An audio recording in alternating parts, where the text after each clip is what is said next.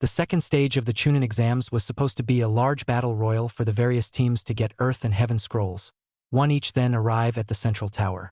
Team 7, led by Sasuke Uchiha, to Naruto's chagrin, was making good progress. They managed to defeat 2 teams and secure extra Earth scrolls, having 3 in total.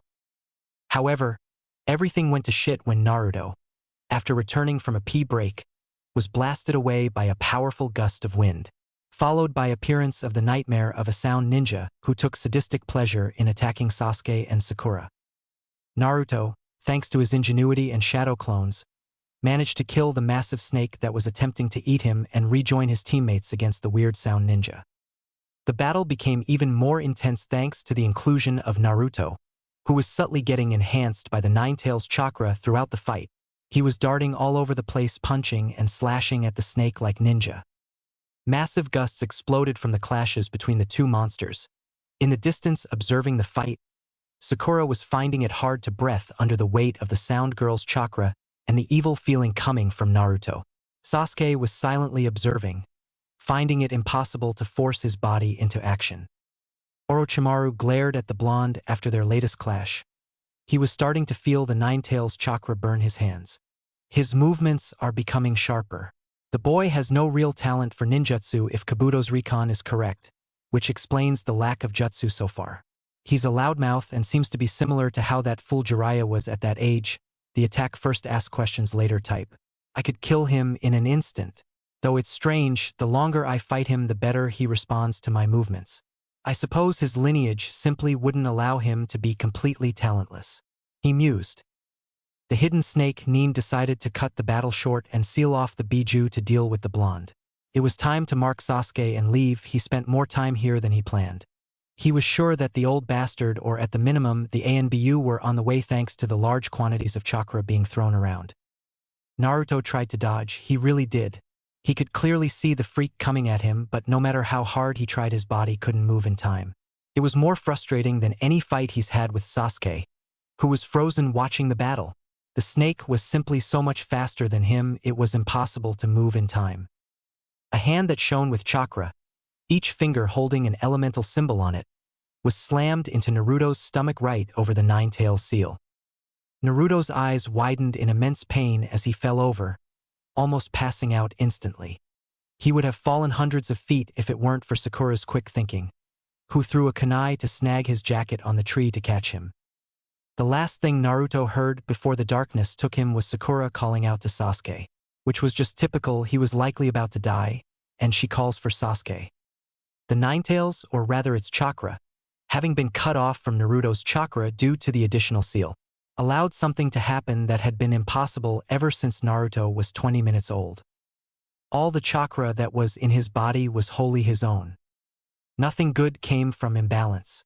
The entire purpose of the second stage was to teach this. If you're too focused on your physical strength or earth, you'll lack the mental strength or heaven to succeed as a Chunin.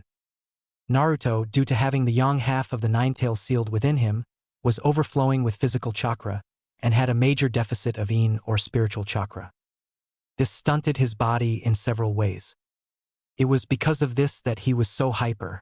It was because of this that he was unable to control his chakra like others were able to.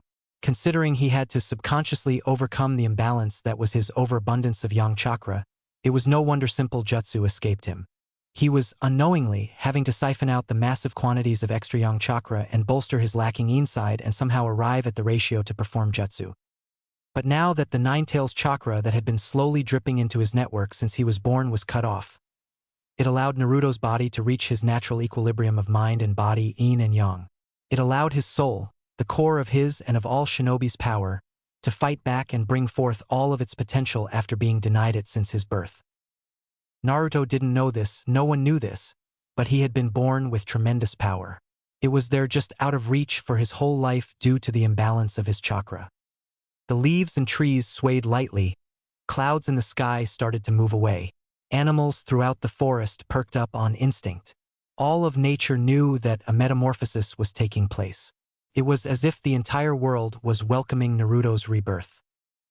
Naruto's body was correcting itself after so long.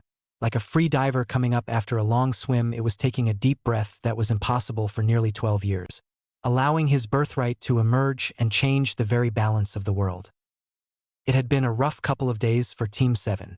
Sakura Haruno was currently fighting 3 sound ninjas with all her might, or what was left of it. The ninja in question found it amusing to taunt her with their strength and torture her by not attacking all at once to just finish the fight. She ran a hand through her now much shorter hair sadly. It took so very long to get it to that length. Oh well, the ugly sound girl had to go for her hair, despite taunting her by saying caring about hair was for children. Seems she was just jealous because she was ugly and had terrible split ends and took it out on her. Honestly, how hard was it to use conditioner? Snapping her thoughts away from the dumb bitch, she looked to her 2 teammates as they laid next to each other completely unconscious. Last she checked, Sasuke was running a fever and Naruto's chakra wouldn't settle, making it hard for her to stay hidden. Yet another annoyance. Even in this state he's causing problems. I'm gonna smack the hell out of him after this. She roared in her head as she threw another volley of shuriken at the 3 sound ninja in front of her. Ha! Is this the best you have? You stupid bitch! Shouted the one with strange arms and spiky black hair. Sakura hadn't bothered remembering their names. There was ugly bitch, weird arms and mummy face. God, Naruto was rubbing off on her. She didn't let the taunt get to her, but she was at the end of her rope. She was awake for well over 2 days watching both of her teammates and had been fighting for a while against these 3. They weren't really coming at her due to all the traps in the area, but she's been hit by several air blasts that she didn't have a good way to block from weird arms. Desperation was starting to take hold as her already small reserves of chakra were nearing 0. Please, I need one of you to get up, she thought while gripping her last kunai. The sound ninja with his face covered in bandages stepped forward. I will ask this once again. Hand over Sasuke Uchiha and we will leave you and your other teammate alive. Dosu, why are we bargaining? We should just kill Dash. The angry boy was interrupted by a wave of chakra exploding into the air. All the ninja in the area. Team 10 in the bushes. Team Guy in the trees. The sound team and Sakura all felt the chakra blast into existence over the immediate area. Each of them felt sweat fall down their foreheads as the weight of the chakra fell upon them. It was larger than any of them have ever felt by orders of magnitudes. Even the sound ninja that were subjected to the terrifying presence of Orochimaru could only shake in fear at the feeling of such power. They didn't know what to do. None of them spoke as it was becoming difficult to breathe due to the pressure. Unknown to the ninja in the clearing, it wasn't just them feeling it. Everyone felt it. It only lasted an instant to those outside the forest of death. Everyone who was able to sense chakra beyond a basic level felt their nerves scream at them, telling them a predator had just emerged. The 3rd Hokage in his office felt his battle instinct flare to the max, causing him to turn to the forest in worry of who at that level managed to infiltrate the village during the exams. He was already signaling his personal guard to move out. Jiraiya the Toad Sage, who was sitting in a tree overlooking the hot springs in the southern part of the Leaf Village, snapped his pen and instinctively flared his chakra to prepare for battle. Unfortunately, the women in this particular spring were ninja and pounced on the pervert after noticing his chakra. Kakashi Hatake dropped his book. Might Guy fell from his handstand. Asuma Sarutobi dropped his cigarette. Kurenai Yuhi nearly tripped over herself as she walked home. The ANBU were frantically moving into action. The barrier squad members nearly passed out. All over the village, hidden in the leaves, shinobi were feeling the pulse of chakra that signaled the birth of the one who would change everything. They would likely pass out in shock if they knew it was coming from the knucklehead Naruto Uzumaki of all people. In the clearing, it was Sakura to figure it out first. She was the closest in proximity to Naruto and managed to turn her head towards him to see a minuscule amount of chakra glowing around his body. It was blue in color and it was partially translucent, but she could see it covering him, and her mind made the only connection that made sense. Naruto, she managed to say as the chakra pulse was slowly dying out. Her voice caused everyone from the leaf to turn to the unconscious blonde in shock. The sound ninja looked to her blonde teammate nervously. In the next moment, the chakra was gone from the area.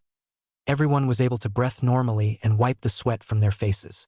Some, particularly those who knew Naruto, chalked it up to a weird fluke and tried to forget about it. Till Naruto stood up. The air around the blonde seemed different, almost as if it was waiting for his command, as if the world itself was waiting for him to demand something so it could happily oblige.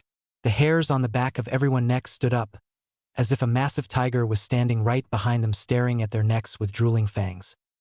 Again, it only lasted a moment before the feeling went away. Sakura looked to her now awake teammate nervously. "Naruto? Are you okay?" she asked quietly, considering there were 3 enemies listening. Naruto took a deep breath and opened his eye to take in the scene around him. In a single second he was able to figure out what was going on, which was strange, he mused. His mind had never been this clear. He could tell everything that was going on. There were 2 teams just watching the fight. One in the trees above them, he recognized them as the Bushy Brow Squad.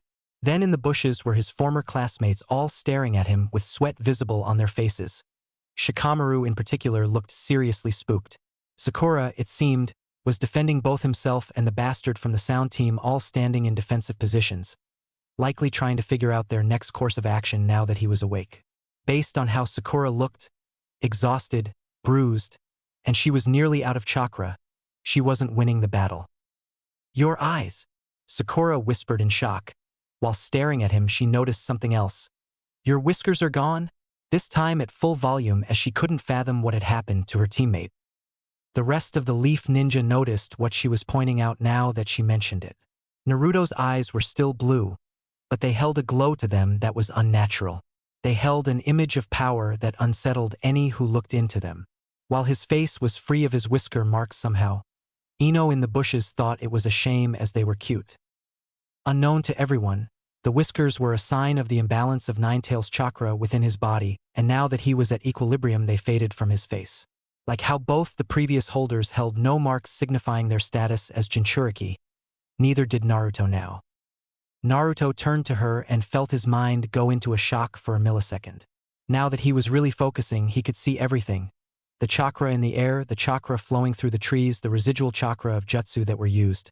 If he focused hard enough, he could tell what type of jutsu had been used earlier. It was too much information.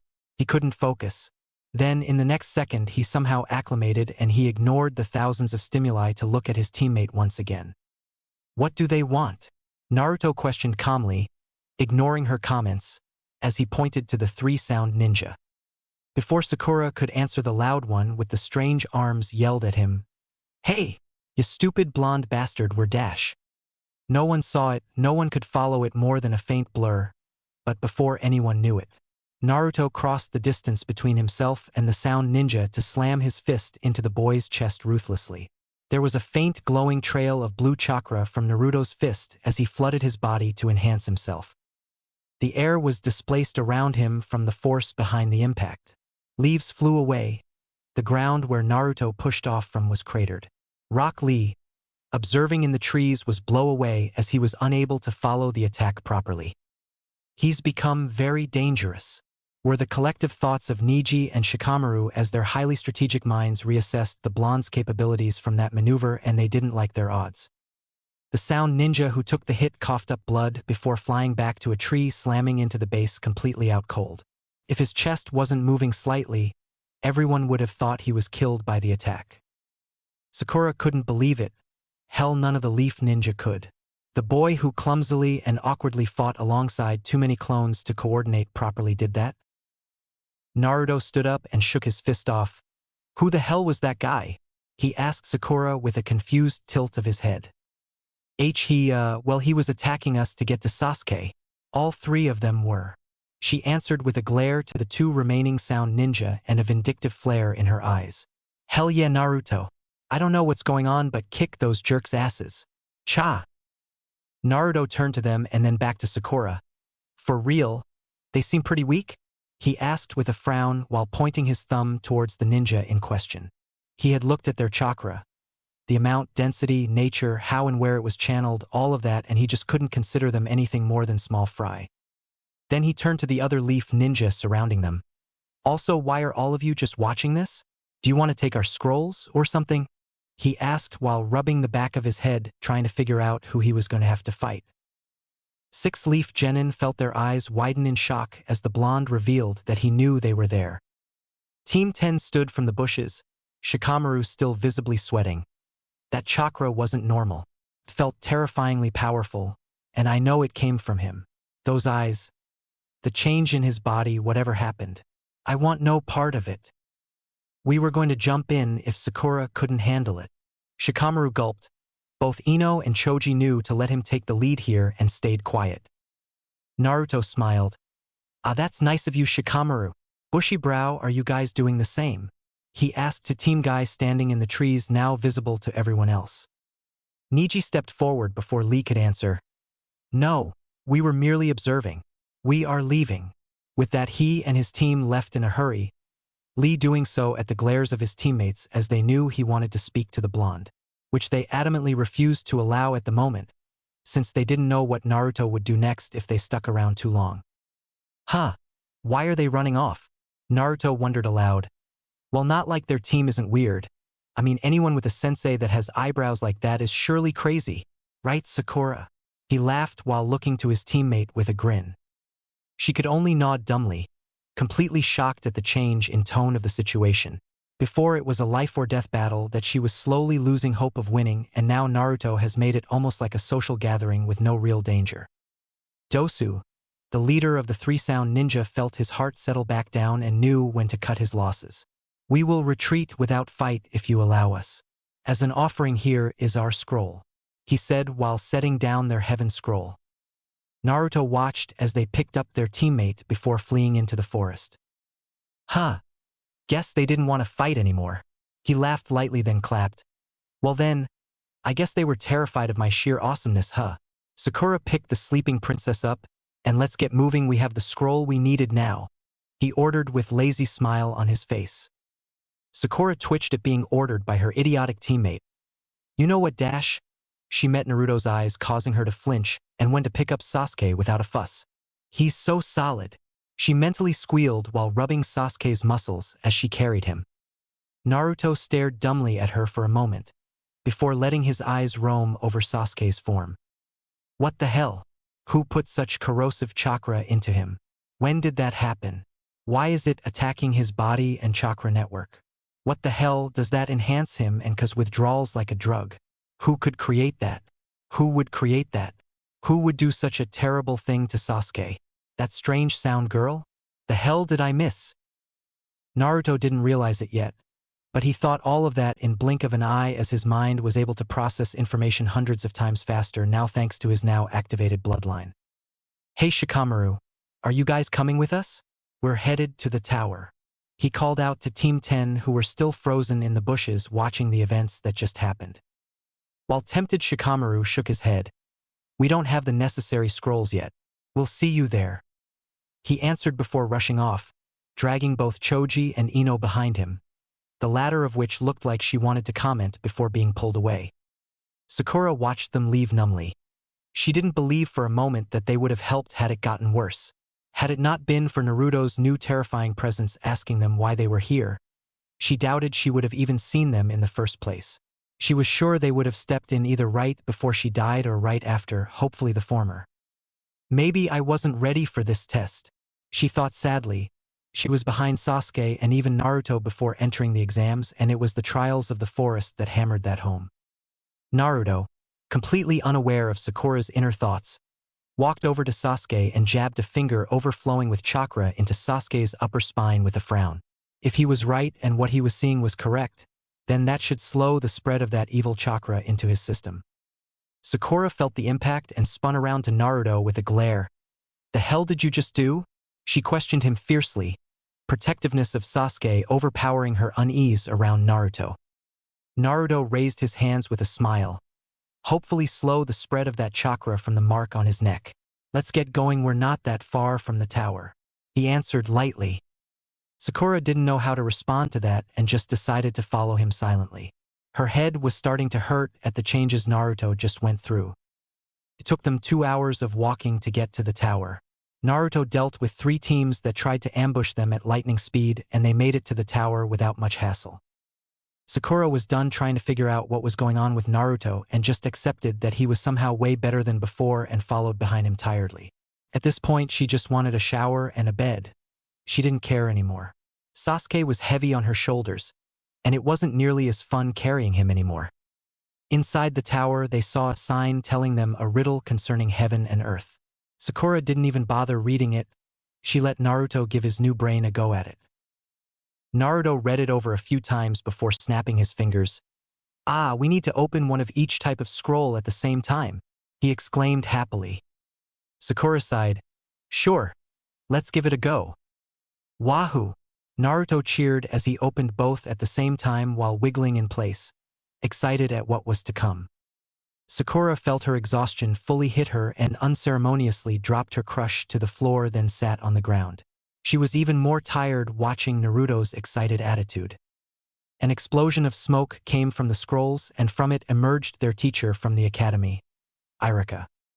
At first, he smiled at Sakura, then frowned in worry at the unconscious Sasuke. Turning to Naruto, he felt his heart stop. The chakra coming from him was the same as that terrifying pulse from earlier. If it wasn't for the fact that it contained no traces of Ninetales chakra, he would have believed the seal was broken and the demon was free once again. What the fuck happened to Naruto? He thought in shock, unable to form words. He didn't even want to mention the glowing eyes that made his head spin. Naruto didn't know nor care about the internal thoughts of Iruka and just waved happily. "Iruka-sensei, long time no see. We finally finished up in the forest. Thank goodness, 'cause there's a bunch of weirdos in there, I'm telling ya." He laughed. Iruka chuckled nervously. "Is that right? Well, I was supposed to tell you about the meaning behind heaven and earth, but I think we need to get Sasuke to the medics, and Naruto, I think you may need to see them too." Naruto waved his hand back and forth. "No, I'm fine. Not hurt at all. Sakura is out of chakra though, and her coils are pretty strained. Also, someone needs to look at Sasuke's neck mark. It's poisoning him with chakra," he informed Iruka while picking his ear. Iruka looked at Sasuke's neck and gasped in recognition, then turned to Naruto in confusion at his knowledge to what was going on. Sakura just sighed from her place on the ground. She knew Iruka-sensei would catch up. Naruto spent the remainder of the time before the second part of the exams finished in his room, just staring out the window into the forest and thinking. He didn't really get it when he woke up the first time, but he was starting to figure out how his eyes worked now. He'd have to think up a name for his eyes. They were clearly an ability similar to Sasuke's Sharingan. The best way to describe it would be as if someone who saw the world in the earliest, most basic version of a television now saw it through the latest cutting-edge monitor that the hospitals used.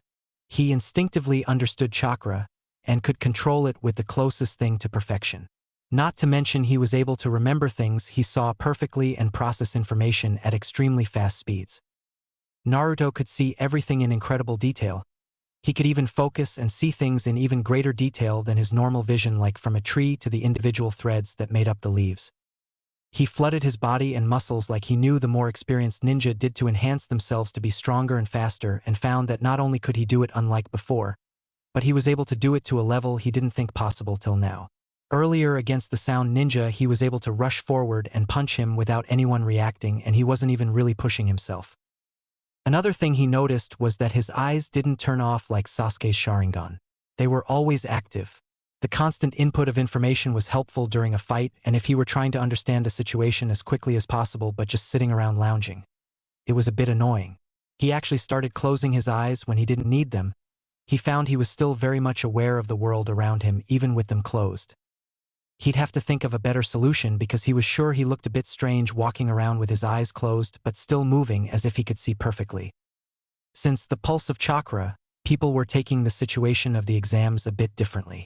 The Jonin and ANBU were stationed at various places around the tower to monitor for whatever or whoever was responsible. Jiraiya skipped all pretenses of waiting to run into Naruto organically and went to the tower to meet up with the third Hokage to investigate the situation.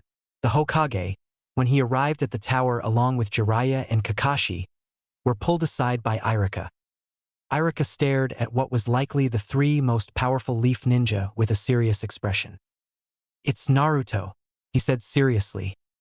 All three of them, who all had different levels of attachment to the boy in question, looked at Iruka with narrowed eyes, hoping it wasn't something bad. Iruka gulped. "That chakra, it was Naruto. He's different. When the prelims start, you'll see. He's in his team's room right now if you want to see him now. Although I think addressing Sasuke Uchiha's curse mark is more pressing." Which is what the three of them did. Thankfully Sasuke was still out cold when they arrived, so they were able to bind the curse mark with a sealing jutsu called the evil sealing method quite easily. Sasuke woke up shortly after, groggy and confused.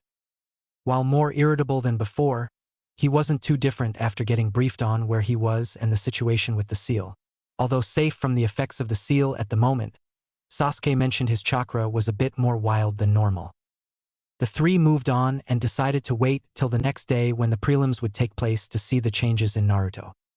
Which is where they found themselves, all gaping at the blonde's glowing blue eyes and terrifying chakra that was barely held beneath the surface.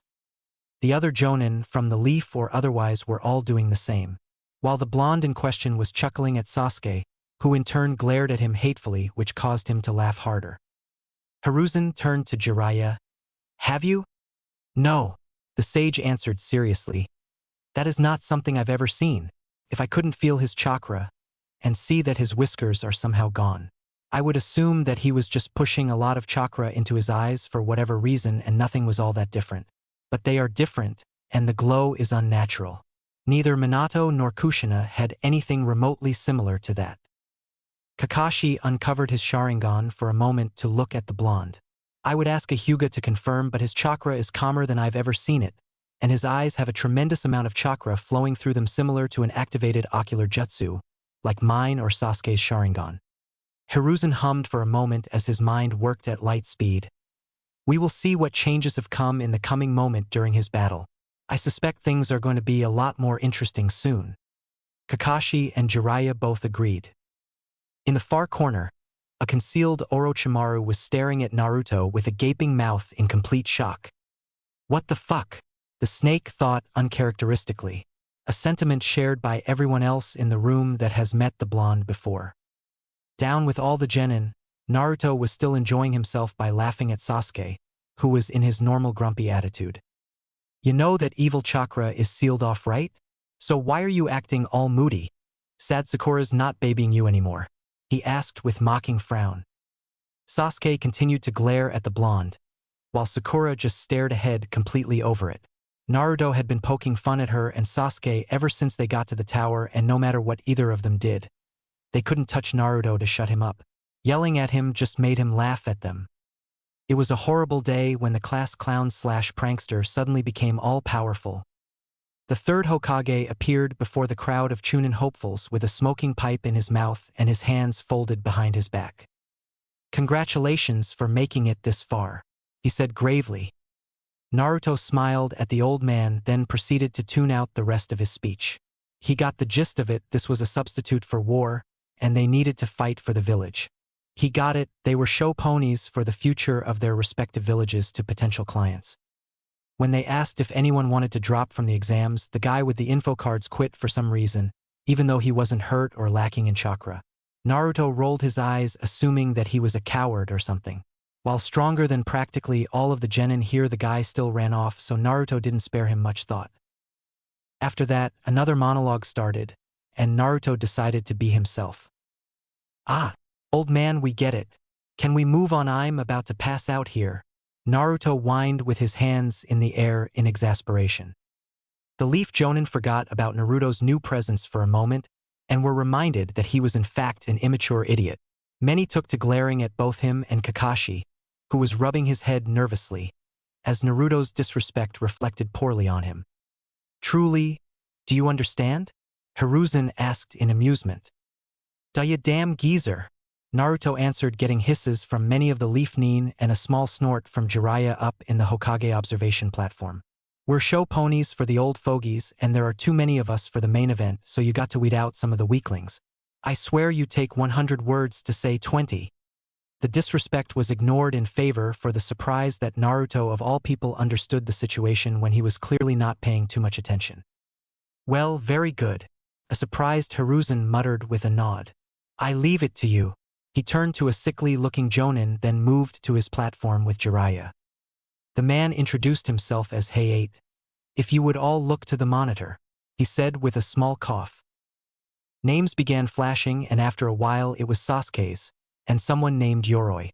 Naruto looked at his teammate's opponent and saw that his chakra seemed to have special properties around his hands. "Sasuke, watch out for his hands." he said quietly. Sasuke barely heard it and before he could ask why someone else did. Kakashi, who was suddenly leaning down with his head next to Naruto's, added, "Why's that?" he whispered. Naruto fell back in shock. He didn't even know when Kakashi got there. "Whoa, how'd you do that, Kakashi-sensei?" he asked in bewilderment before answering. "His churka. It's got something interesting going on with his hands," he whispered to the two who gazing at the boy in question. Kakashi hummed in interest, so his eyes did have some type of ocular jutsu that allowed him to see chakra. "Well, you heard him, Sasuke. Let's get up to the second level. Sakura, Naruto," Kakashi said with an eye smile before walking towards the stairs. Moments later, it was just the Uchiha and the strange genin left, and their fight began. Sasuke made quick work of the guy with Naruto's warning and Sharingan enhanced hand-to-hand. Naruto cheered loudly and obnoxiously. "Woo!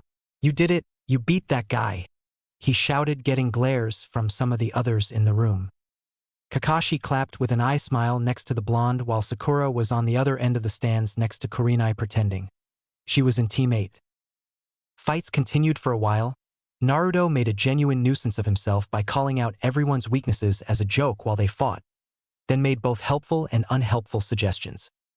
"Shino, your bugs are really gross. I mean, they're inside that guy's arms.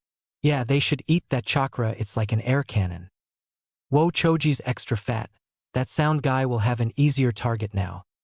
Hey Hinata, he's hitting those chakra point things inside you. You should block that. Fuck you, Hyuga guy. I'll kick your ass. Is he a puppet? Think Bun Bun will notice it's a wind jutsu?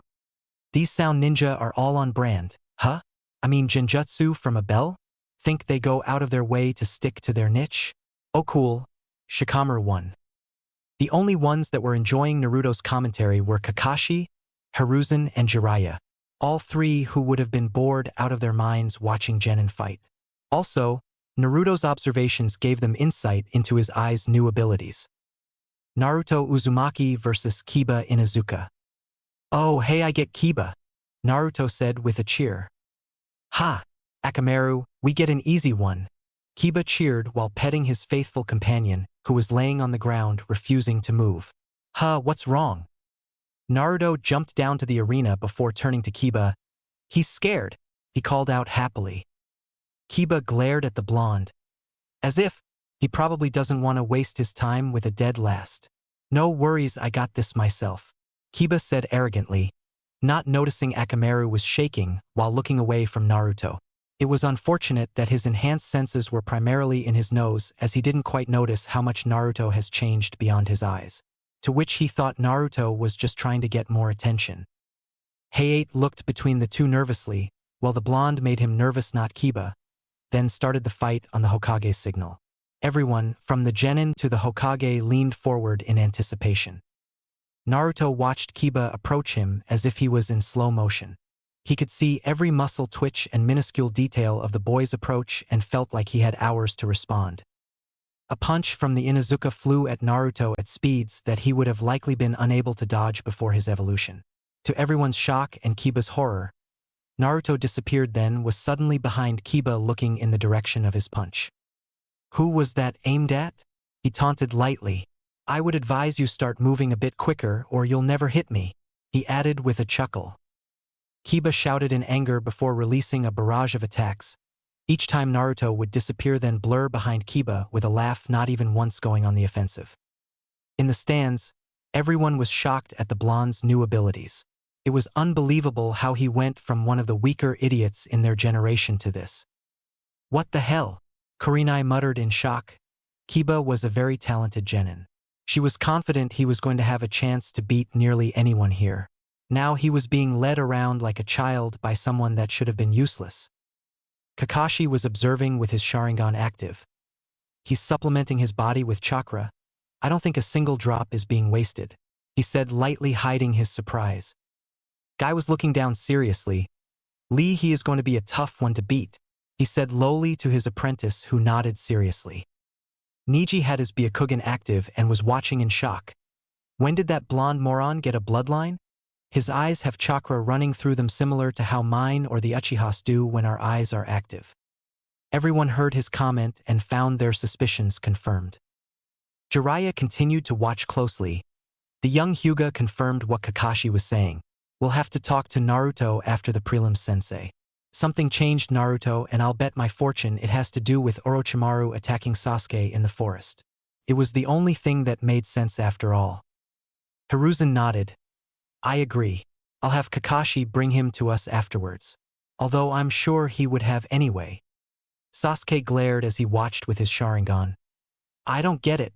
That idiot didn't have a bloodline before, he said in shock. Sakura walked over. In the forest, while you were both unconscious, Naruto's chakra and body changed, she said with a frown.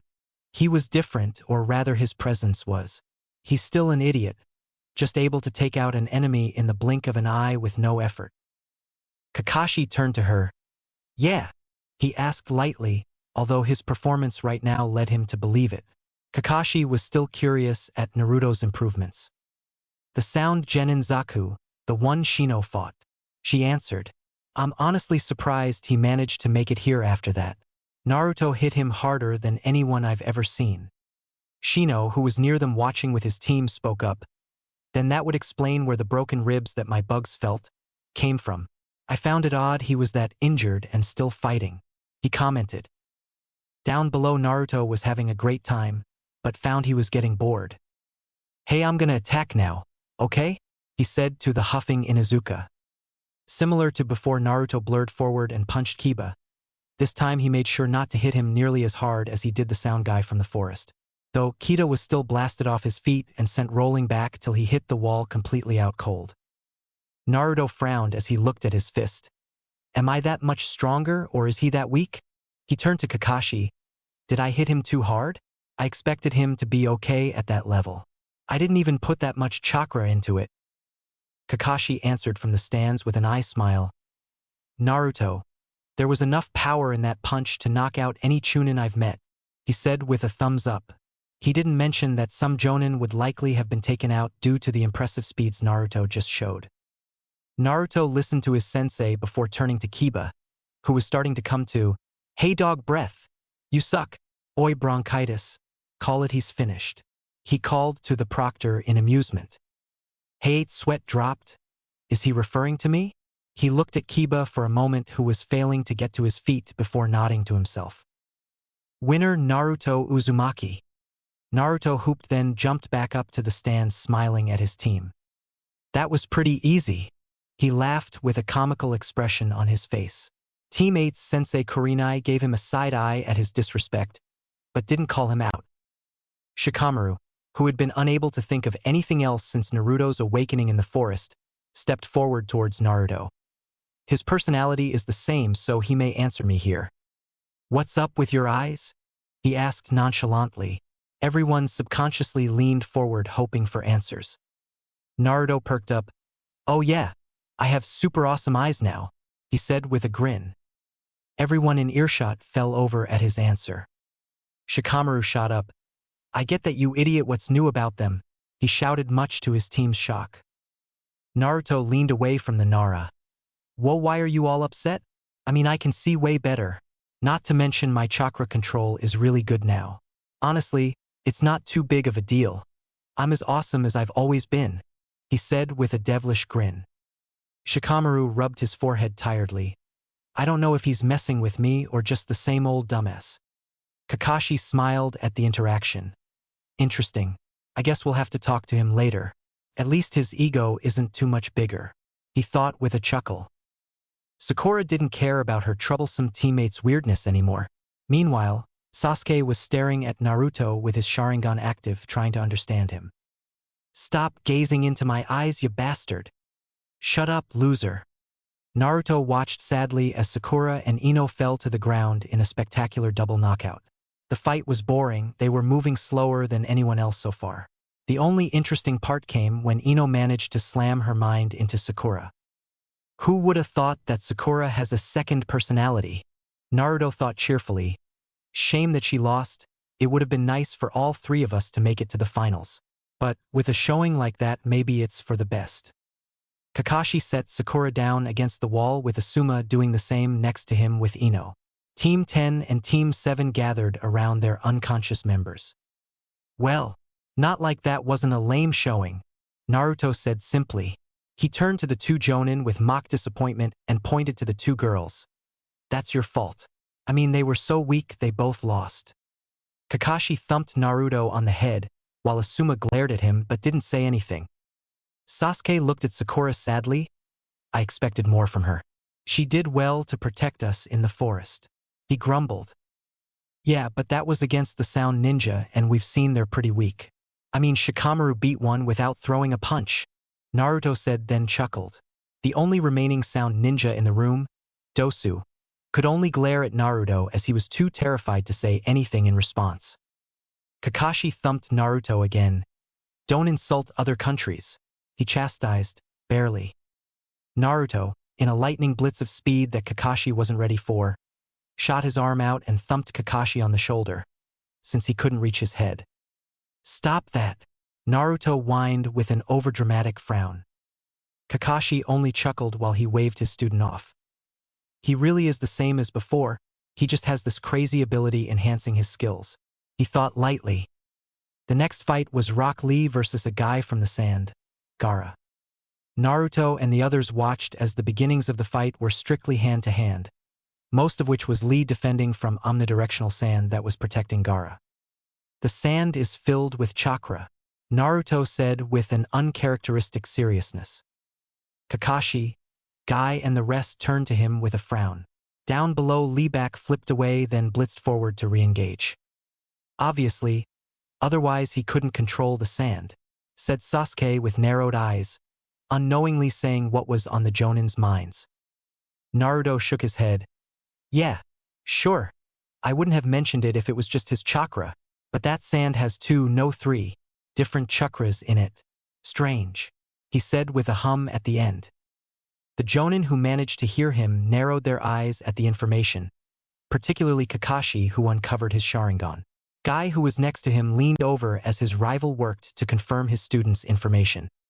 Kakashi covered his eye with a sigh. "Whatever he is able to see, it's beyond what I can. To me, the sand has chakra in it, that's all." Lee landed on the statue after a series of dodges, and Guy, having more insight into Gaara now, decided to allow him to remove his weights. Rock Lee took those words with genuine excitement as he happily revealed weights beneath his leg warmers, then quickly held them up after removing them. Gaara merely watched silently, still showing no emotion on his face, which was ironic considering the tattoo on his forehead of the kanji for love. Naruto smiled at the interaction, not fully understanding the ceremony of the situation. "Huh, you wouldn't think taking a few weights off would make someone that happy?" he wondered.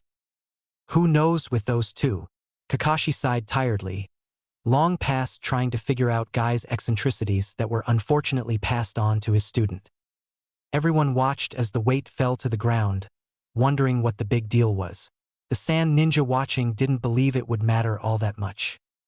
Till the earth shook from the weights hitting the ground. The reaction from everyone in the room, from Genin to the supervising Jonin, Orochimaru in disguise, Jiraiya, and the third observing up top. "They're insane." Naruto shook his head in amusement. "I'd love to have a fight with Lee. He's got some incredible strength if he's that fast with those weights and no chakra helping him out," he said lightly. Lee shot off towards Gaara several times quicker than before, Guy cheering him on with all the Genin muttering in shock at the speed. Naruto was able to easily follow the fight despite the incredible speed that they were moving at now. While Lee was moving at, Gaara seemed just as surprised and unable to follow the green beast as the rest of the Genin. After removing his weights, Lee's movements were not only faster but far more precise. Naruto decided to watch him far more closely. The way Lee's muscles would contract for his movements, the placements of his feet, the way his shoulders angled, everything Lee did Naruto soaked up with glee. Now that his brain was processing information hundreds of times faster, he was able to pick apart what was happening in incredible detail. Lee's fighting style revolved around striking very hard and very fast. Naruto knew that his own technique left much to be desired, so he would work to incorporate these movements. At the same time, Gaara was able to maneuver his sand in more widespread ways now that he was directing it with his hands. Naruto was able to see the various types of chakra coming within the grains as he attacked. What's he doing? His bandages are moving. Naruto wondered aloud, getting Kakashi's head to snap towards him before he watched the fight more closely. True to Naruto's observations, Lee managed to kick Gaara in the chin, launching him into the air, then proceeded to follow up with an impressive series of kicks. Each impact reverberated through the room, getting small flinches from the genin at the powerful display. The bandages wrapped around Gaara, allowing Lee to grab and spin the sand ninja into the hard ground. Naruto tilted his head in wonder while watching the turn of events. He looked over at Kakashi and Guy, who were talking back and forth lowly, then to the genin around the stands, watching in anticipation with impressed looks on their faces at Lee's capabilities. Then he decided to ruin it for fun. That was a pretty good substitution by Sand Boy, Naruto said with a devilish smile. Hope Lee isn't hurt too bad by the backlash, since he didn't really accomplish much. The ninja around him looked at him in shock, Team Guy in horror, before turning back to the fight to watch as Lee's attack landed and was revealed to be wasted. How the hell? Muttered Tenten while watching Lee barely dodge the sand due to the pain from the lotus. When? Muttered Neji. Guy was frantic while watching the fight progress. I didn't even see it, he shouted in shock. It was during the kicks, answered Kakashi with his Sharingan exposed. When you closed your eyes to pray, he switch out in a flash. I would pull him from the fight, Guy. He's in no condition to continue. Guy glared at his rival, but before he could talk, Naruto spoke up lazily. Nah, he's gonna be fine. He's pushing chakra to those inner blockers. Give him a minute or so and he'll have quite the boost. Blockers? Asked Sasuke, not seeing what Naruto was talking about with his Sharingan. They're called gates, the 8 inner gates to be exact, answered Kakashi while turning his Sharingan enhanced glare to Guy. And you taught how to open them to a genin. You're going to cripple that boy. Guy gave his rival a side eye before focusing back on his struggling student while leaning forward over the railing. His fingers were pushing into the metal railing due to his nervous squeezing. You wouldn't get it, having everything come to you so easily, he said in a low baritone. For the rest of us, we have to claw and crawl for every bit of strength. It's even worse for Lee. Even the most basic ninjutsu and genjutsu is beyond him. His expression turned fond as Lee was slowly getting faster as he was overcoming the backlash of the primary lotus. Lee just wants to prove he's a splendid ninja with his hard work. I only did everything in my power to help him with his dream, he proclaimed proudly. Naruto smiled down at Lee. He was truly impressed with the boy's drive to achieve his dream. Not to mention the evidence of thousands of hours of hard work getting him to where he is now with his lack of ninjutsu or genjutsu. I think he's gotten there already, bushy brow sensei. Naruto interjected lightly. Something I've learned is that ninja don't always improve on a slow curve. It can be a sharp and immediate increase as well. Lee's movements became even sharper than before as his body was acclimating to the 8 gates activation. His eyes flaring with incredible power, and his entire body shining brightly with green chakra. Every movement was perfectly executed and delivered with tremendous force, destroying the fighting arena. Gaara was pushing even more chakra into the sand, trying to keep up with Green Genin's speed, but was being sent flying by a rapid aerial combo. I mean, he's already adapting and improving with every second. I can tell that he's become way better than he was before this fight. If he keeps going as he is, then he'll no doubt become one of the best taijutsu users the Leaf Village has ever seen. Naruto finished with a small smile as his glowing eyes took in every detail. Guy looked down happily, a bit of water popping up in his eyes. Thank you for those words, young Naruto. I'll trust those eyes to see Lee's incredible potential. Naruto laughed in response. Leave it to me, he said with a thumbs up. The rest of the fight was both incredible and terrifying for those watching. Ino and Sakura had woken up just before Lee awakened the gates fully and were enraptured by the boy's skills.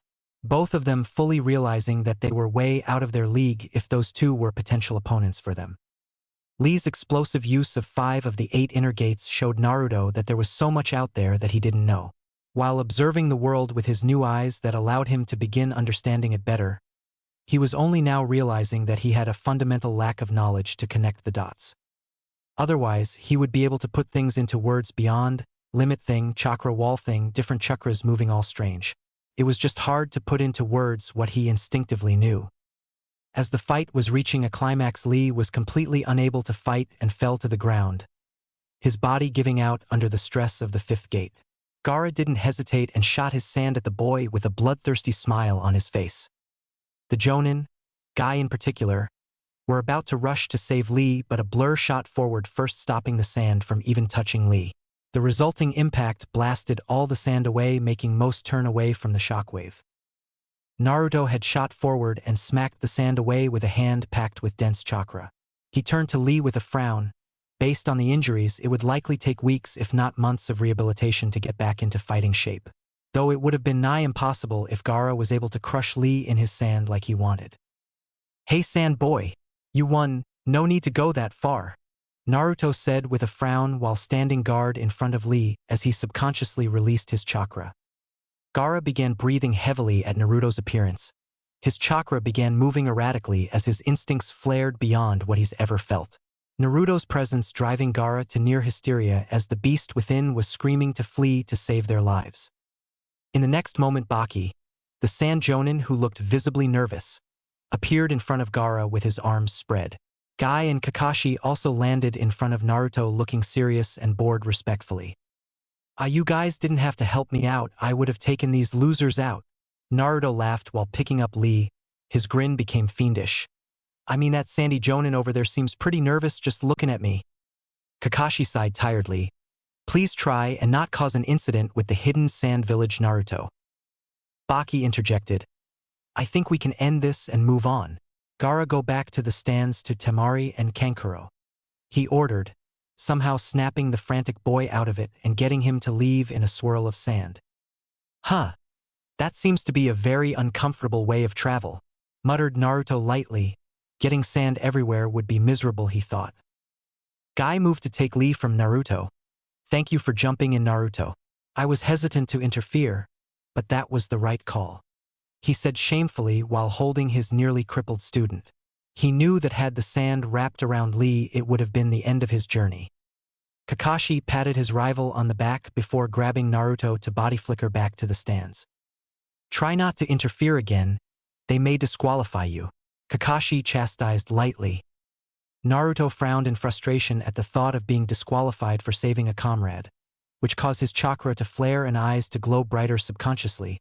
He didn't even notice it was escaping him. Everyone in the room who wasn't in the clearing during the second test felt the weight of Naruto's chakra in person for the first time. It was very different than an instinctual fear from the flare.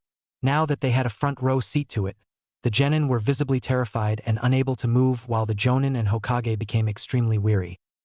Somehow it was Sakura of all people who smacked Naruto on the back of the head.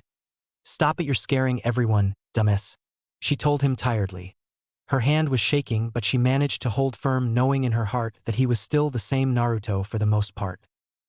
Naruto's presence instantly went back to normal, and he looked around surprised. "Huh!" Everyone from Sasuke to the other Jonin sensei were looking at him warily. It was a different look than what he was used to getting as a kid, one of loathing and apprehension. This was just planned fear. He didn't really understand why. He wasn't trying to scare anyone. He turned to the high stands where the Hokage and some other old dude were standing and shot over. He needed to figure out what was going on with everyone's reaction to his chakra, and the old man knew more than most about stuff like this. He was really strong himself. Hiruzen and Jiraiya were able to follow Naruto's approach, but they were blown away by the boy's speed. He was easily on par with skilled Jonin. Although his movements weren't exactly skillful, it was due to his masterful chakra control allowing him this speed, not physical skill. Landing on the railing, Naruto looked at the Hokage with a frown, then felt a bit vindictive, which caused his eyes to crinkle in amusement. "Hey old man, is everyone here so lame that I scare them that much? I don't get it?" he asked with a whisper shout, making sure everyone could hear him to twist the knife.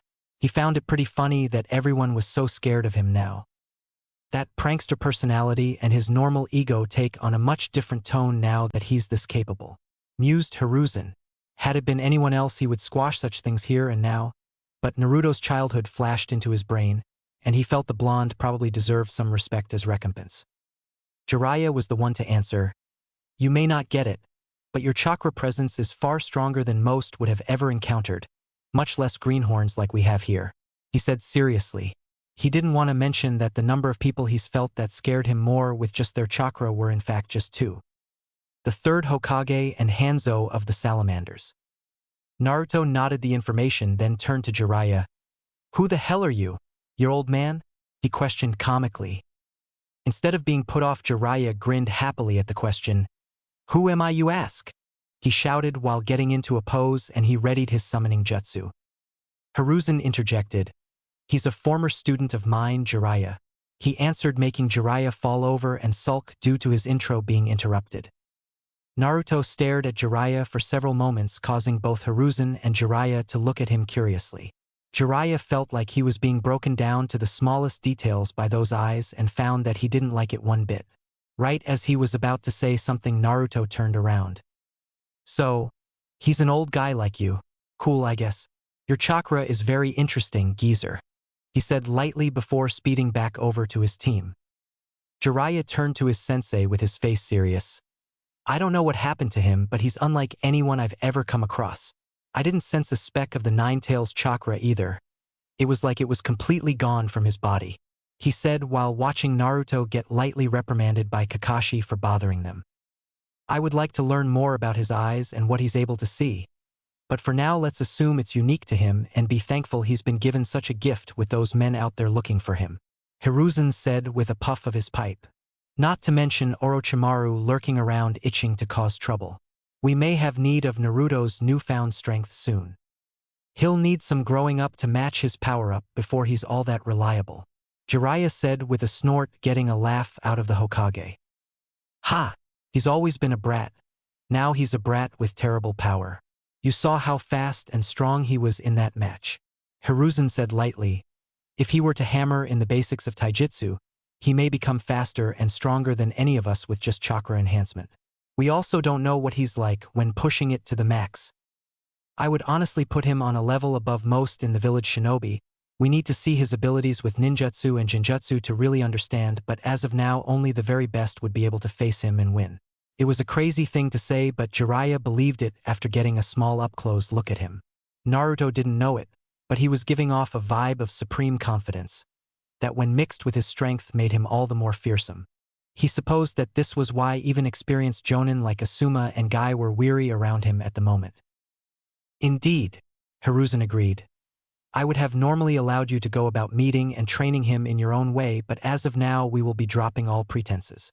He has awakened a new bloodline that has granted him unknown abilities. After we speak with him, he is to be with you at all times. I do not want Danzo to have time to approach him. That is the last thing anyone needs, and I do not want to hear about it from the other elders that he needs to be trained properly."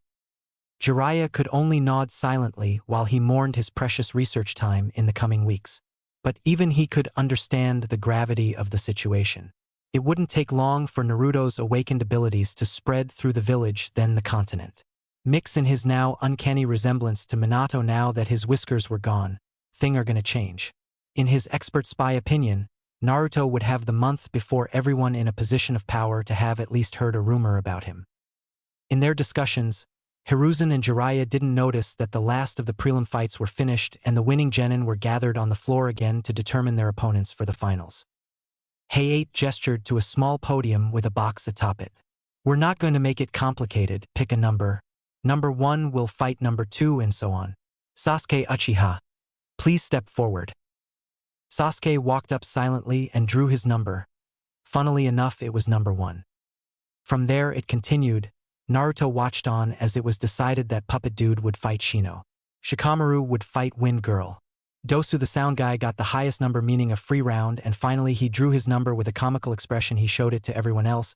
He had been hoping for 2 to fight Sasuke, but he got 3, meaning the Hyuga. But that means, Naruto thought warily, while looking to Gaara, who by process of elimination was to be Sasuke's opponent in the first round. He locked eyes with Kakashi, who gave him a reassuring eye smile that only made him worry more. Sasuke could only clench his fists as he stared forward, ignoring everyone. So these are the matchups for the first round of the finals.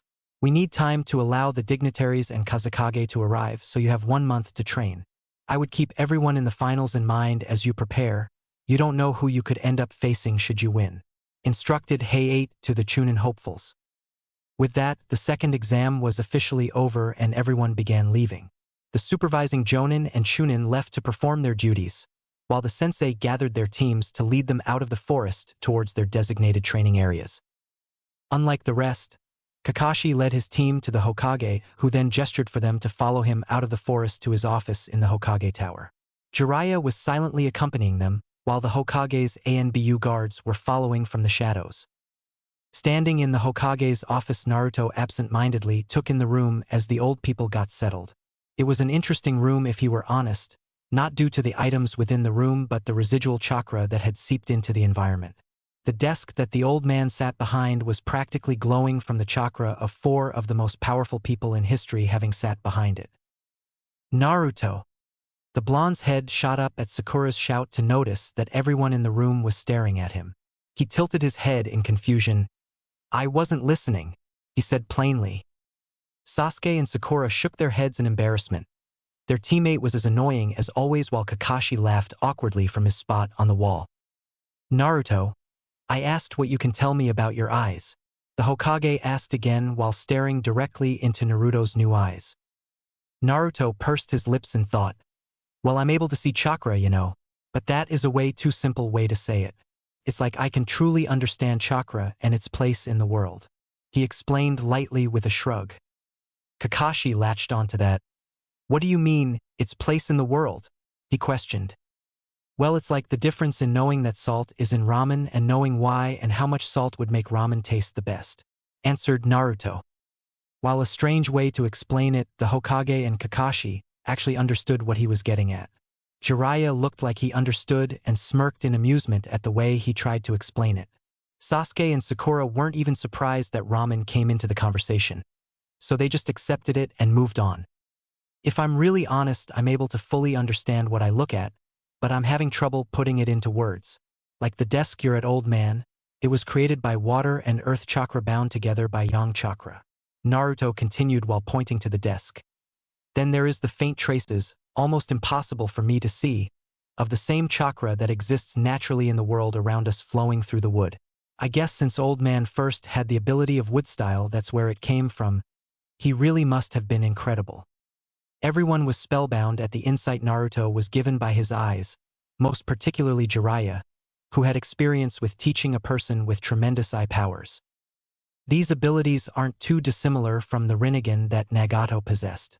He too was able to perceive and understand chakra. There is a test to see just how similar, he thought before moving over to Kakashi. "I need chakra paper. I know someone eclectic as you would carry some around." Kakashi didn't really get why, but he handed the small stack of chakra papers he had over to Jiraiya. The sage moved over to the 3 genin and handed one to each of them. "Sakura, if you would be so kind, please push chakra into that paper," Jiraiya instructed the girl, who did so curiously. A moment later and the paper crumbled into dust. "An affinity to earth jutsu, very nice. Something you and I share. Sasuke, please dash." He gestured to the Uchiha, who looked at his paper intensely. After a moment, instead of bursting into flame, his paper crinkled. "Ha!" Kakashi mused from the wall. "Interesting." Sasuke looked down in melancholy. It would explain his issues with using the fireball jutsu in his younger years when learning from his father. Seems he just wasn't as inclined to fire as the rest of his clan, as much as him, and that made him look lesser to his father at the time. "Lightning. Interesting for an Uchiha. But with your teacher it may be a blessing," mentioned Jiraiya with a thumb pointed to Kakashi. Then he turned to Naruto. The real reason he asked for the papers, the Rinnegan gave the user completely malleable chakra able to utilize all 5 elements as if each were the primary affinity. He and everyone looked at Naruto as he held up his paper. After a second, Naruto grinned fiercely and the paper began to glow a subtle blue. He turned his head to look over at Jiraiya and waved the paper happily. "Ha! I broke your little test." Jiraiya felt his body weaken at the unique reaction. Never in his life had he seen something like that. No one had no affinity. Nagato's paper had a reaction of all the elements at the same time before turning into a strange black metal. Kakashi revealed his Sharingan to look at the paper, and Hiruzen was frowning as he looked on, unable to comprehend what he was seeing. "Just kidding," laughed Naruto, and in the next moment the paper sliced in half. Wind, muttered Jiraiya in shock. Then he glared at Naruto. What did you do, brat? He demanded, as that earlier reaction to his chakra wasn't natural. Naruto threw the scraps away with a shrug. Oh, well, I was watching when Sasuke and Sakura used their paper and noticed what was happening. The paper is so sensitive that even the faintest trace of elemental chakra causes a reaction, yeah? So I removed any and all elemental traces from my chakra. He explained happily with a grin and an amused glint in his glowing eyes. Kakashi felt himself get a bit lightheaded. The level of control needed, he said in astonishment. The Hokage was feeling similar to Kakashi. He grabbed a chakra paper and tried to do the same. After several moments when he felt he may have succeeded, the paper burst into flames, showing his fire affinity. Not even I could do it, he hummed. Jiraiya didn't bother trying himself. If Sensei couldn't do it, then no one alive could do it. Maybe Tsunade, as she is intimately familiar with her chakra, and she never spent much time learning elemental jutsu. But that's beside the point. Both she and Sensei have literal decades dedicated to learning and perfecting their chakra control. Naruto did it on a whim to mess with me. I think I'm understanding just what he's capable of now. Last test, and this will seal it. The sage walked up to Naruto, who looked up at him curiously. Everyone in the room watching curiously. Do this, Jiraiya demanded as he held up his palm and created a perfect Rasengan. Hiruzen and Kakashi connected the dots and felt sweat build on their heads at Jiraiya's implication with this test. If Naruto succeeded, then that would mean he had literally infinite potential with chakra, internally and externally. Naruto stared at the orb and felt himself be drawn in almost hypnotically. It was incredibly dense and was made up of hundreds of streams of rotating chakra. The orb was completely self-sustaining and would likely pack quite the punch on whoever was so unfortunate to be on the receiving end. He could tell this would be an incredibly difficult jutsu to learn. It just required too much to focus on and control to create, likely taking months of practice to get it to the level of being usable in battle. Whoever designed such a jutsu was on a whole other level in terms of smarts and ingenuity. Yeah, give me a second. Naruto cupped his hands and focused hard, looking directly at the jutsu, then back to his hands. After a moment it started to form. It was slow and sloppy, barely held the proper form at first, as wisps of chakra were leaking out of it at first. It was slow, taking well over a minute to create, but after a moment it was done. Naruto extended his hand right next to Jiraiya's, and the two orbs of destructive chakra danced next to each other almost identically save for color. Jiraiya's held a small faintest tinge of red at the outermost layer as his natural chakra color made itself known, while the other, Naruto's, was a deep blue with a white core similar to his eyes in color. That's, Kakashi exclaimed in shock. He couldn't even put it into words. The Hokage had long since put his smoking pipe down lest he drop it on his stack of papers. Neither could form into words the implications of what they were looking at.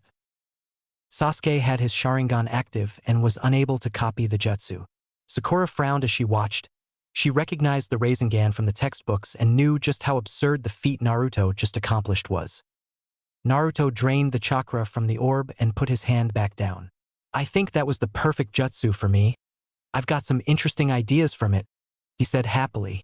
He never considered chakra manipulation like that, which made him think he was thinking too small on what he should start learning for jutsu. Jiraiya let go of the orb and rubbed his eyes. Naruto, you didn't copy it similar to the Sharingan, did you? To me it seems as if you just instinctively know how to use chakra at near-perfect levels.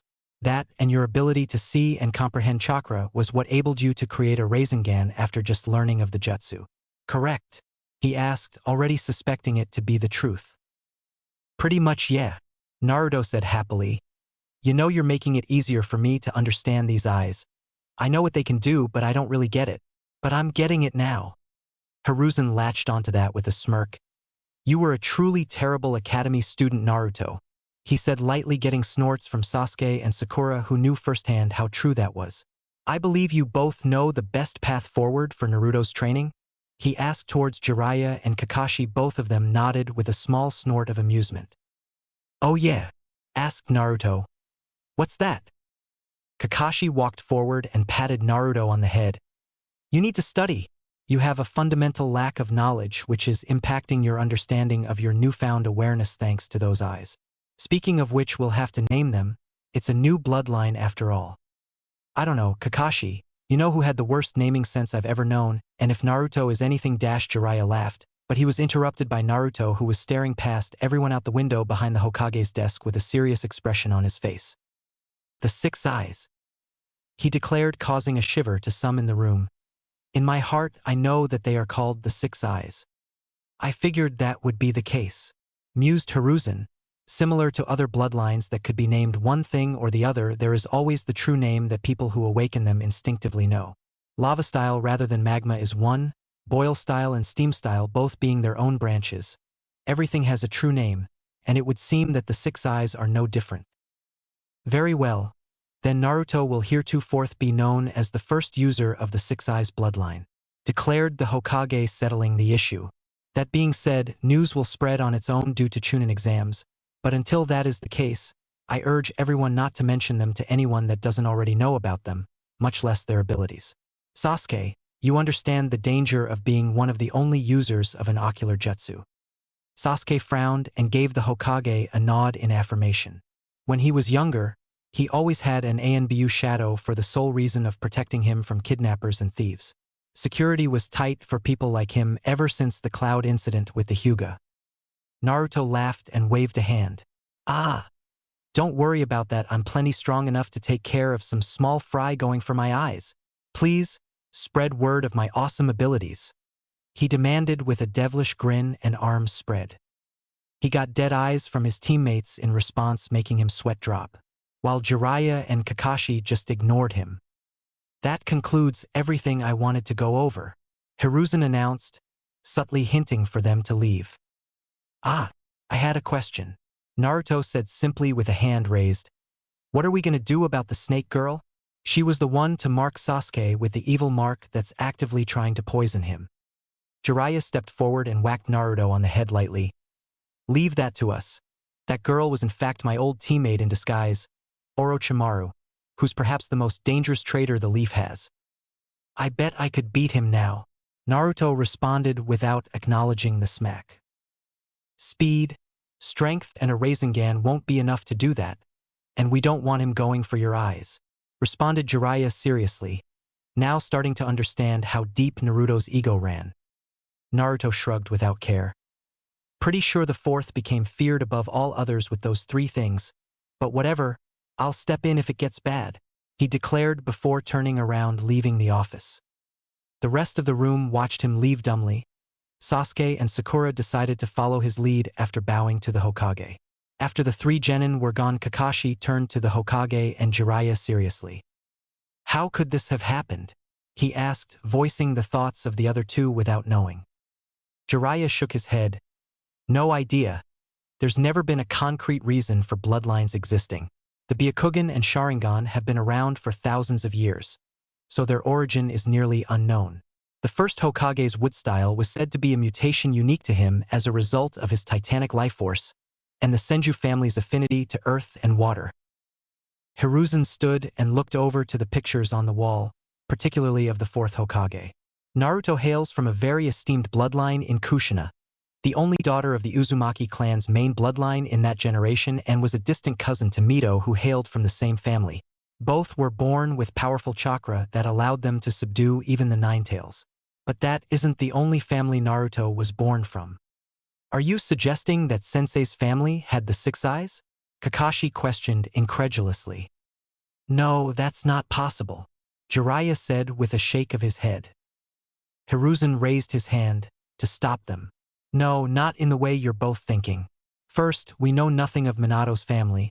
He was an orphan from the Second War as far as we were able to trace. No, I mean that Minato was always able to understand things quickly, and for a person without the Sharingan he was able to perfectly move and react at immense speeds.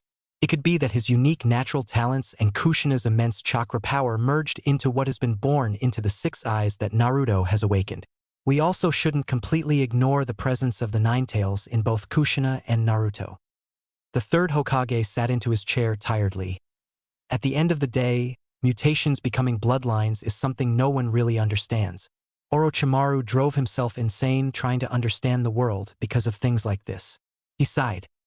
At the end of the day, the how doesn't exactly matter, Jiraiya said with a sigh. What's left is to see where Naruto goes from here. We don't have to worry about his potential anymore. I don't think anyone has been born with more than him. Kakashi nodded. Agreed. With all this taken care of, I'm going to be taking Sasuke to train for the month. He needs to be ready for Gaara, he said before leaving the office. The room was silent for a moment before Jiraiya spoke. It could be him, sensei, Jiraiya said, full of melancholy. The child of prophecy, Nagato was killed, as was Minato. Perhaps it is Naruto who has the best of both worlds.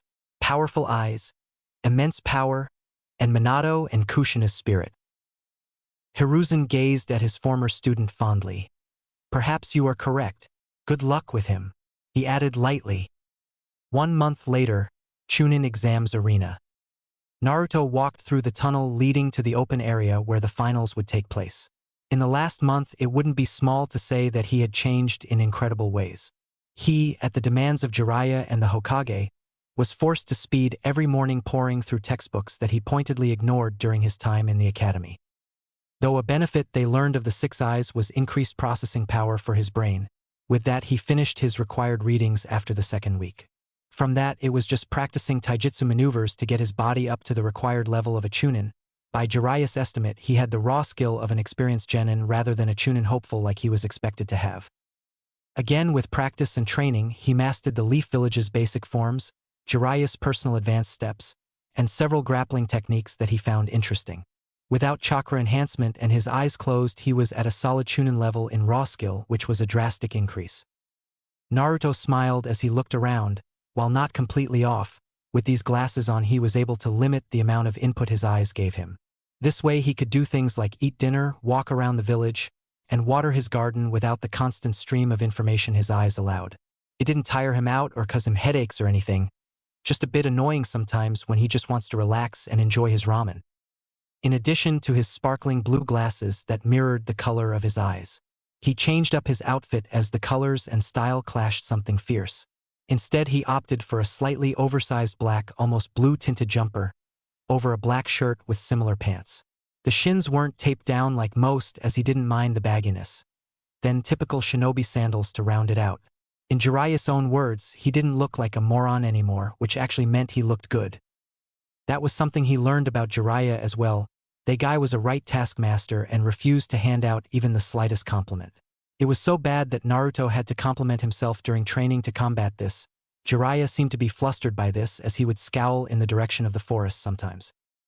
All in all, if Naruto were to be completely honest, he didn't think anyone in the village would be much of a challenge anymore.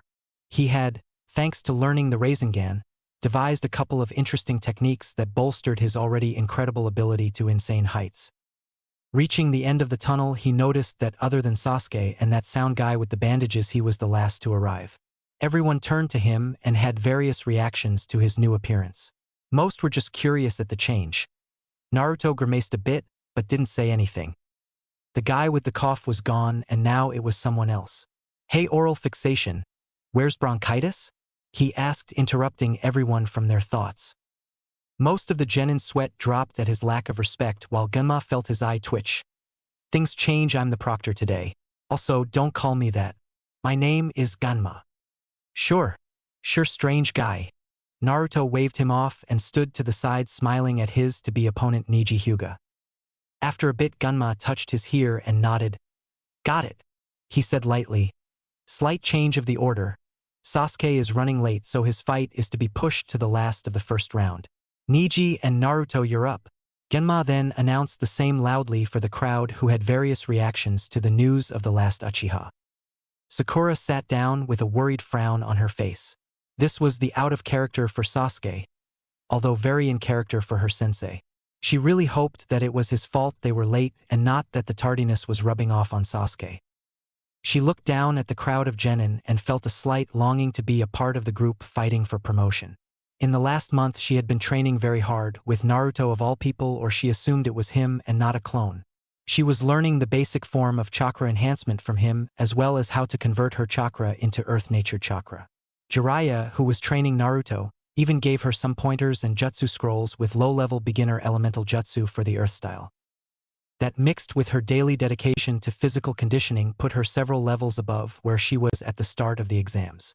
She actually felt like she could have competed now, if only Kakashi had taken the time to train her like this prior to the exams. "Where's Sasuke?" asked Ino as she sat next to her. Sakura observed her rival and felt that she wasn't the only one who busted their ass training in the last month. Her chakra felt different, and she held herself with far more poise than before. "No idea. I'm sure it's Kakashi-sensei's fault. He couldn't arrive on time without a blade to his throat," she complained with a sigh. A booming laugh came from behind her. Team Guy sans Neji were all seated there to watch the finals. "My eternal rival is always so hip and cool. He never arrives on time," he gushed and complained at the same time somehow. Lee was fired up at his mentor's words while Tenten just sighed with an amused smile at the usual antics of her team. "Yash! With that announcement it's going to be Neji's turn," proclaimed Lee with excitement. Tenten turned to Lee. "You think he has a chance against Naruto Uzumaki?" she asked. "If he continues to fight with the flames of youth that Guy-sensei taught us, then he will have a great showing," Lee said with a raised fist, his movements a bit sluggish as he was still feeling the effects of the gate. Guy looked down as the genin not fighting were sent to their own observation area, leaving only Naruto and Neji with Genma on the field. He was confident that in raw fighting capability there weren't any genin and few Chunin that Neji wouldn't be able to beat after the month of training he just put the team through. But he's keenly aware that Naruto Uzumaki wasn't a normal person anymore. Just the way the blonde was standing there, a picture of supreme confidence. His showing against Kiba, the flare of chakra during the second exam, and his insight he showed during the prelims led Guy to believe that Naruto was more akin to a Jonin than Chunin. He just hoped that Neji was able to show his ability in the fight. He was confident in all three of his students' abilities, but he was also realistic.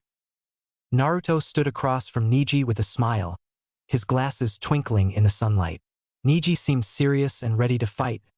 He wasn't planning on smashing him right away, as that wouldn't be very sporting. So he would play defense at the start and let the Hyuga dictate the pace. "Begin!" The crowd roared in excitement as the finals were started. Neji wasted no time and activated his Byakugan, veins bulging around his eyes as the bloodline flared to life. Naruto looked over his glasses at the activation curiously. The way the chakra coalesced around his eyes and brain from the Byakugan was quite interesting. He wanted to continue looking at them, but the fight started, meaning he should pay attention to Neji. Oh well, time to get to it. Neji's chakra flared throughout his body, and he shot forward with great speed. His movements honed even further than they were a month ago under the tutelage of his sensei Guy, and his control over his chakra internally channeled far better than ever before. As soon as he was within range, he jabbed forward with a palm thrust that Naruto leaned away from. Another was similarly avoided. Every time an attack would come, Naruto would dance around it with minimal wasted movement. Neji started to flood his body with even more chakra. More than he could readily control, it gave him a bigger boost, but he was being drained even quicker due to the leakage. Naruto felt he'd shown his ability to move well enough and decided to respond. Neji's palm thrust was caught by Naruto's palm, who then pulled Neji off balance and slammed a ruthless fist into his face, knocking him into the air. Naruto, who was still holding his hand from the palm thrust, yanked his arm, causing him to spin midair but not fly further away. Quickly, Naruto spun in place and landed a devastating kick on Neji that sent him tumbling away till he stopped on the ground, wincing from the pain. Naruto started to limber up in place as he waited for Neji to pull himself together and re-engage him. Neji got to his feet and continued the fight. Hayashi Hyuga watched the battle between his nephew and the blonde Uzumaki with a fierce glare on his face, which wasn't really out of place for him. He didn't like the way his incredibly talented nephew was being treated like an unskilled child in front of the whole village and foreign contingent. That being said, he wasn't all that surprised. He and the other clan heads were made aware of the new situation with Naruto about a week ago, when the questions regarding the chakra pulse during the exams made the Hokage finally make them aware of what happened. He and several of the others had demanded Naruto's presence to see for themselves, but the messenger shinobi was denied by the blonde, and when he was sent back, was sent packing by the boy all the way to the infirmary. All they got out of the Hokage was that Naruto's new bloodline, the Six Eyes, were a terribly powerful ocular jutsu that would give anyone a run for their money. Next to Hayashi, his youngest daughter looked him with a frown, her Byakugan active to better see the fight. "Father, Why does that boy Naruto possess an ocular jutsu? His clan's name is Uzumaki, and they aren't known for such things, she asked. Hayashi could only spare her a glance. He recently awakened the genetic mutation that has been called the Six Eyes. No one is really sure where they came from, but such is the case with new bloodlines. Hanabi didn't really know anything about new bloodlines, but was a bit hesitant to ask more of her father while he was so focused on the match. She wished her big sister was here. She would have explained it and answered all of her questions. Sakura couldn't really say she was all that surprised by the turn of events. Naruto had honestly been faster in the forest. Not to mention she knew that he was improving his overall skills at taijutsu, which in turn made him drastically better overall. Also, she was intimately familiar with his improvement of raw skill, as she was his sparring partner during the month. Lee, on the other hand, was cheering his head off for Neji, likely feeling kinship with the Hyuga now that he was the underdog against a bloodline user. "You can do it, Neji. Let the power of hard work and youth explode," cheered Lee with tears falling from his eyes. Everyone in the stands looked at him with blank expressions before turning to Guy, hoping he would rein in his genin. "Yes. Let the springtime of youth explode, Neji," cheered Guy, who was also crying. "What did I expect?" were the collective thoughts of everyone in the audience. Naruto was genuinely enjoying himself as he slapped away Neji's latest attack. His movements were impressive. Unfortunately, the fight had been going for a while and Neji hadn't really landed any attacks, so he knew that the crowd was getting bored. As Neji tumbled back, he felt frustration overtake his calm. When he looked up to his opponent instead of Naruto passively standing around waiting for him to attack once again, he saw the blonde moving towards him at frightening speeds. Knowing that he had no other option, Neji flared his chakra and began spinning quickly, utilizing one of the Hyuga's prized jutsu, rotation. A large spinning dome of chakra burst into life, forming a nigh-impenetrable barrier around Neji, the Hyuga's ultimate defense. Naruto's eyes widened and his face lit up with a savage grin at the challenge. He burst forward at speeds that only a select few watching could see and appeared above the spinning dome with his right hand hovering over the dome. To those who knew anything about the jutsu rotation, they knew that the only way to overcome it was to back off till it was finished, which was usually a couple seconds. For Naruto, he felt a more amusing way to overcome it would be to overtake the power of the rotation and cancel it out with ruthless efficiency. The amount of power and precision to do such a thing was likely only possible for him, but he didn't care since he is him. Neji, who was mid-spin, felt his whole body come to a complete stop and his body rattle from the rapid deceleration. His Byakugan was the only reason he wasn't completely disoriented and knew what had just happened. Naruto overcame his clan's perfect defense, something that quite literally has never happened. Knowing that he needed to get away, he rolled and got to his feet, then hopped further away to gain distance. Naruto watched his opponent back away lazily. Might as well show off a ranged attack. "I know I need to prove a wide range of abilities to get promoted. I certainly didn't have a good showing in the first part with that written test." Thanks to the Rasengan, Naruto's idea of what was a potential jutsu was expanded and he had a whole month to experiment.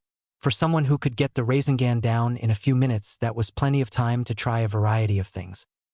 Thanks to Naruto's study into chakra and all sorts of theoretical chakra mechanics over the month, he learned all sorts of things. It is said that the tailed beast bomb, their strongest attack, is formed by a perfect ratio of positive and negative chakra hyper-condensed together.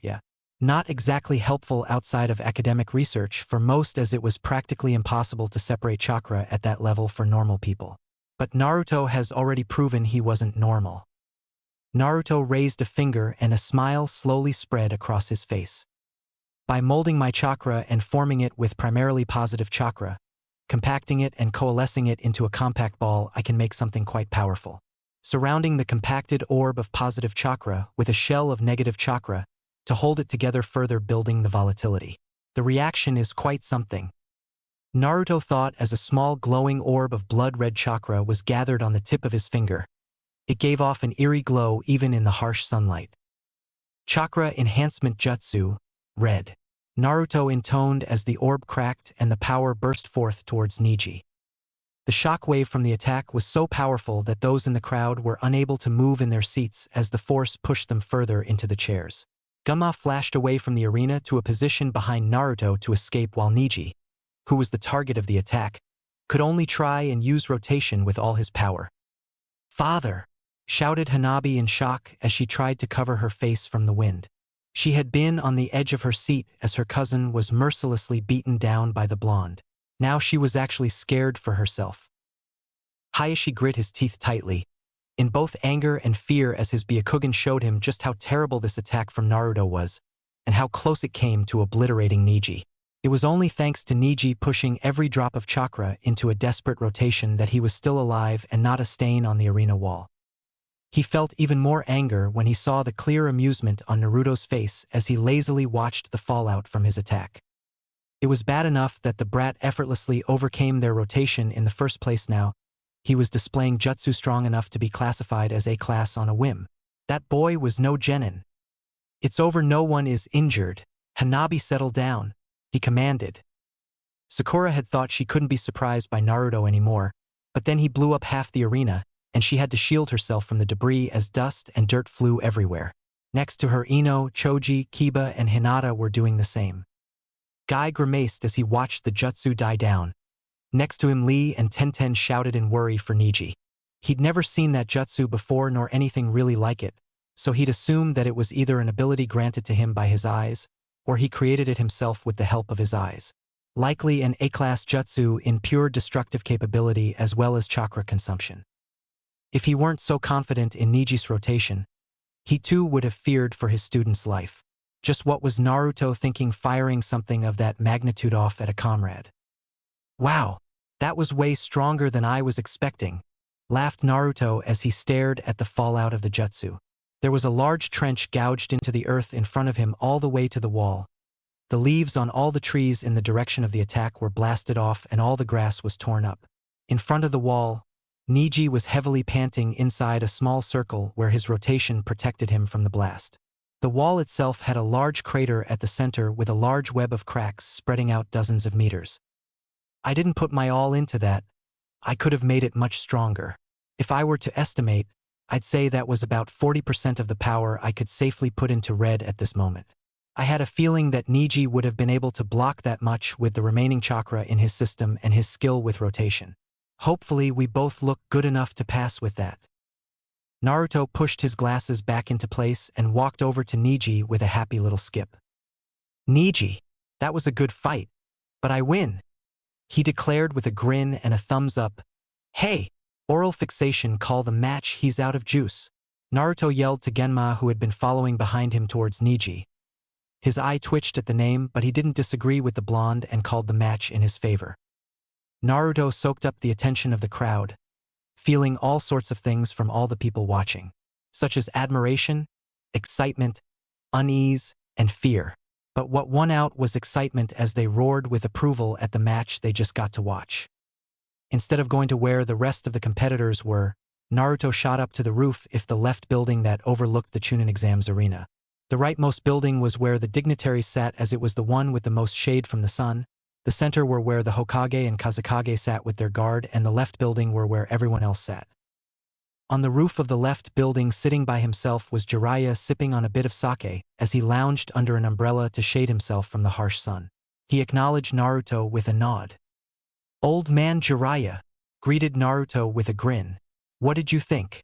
I tried to make it look as good as possible for both of us to get promoted." Jiraiya hummed as he poured more sake into a saucer. "I think you may have drawn it out a bit too long, but no one will hold that against you for making it more of a show in this context. After all, excitement equals more business for the village," he explained, then took another sip of sake. "I would say that both of you have a very good chance of promotion. Neji didn't get to show off much strategy since he couldn't really do all that much against you. Again, I don't think Sensei will hold it against him. I made him very aware of how strong you are." Naruto chuckled hearing that and leaned back onto his elbows next to Jiraiya. "Oh yeah?" Naruto asked lightly. He'd be very curious about that conversation. Jiraiya flicked Naruto on the head. "I'm not adding to that ego by telling you that. You think well enough of yourself already, brat," he said with a twitching eye. Jiraiya's attention was drawn back to the arena floor. "I believe even within the first few moments of this match, the Nara has shown strategic thinking on par with any Chunin. He'll most likely be promoted." Jiraiya said with an impressed look on his face. Naruto gazed down at the match. The Wind Girl was pretty good and Shikamaru was managing to stay a couple steps ahead, keeping him in the fight despite his lack of offensive power. His shadow manipulation could be far better. Naruto commented lightly while looking at the shadow stretching across the ground speeding towards the Wind Girl. He has a far better grasp on it than his ability would suggest. It's like he's putting barely any effort into commanding the shadow. Then he tilted his head thoughtfully. You know what? That's pretty on brand for Shikamaru now that I'm thinking about it. Jiraiya snorted in amusement. Yeah, he's the Jonin Commander Shikaku's son. That man wouldn't get out of bed if his wife wasn't there to nag him, he said with a laugh.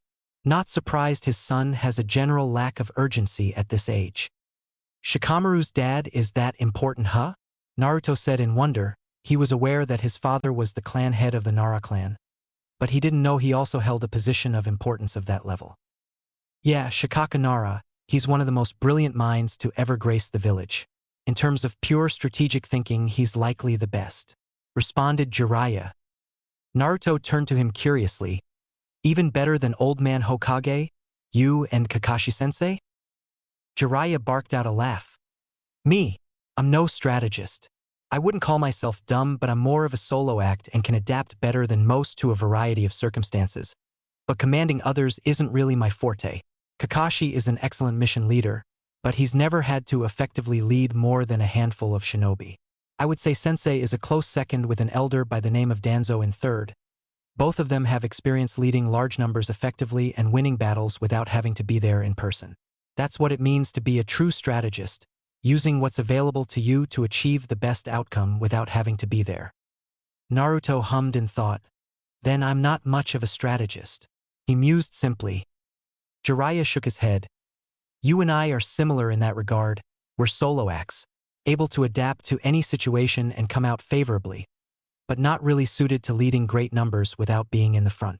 He replied. Down below gasps were heard as Shikamaru had effectively ensnared the Wind Girl with his shadow capturing her and securing the victory. Naruto fell over laughing when instead of accepting the win he decided to forfeit, saying he was out of chakra. He's still got plenty, laughed Naruto. Jiraiya started laughing after hearing that. Then he just didn't want to compete anymore, just like his father. It would seem that the puppet guy had forfeited his match to Shino, which is why Shikamaru was the one to fight just now. That meant that next up was Sasuke and Gaara, to which the former still wasn't here yet. Naruto frowned at that, wondering why Kakashi and Sasuke would be so late to arrive to something this important. Jiraiya looked to the sky with a sigh. While we're waiting, I should tell you something. That Gaara, he's like you. He holds the one-tailed beast within him. I was able to confirm it during our month of training. Why tell me? Asked Naruto with a frown. Jiraiya sighed. Just in case things go south with this match, I want you to know what's really going on. I believed it was a bloodline similar to the fourth Kazekage that allowed him to manipulate sand, but it's a byproduct of having the demon sealed within him. And all I got from the Nine Tails was the hatred and fear of my countrymen. Naruto commented lightly, hiding just how much it still stung thinking back to his childhood. Jiraiya just looked away, not wanting to respond to that. Down below, the crowd was growing restless at having to wait for Sasuke to show up for the exams to continue. Naruto frowned as a thought occurred to him. His brain processing information at speeds unrivaled by anyone thanks to the Six Eyes. Why do you think Puppet Guy surrendered without a fight?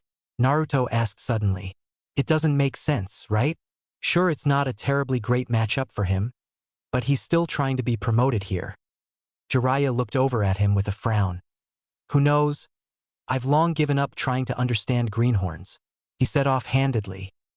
Naruto sat forward and leaned over his crisscrossed legs with a frown. Or, would it make sense to not want to show off his puppets in front of so many people? He mused. Exactly. He likely doesn't want to show his hand to everyone here, replied Jiraiya with a disinterested hand wave. Naruto rubbed his chin in thought. I suppose, but do you think he has some sort of ulterior motive for the exam? Wondered Naruto. The puppet kid? Jiraiya asked incredulously while pointing in the direction of said person lamely. Naruto glared at him. I see what you mean. You really aren't a great strategist, no. I mean the sand ninja.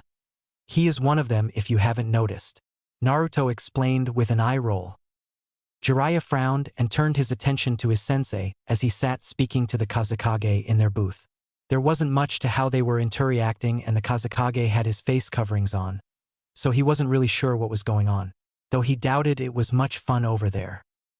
Raza isn't the type to wage war with the only ally he has, he said lowly, his tone becoming thoughtful. I don't think the Sand Village is in any place to wage war. They aren't exactly at full power these days. Naruto shrugged. If there was one thing he was still pretty ignorant about, it was the current situation of the world at large. His last month of learning helped him with the general information but not the latest stuff. With that in mind, he decided to defer to Jiraiya and lean back on his elbows. Still pretty odd, you know? Genma was at the end of his rope. Between the constant stream of displeasure aimed at him from the crowd and the arguing from the shinobi side on whether or not to disqualify Sasuke Uchiha or not, he was about to decide himself and take the punishment. Somehow, as the face to the finals to the crowd, he was getting the feeling that they thought he was the person at fault here.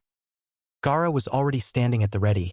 His gourd full of sand was already open and around him was a thin wispy cloud of sand that didn't really justify the danger of the boy's jutsu.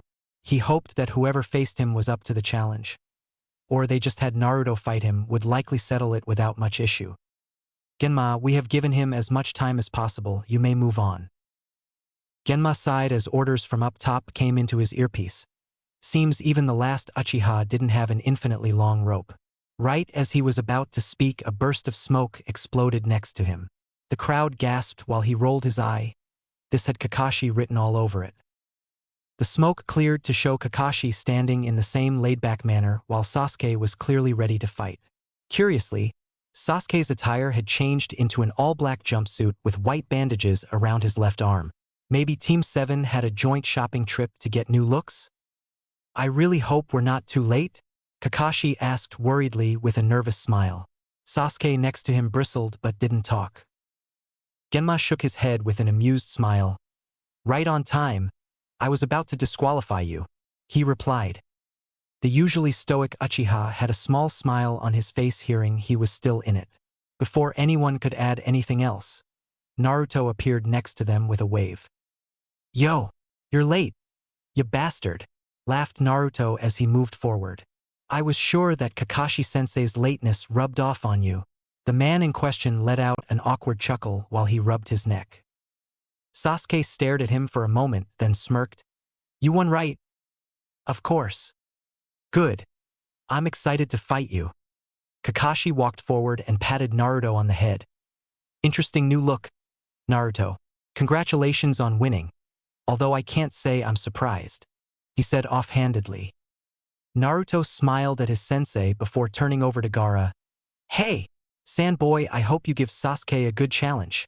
Good luck, you too. Put on a good show. He cheered before shooting off away from the arena grounds. Kakashi nodded to Sasuke. Good luck, and remember what I told you, he said seriously with a look that he didn't let up until Sasuke nodded in return. Then he left in a swirl of leaves to the stands. Genma looked between the two genin with a small feeling of unease directed towards Gaara. The guy just gave off creepy vibes. His right hand slashed through the air. Begin! Naruto landed up with Jiraiya and retook his position under the umbrella with a content smile. Sasuke became strong, he said suddenly. The movement of his chakra and the density of it has improved drastically from what it was last I saw him a month ago. Kakashi isn't one to train in half measures, Jiraiya responded. He may seem lazy, but when he gets serious there are few that train as hard as he does. Just getting him to that point lately is tough from what I hear. Naruto snorted. Yeah, the guy didn't exactly train us into the ground. Down below, the fight began with Sasuke shooting forward at far faster speeds than what he was capable of before. To most he was a blur that was shooting in and out of Gaara's range to pepper him with testing blows. Sasuke tried all avenues of attack.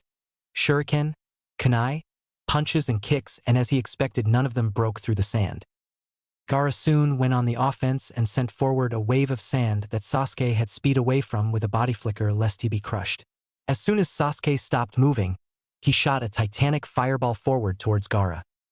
Even in the stand, they felt the terrible heat of the fire jutsu as it neared Gaara. As expected, sand rushed to block the fire, and when contact was made, there was a large explosion that blasted away all the loose debris in the immediate area. Sasuke's jutsu are stronger thanks to his improved chakra and control over it, commented Naruto. Jiraiya hummed, "He'll need more than speed. Lee in the preliminaries was faster, and that didn't win him the match," he said seriously as he watched the young Uchiha battle with Gaara. Sasuke flipped away from sand until he was halfway up the wall of the arena. He looked down at Gaara with a frown.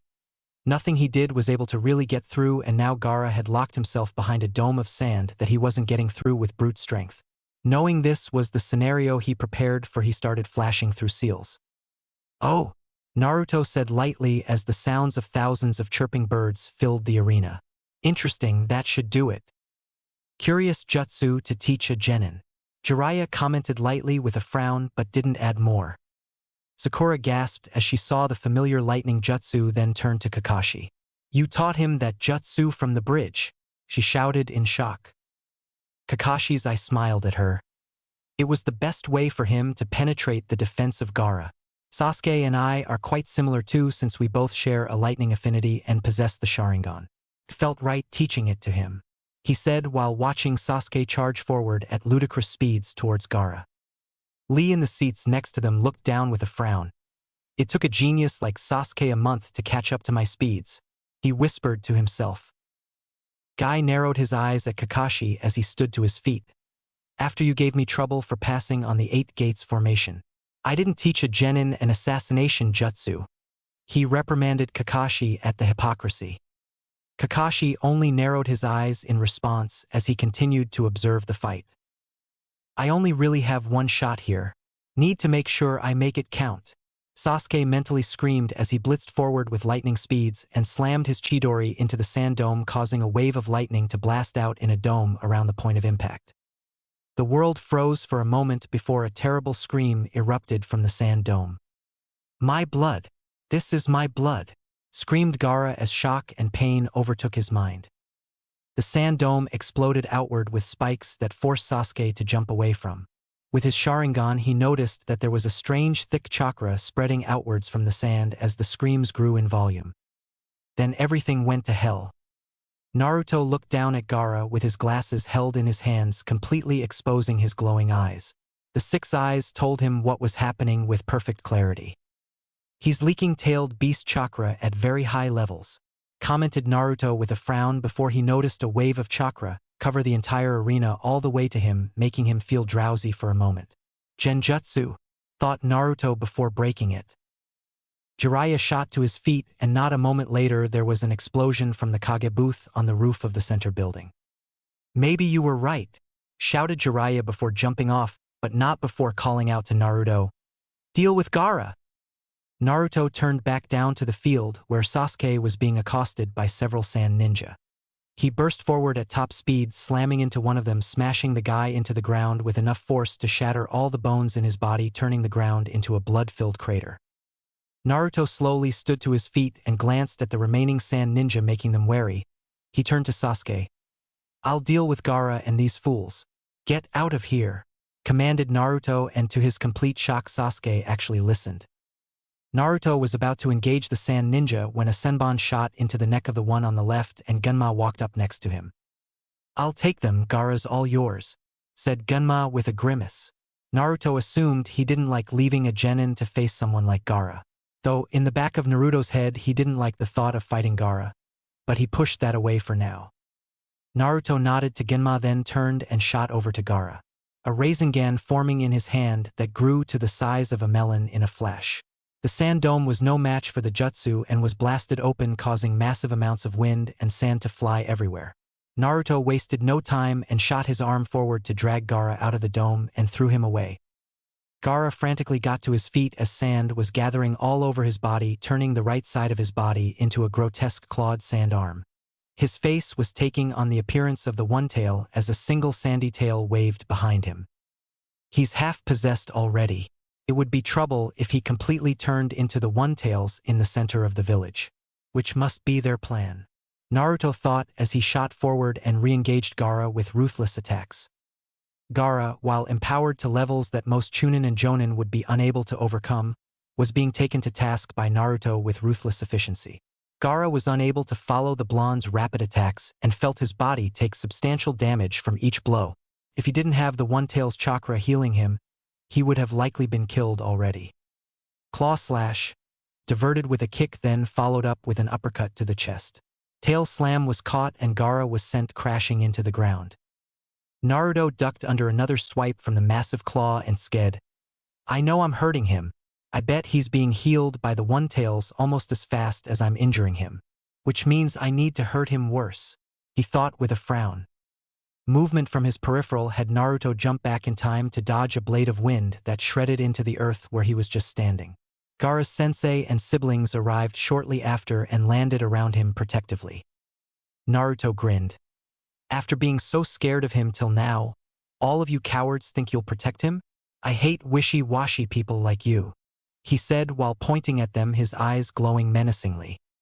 Suppose I'll have to deal with all four of you, commented Naruto before moving to engage them. As soon as Sasuke's strike caused Gaara such terrible pain, the third Hokage, Hiruzen Sarutobi, had been in a whirlwind of motion. First the booth exploded. He had avoided the blast by jumping up, but was caught in the air by the Kazekage who held a blade to his throat. Then he realized foolishly that his student had taken the place of the Kazekage and was using the exams as a means to destroy the village. Truly, Orochimaru, I have failed you, Hiruzen said mournfully, completely unconcerned with the kunai to his throat. Behind him Orochimaru sked, having noticed the Hokage's calm aura. Foolish old man, you think you're in control here? He demanded angrily. In the instant he asked, to which Orochimaru would later admonish himself for making such a mistake, he was blasted backward into the roof tile by a release of hyper-dense chakra. If it weren't for the barrier surrounding the two of them, the ANBU watching the fight would have found themselves forced to their knees from the pressure. The third Hokage of the Leaf, Hiruzen Sarutobi, the professor and proclaimed god of shinobi, had activated the full weight of his chakra for the first time since the Nine-Tails had rampaged through the village. Orochimaru shot to his feet and grit his teeth. Surely you don't think a showing such as this would intimidate me? He demanded. I saw you in your prime, and this is a far cry from those days, sensei. Hiruzen sighed. Did I teach you nothing of looking underneath the underneath? I may be old and have lost a step in terms of chakra capacity, but did you think I would allow myself to grow weak? You're a fool if so. I bled for every bit of my strength, and I would sooner die than let it go easily. He proclaimed with a visible aura of chakra shrouding his body with fiery red wisps flailing around him. Orochimaru stood and released the full weight of his chakra in response. The purple viscous aura surrounded his body, and the roof tiles were further destroyed around them. Different from the Hokage's hyper-dense chakra, Orochimaru's was a vast lake of power that was begging to be unleashed towards his opponent. A single seal from the Hokage had a terrible river of mud blast into life to remove the snake's footing, sending him tumbling away. With another seal, the air on the roof superheated, followed by a sharp tongue of flame blasted the mud river, hardening it. 3 seals and the Hokage slammed his palm on the roof. Chakra glowered over the mound of hardened mud that turned into a brilliant explosion where Orochimaru had been buried. In the time it would take a Jonin to cast a single B-class jutsu, the third Hokage casted 2, followed by a combination jutsu with ruthless efficiency. Such was the level skill of the once touted god of shinobi. Hiruzen glared at the smoke billowing out from the jutsu's epicenter with disgust. Get up! If that was all it took to kill you, then I'm sure you would be long dead, demanded Hiruzen as he tore his Hokage robes off to reveal his battle attire. Further away from the epicenter of the blast, Orochimaru rose from the ground looking burned but not altogether that injured. He was grinning at his sensei as if he found that show of power amusing.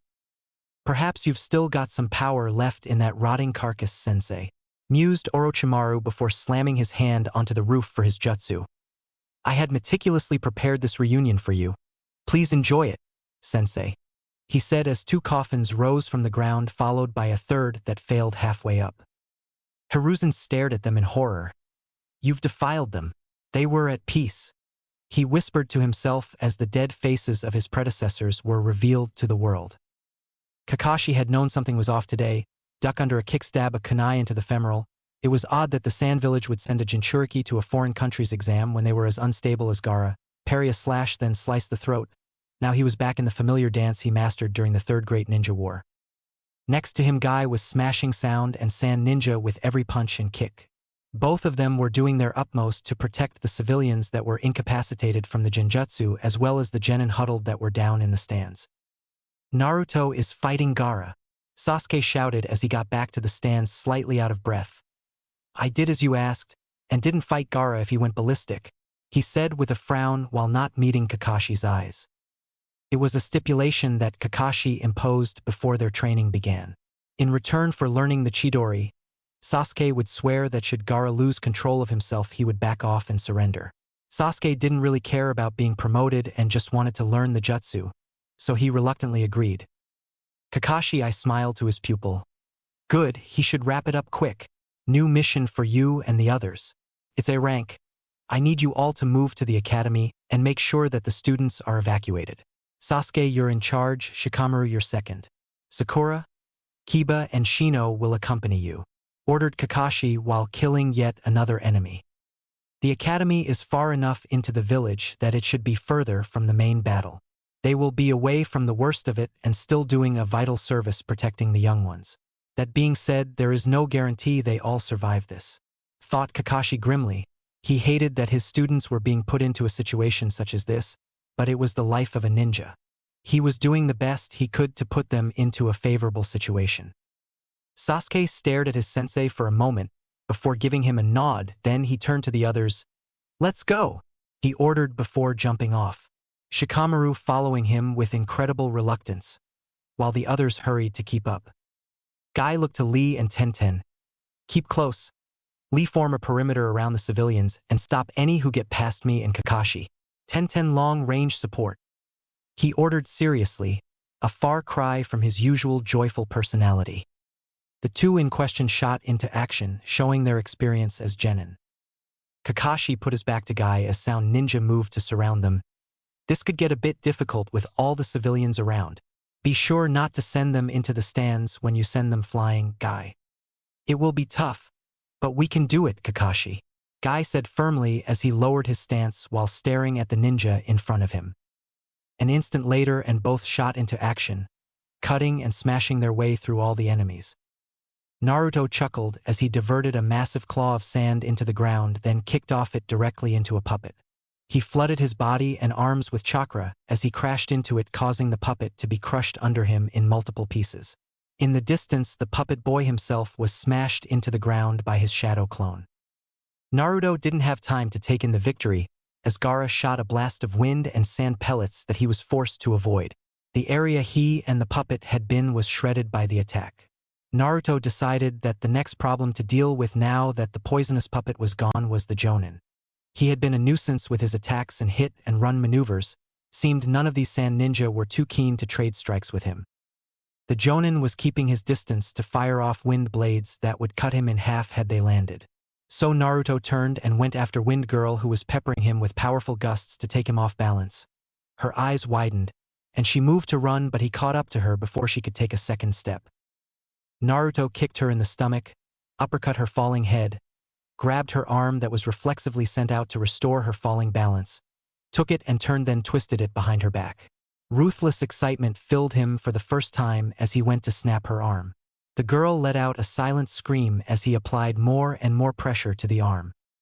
And there he is, Naruto thought, as an arm shrouded in wind was slashed at his neck from his right side.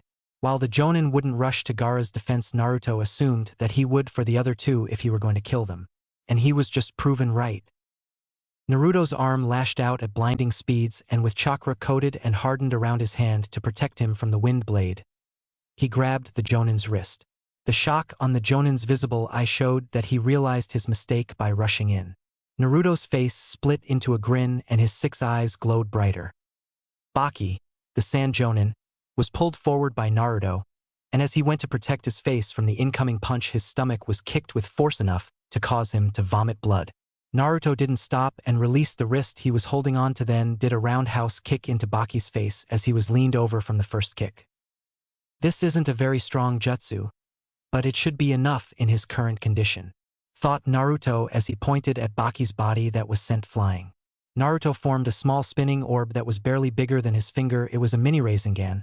While lower in power, it allowed Naruto to do something a bit different.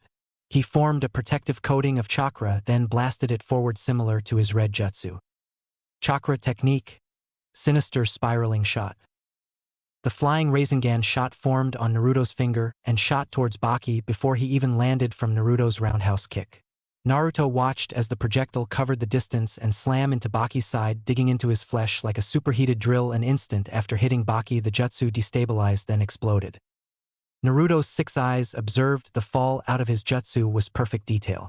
The jutsu didn't have the raw power of a Rasengan even by half, but it was incredibly fast to make and fire, so it was more than worth it. Baki was completely taken out of the fight, quickly losing consciousness from the pain and injuries. Barely 2 minutes after joining the battle, Baki, Temari, and Kankuro were taken out.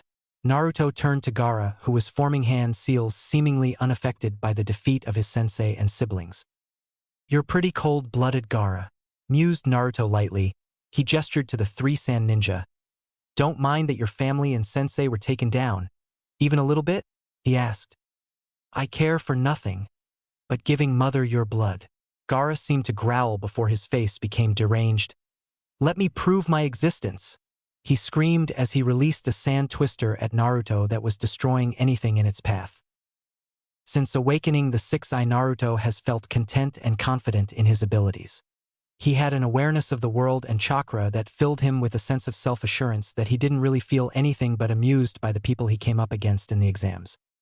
For the first time since awakening his 6-eye, Naruto has felt something other than amusement while fighting someone. He wasn't scared, not in the slightest. No, he felt sad. Because Gaara shared a burden with him, they both held a beast within them, and neither of them asked for it. He wasn't dumb, well, not anymore. He knew now that people like him were treated like trash everywhere. They were feared and loathed for the burden they carried. Gaara was like him, similar ages and likely similar upbringings, but both arrived at different conclusions. Naruto had the Uchiraka family reach their hand out that night. That cold, storming night when he was so very hungry, cold and lonely. Then old man Hokage came into his life, then Irika, then Kakashi and his teammates. Naruto held out long enough to find hands reaching out, offering him warmth and hope for a better life. Gaara, despite having a family, seemingly did not. Naruto wasn't amused to fight him. No, he was sad that he was facing what he considered a brother. Not in blood, but in burden. "I'll break through, Gaara," thought Naruto. It wasn't raining. It wasn't nighttime, nor was it all that cold. But Naruto felt that Gaara needed the warmth of an extended hand that wasn't scared of him, so he'd oblige. Naruto's thoughts happened in the moments between the sand twister arriving in front of him and Naruto disintegrating it with a pulse of hyper-dense chakra blasted from his palms. Similar to the gentle fist by hundreds of times stronger. He basically slapped the jutsu away. Deciding to go on the offense, Naruto shot forward and hooked a punch into Gaara's side, then did a rising kick to his chin, launching him into the air. Naruto jumped into the air to follow him, grabbed his leg, twisted sharply, and threw Gaara into the wall of the arena with full force. Gaara's face exploded into a silent scream as his beast's chakra flared, exploding into the air, saturating the arena in its evil. Naruto moved to stop him, but a mountain of sand surrounded Gaara as he was approaching, protecting him and slowly forming into the one-tailed beast, with Gaara perched out of its forehead. At the top, Gaara performed a jutsu that switched his consciousness with the beast's, letting it take control. "Oh, well, I may have taken a bit too long here," Naruto said with a nervous laugh. "I should probably pick it up now." He knew that the mere appearance of the beast was going to terrify the ninja as they fought. No one older than him had forgotten what a tailed beast could do to the village. Naruto had no desire to allow the beast to remain very long. Naruto flared all of his chakra and strengthened himself to his current limit. His eyes allowed him to see the forming of the beast's consciousness from the jutsu. It would take control in roughly 1 second. He needed to move. He knew it wouldn't be in time of its awakening, but he would beat its subsequent actions at his top speed. "Yeah, I'm free, baby," shouted the beast, its voice so loud everyone in the village heard it. It was interrupted by a commotion on his head. Naruto landed in front of Gaara in a flash. The sand from his path running up the beast exploded from the force of his steps. He didn't hesitate as he noticed the sand was forming tentacles around Gaara to stop him from hitting its host. Naruto's fist impacted Gaara's forehead ruthlessly, waking him from this jutsu, destabilizing the fully realized beast's chakra. "No!" screamed the One-Tails as it tried to fight Gaara's returning consciousness but was failing rapidly. Every leaf ninja in the village breathed a sigh of relief as the One-Tails was sent away as fast as it arrived. The only damage it caused was from its forming along the walls of the arena. Gaara woke as he was falling and stared at Naruto in horror. "No, no, no, no. I won't let you take it away. I won't let you destroy my existence," he shouted in terror. He was trying to call for his sand but found he was out of strength. Naruto landed on his feet as Gaara fell on his front, hitting the ground roughly. Naruto walked forward and sat down crisscross in front of him with a frown. How are you so strong?" Gaara asked in a broken voice. Naruto's eyes that usually glowed with unimaginable power were dull with sadness. As much as he enjoyed fighting and beating people, he found no joy from this victory. "It's unbearable, right?" asked Naruto with a frown. "Being alone? I know the feeling well. I was spat on, kicked, and hated for the beast within me. I was alone, and in the silence of my solitude I hated them. I hated everything. I wanted to crush them to get back at them for treating me this way when I didn't even know why. Perhaps even a part of me still resents them," mused Naruto as the sounds of the battle sounded in the distance. Gaara listened on enraptured by his words. "But I was saved by my friends, by those who I now hold precious to me above all else, even myself." Gaara's eyes showed his shock at those words. "It is for them that I fight so hard. I won't ever lose, and I won't ever let anything happen to them. If you or anyone else tries to harm them, I'll kill you," Naruto said with a fierce glare that shook Gaara to his core. Suddenly between Gaara and Naruto appeared 3 sets of feet. Naruto looked up to see a heavily exhausted and injured Team Baki standing in front of Gaara, warily but fully committed to protecting the down boy. Naruto looked at them for a moment before he smiled. "I see," he said lightly as he noticed that in their eyes were no longer filled with wariness or fear of Gaara. No, in the 2 siblings there was nothing but worry and fear for him. Baki was similarly worried, like Kakashi was for them when he stood off against Zabuza. "Gaara, you have a fine team," Naruto said with a smile. "I trust that all of you will leave?" Baki nodded firmly. "Yes, the Kazekage is not leading us," he said while pointing to the barrier where Orochimaru was visibly clashing with the 3rd Hokage. "I will be signaling the retreat. Enough blood has been spilled over a vendetta that was not ours." "Then go," Naruto said, but in the next moment the full weight of his chakra bared down on them, and his eyes glowed ominously. "But know this, I will not hesitate should we face off like this again," he warned. Baki and the 2 standing siblings nodded silently, while Kankuro reached down to pick up Gaara. Gaara couldn't meet his gaze as he muttered something lowly to his team. It must have been out of character as all 3 of them turned to him in shock before speeding off, leaving the battle. Naruto only smiled as he watched them leave. It was likely the wrong move in terms of politics, but he didn't much care about that stuff, nor would he really care what the higher-ups in the village thought. They treated him like trash for all of his life due to his status and lack of talent. He wasn't going to bend over backwards to please people like them now that they were interested in his newfound power. After all, he hated wishy-washy people like that. Oh well, time to go see if the old man needed any help. The ANBU Captain Tiger watched the battle between 3 Hokage and Orochimaru impassively, already resigned to the fact that between them was a barrier that they had no way to overcome. The battle was epic in proportions. The first Hokage's taijutsu and later with style jutsu were incredible to see in person, and he felt awe at the level he must have been at when he was alive if this was only a small portion of his actual strength. Then the second Hokage with water jutsu so superior to anything he's ever seen. They were monsters wearing human skin. But none of them more so than the 3rd Hokage Hiruzen Sarutobi, who fought both of them and Orochimaru with only his faithful summon monkey king Enma by his side. While the Hokage's power was holding up well enough, he was noticeably holding back from using too much ninjutsu, favoring chakra enhancement and bojutsu for the fight. Though he was clearly at the end of his rope. Tiger was only thankful that the appearance of the One-Tails paused the fighting between them long enough for the Hokage to catch his breath. Though the break wasn't much, it clearly helped. "How's he holding up?" Tiger spun around at the sudden voice and was face to face with the now infamous Six Eyes that had been whispered about at ANBU headquarters. Naruto Uzumaki gazed at him dispassionately as he waited for an answer. "The battle is tough. He's favoring a direct approach to not exhaust his reserves," said Tiger as he turned back to the battle. "I don't know how long he can hold out against two undead Hokage on top of Orochimaru."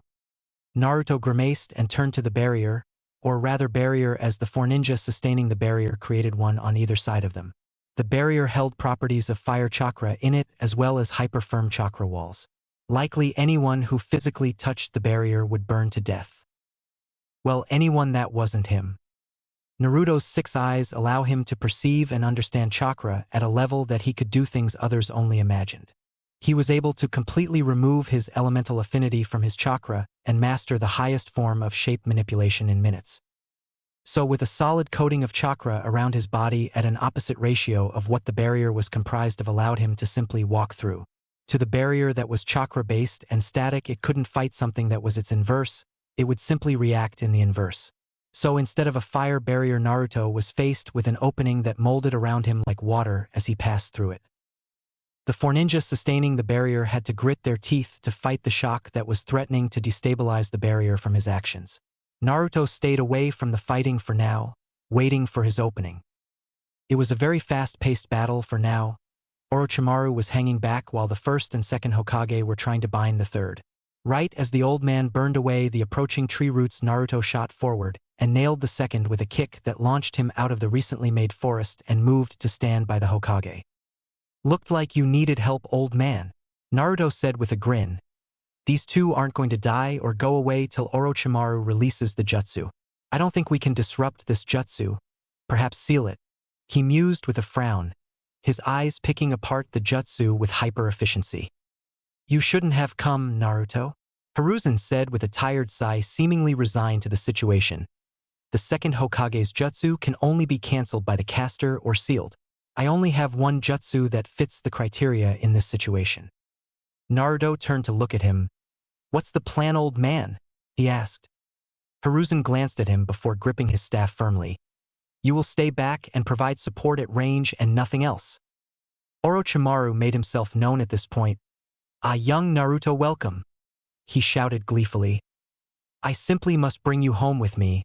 Those eyes of yours are a scientific marvel I'm oh so curious to research." Naruto turned to him with a disgusted frown. "Oi, I have no intention of going with you. You're lucky the old man won't let me kill you," he shouted back. "Enough," the third shouted before he rushed at the first Hokage, who mirrored his movements.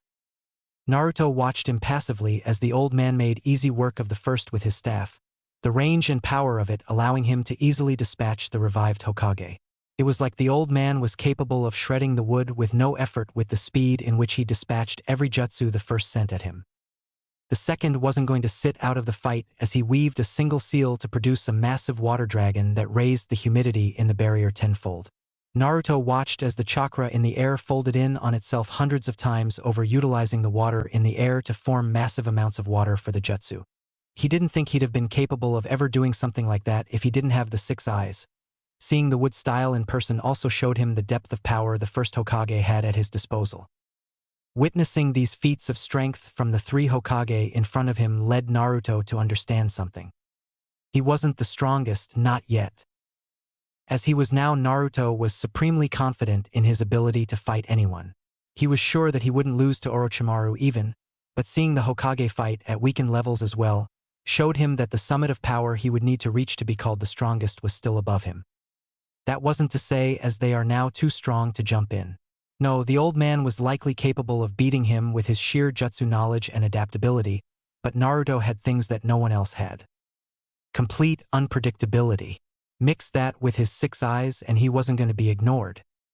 Naruto flared chakra within his body to the max that his body could withstand.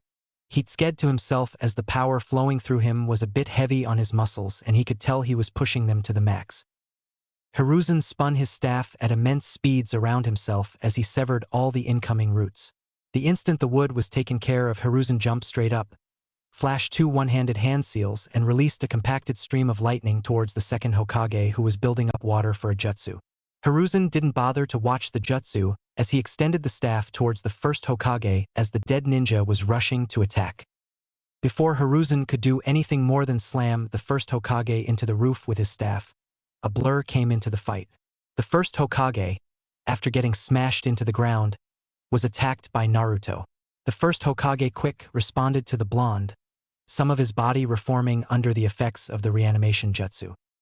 Naruto ducked under a kick, lashed out with a jab that was caught by the first. Naruto's eyes narrowed in response. As his fist was caught by the first, the dead Hokage lashed out with his own punch that Naruto caught. He noticed with his eyes that the first was using chakra enhancement different than normal. As he caught the dead Hokage's punch, he felt the effects as he was nearly blasted away from the Hokage from the sheer force of the punch. He's never experienced that level of power. He doubted Lee with the fifth gate open hit that hard. "You're quite strong. I'm honestly impressed, Lord First Hokage," Naruto said with an honest smile on his face as he held the Hokage in place. "Not going to talk?" he asked when he noticed that the Hokage's face hadn't changed expression since he joined the fight.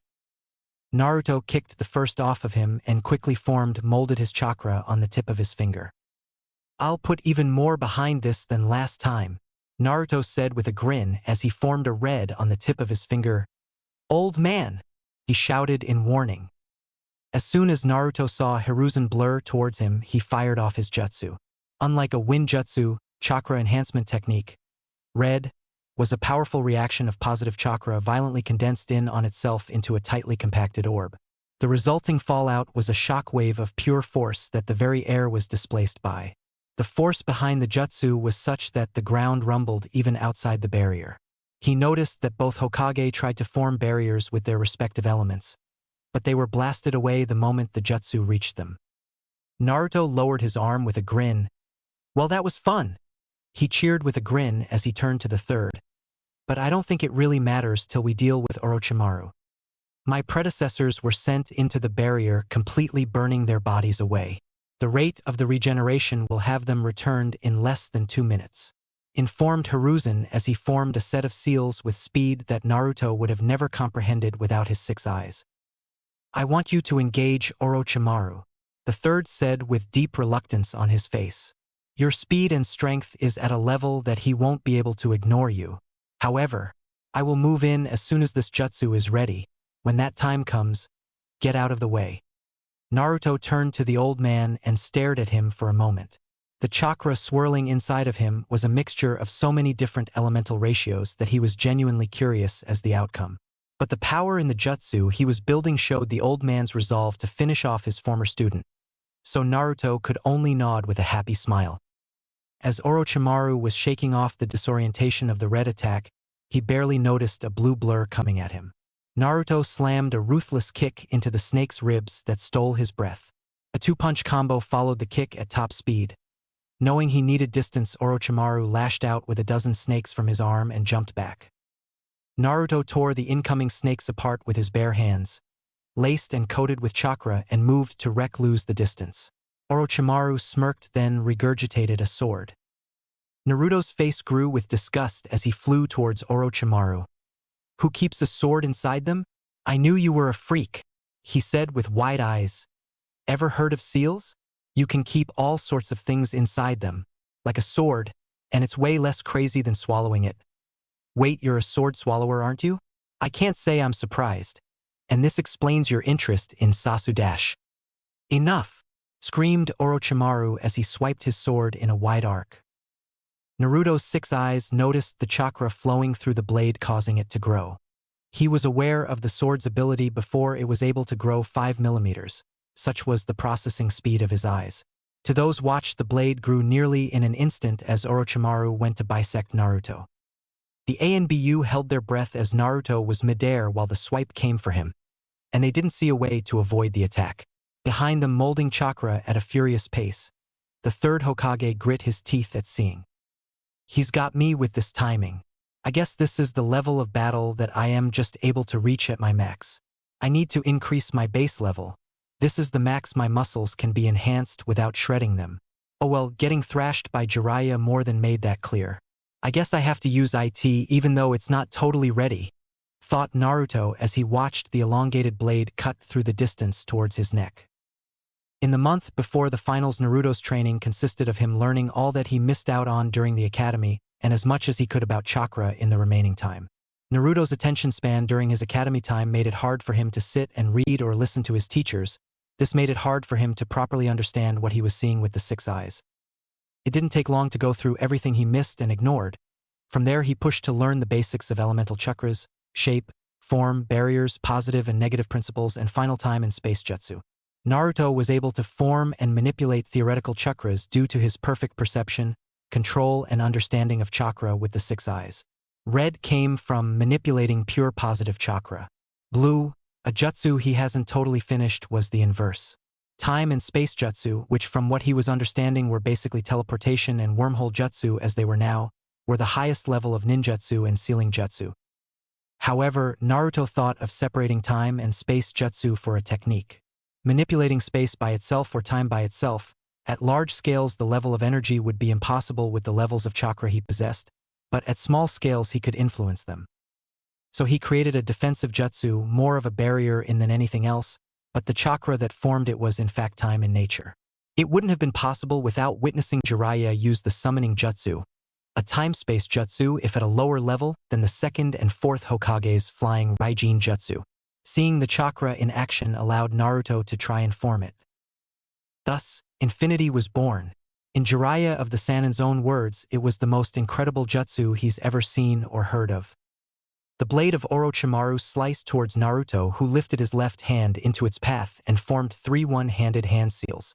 The blade made a sound as it made contact, and Naruto's eyes shone brightly as his jutsu held firm. The point of contact between Naruto's hand and the blade was separated by inches. Orochimaru on the ground holding the blade grit his teeth as he tried to close the last bit of distance but found it impossible. At this moment, this is the 3rd time I've been able to activate infinity. It's only the size of my torso, and I need 3 seals to properly mold the chakra, but with time and practice it will cover me. Naruto grinned at the thought of his perfect defense. Those watching the battle, the Sound Ninja, the Anbu, Orochimaru, and finally the 3rd Hokage were racking their brains trying to figure out the jutsu. However, the only one who knew Naruto wasn't about to share. Infinity is a barrier jutsu that is formed entirely by time-based chakra manipulation. It is 0.5 millimeter thick and lies 50 millimeters from my body. It's not stopping the blade. It's actually continuously slowing the blade down. A space-based barrier would be nearly impossible to use like this. The fact that the blade is still moving, but losing its speed by half every time it grows even the most infinitesimally amount closer possible, means that I can sustain this barrier energy-wise without too much hassle. It's truly the focus that is difficult and molding the chakra correctly. With infinity up, I will never be touched. Like the distance between numbers 1 and 2 and the infinite number of fractions between them. The blade will never reach me. Naruto's grin became savagely wide as he locked gazes with Orochimaru. The slashing blade then contact with Naruto's defense, till now barely lasting 2 seconds. But they were still locked into the stalemate, neither side giving an inch. "Naruto!" shouted the 3rd Hokage from the other side of the roof. Humming happily, Naruto allowed the momentum of the slash to push him away and land far enough away that the Hokage could attack. Orochimaru could only turn his head towards his former mentor as long-forgotten fear filled every cell in his body, because he recognized what was coming. Hiruzen Sarutobi was considered the god of shinobi for many reasons. Most notably was his mastery of all shape and form changes in chakra. He mastered all 5 elements to the level of a primary affinity, was able to mold his chakra into any shape he desired, and was capable of harnessing yin and yang chakra. Something no shinobi could do, bearing the great sage of the past and wielders of the legendary Rinnegan. The ultimate jutsu of the 3rd Hokage was this Requiem of the Sage. First it began by molding all the elements and keeping their strongest quality, the shredding wind, the solid foundation of the earth, the piercing energy of lightning, the power of flame, and the ever-shifting form of the water, and binding them with pure yang chakra as the glue. Both of Hiruzen's hand were put together in the form of a prayer, and black lightning surround them, sparking erratically, with a white halo of chakra glowing around his hands that sparked with blue lightning. His face was covered with shadow, hiding his expression from both Naruto and Orochimaru, but they knew it likely held a look of immense concentration. The instant Orochimaru looked from Naruto to the Hokage, a flash of blinding light overtook the rooftop, followed by a sonic boom that had everyone in the village reeling. Naruto was able to witness the beam of violent energy swirling with arcs of chaotic energy that destroyed everything it came into contact with. Orochimaru could do nothing but harden his body with chakra and hope the nature chakra in his body would let him survive this. The twin barriers keeping the three of them inside the rooftop was torn through as if it was paper, and the beam continued until it impacted a building across the street, blowing it sky high. The ninja standing atop the building were torn to shreds, leaving only dust in their wake, and the building itself was only rubble. Naruto could only say that he had never been as impressed as he was right now. He turned back to the Hokage and audibly gasped. The old man's coils were all burned. His body was quivering, and he had a look of utter exhaustion on his face. Naruto rushed over, barely beating the ANBU, who were now able to join them, and caught the Hokage before he could fall to the ground. He needs emergency medical attention. All of his chakra coils are severely burned, shouted Naruto to the ANBU. One with green hair moved forward and began trying to heal the Hokage. Naruto turned to where Orochimaru was before the attack and frowned. There was nothing left of the area, and if Orochimaru lived or died, they wouldn't be able to confirm it. However, there were two things that were there that Naruto could confirm. The first and second Hokage moved forward, this time with facial expressions shifting as they gazed at the third.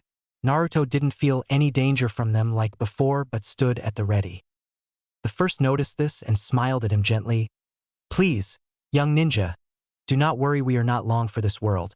The jutsu controlling us is breaking and we will soon be free," he reassured.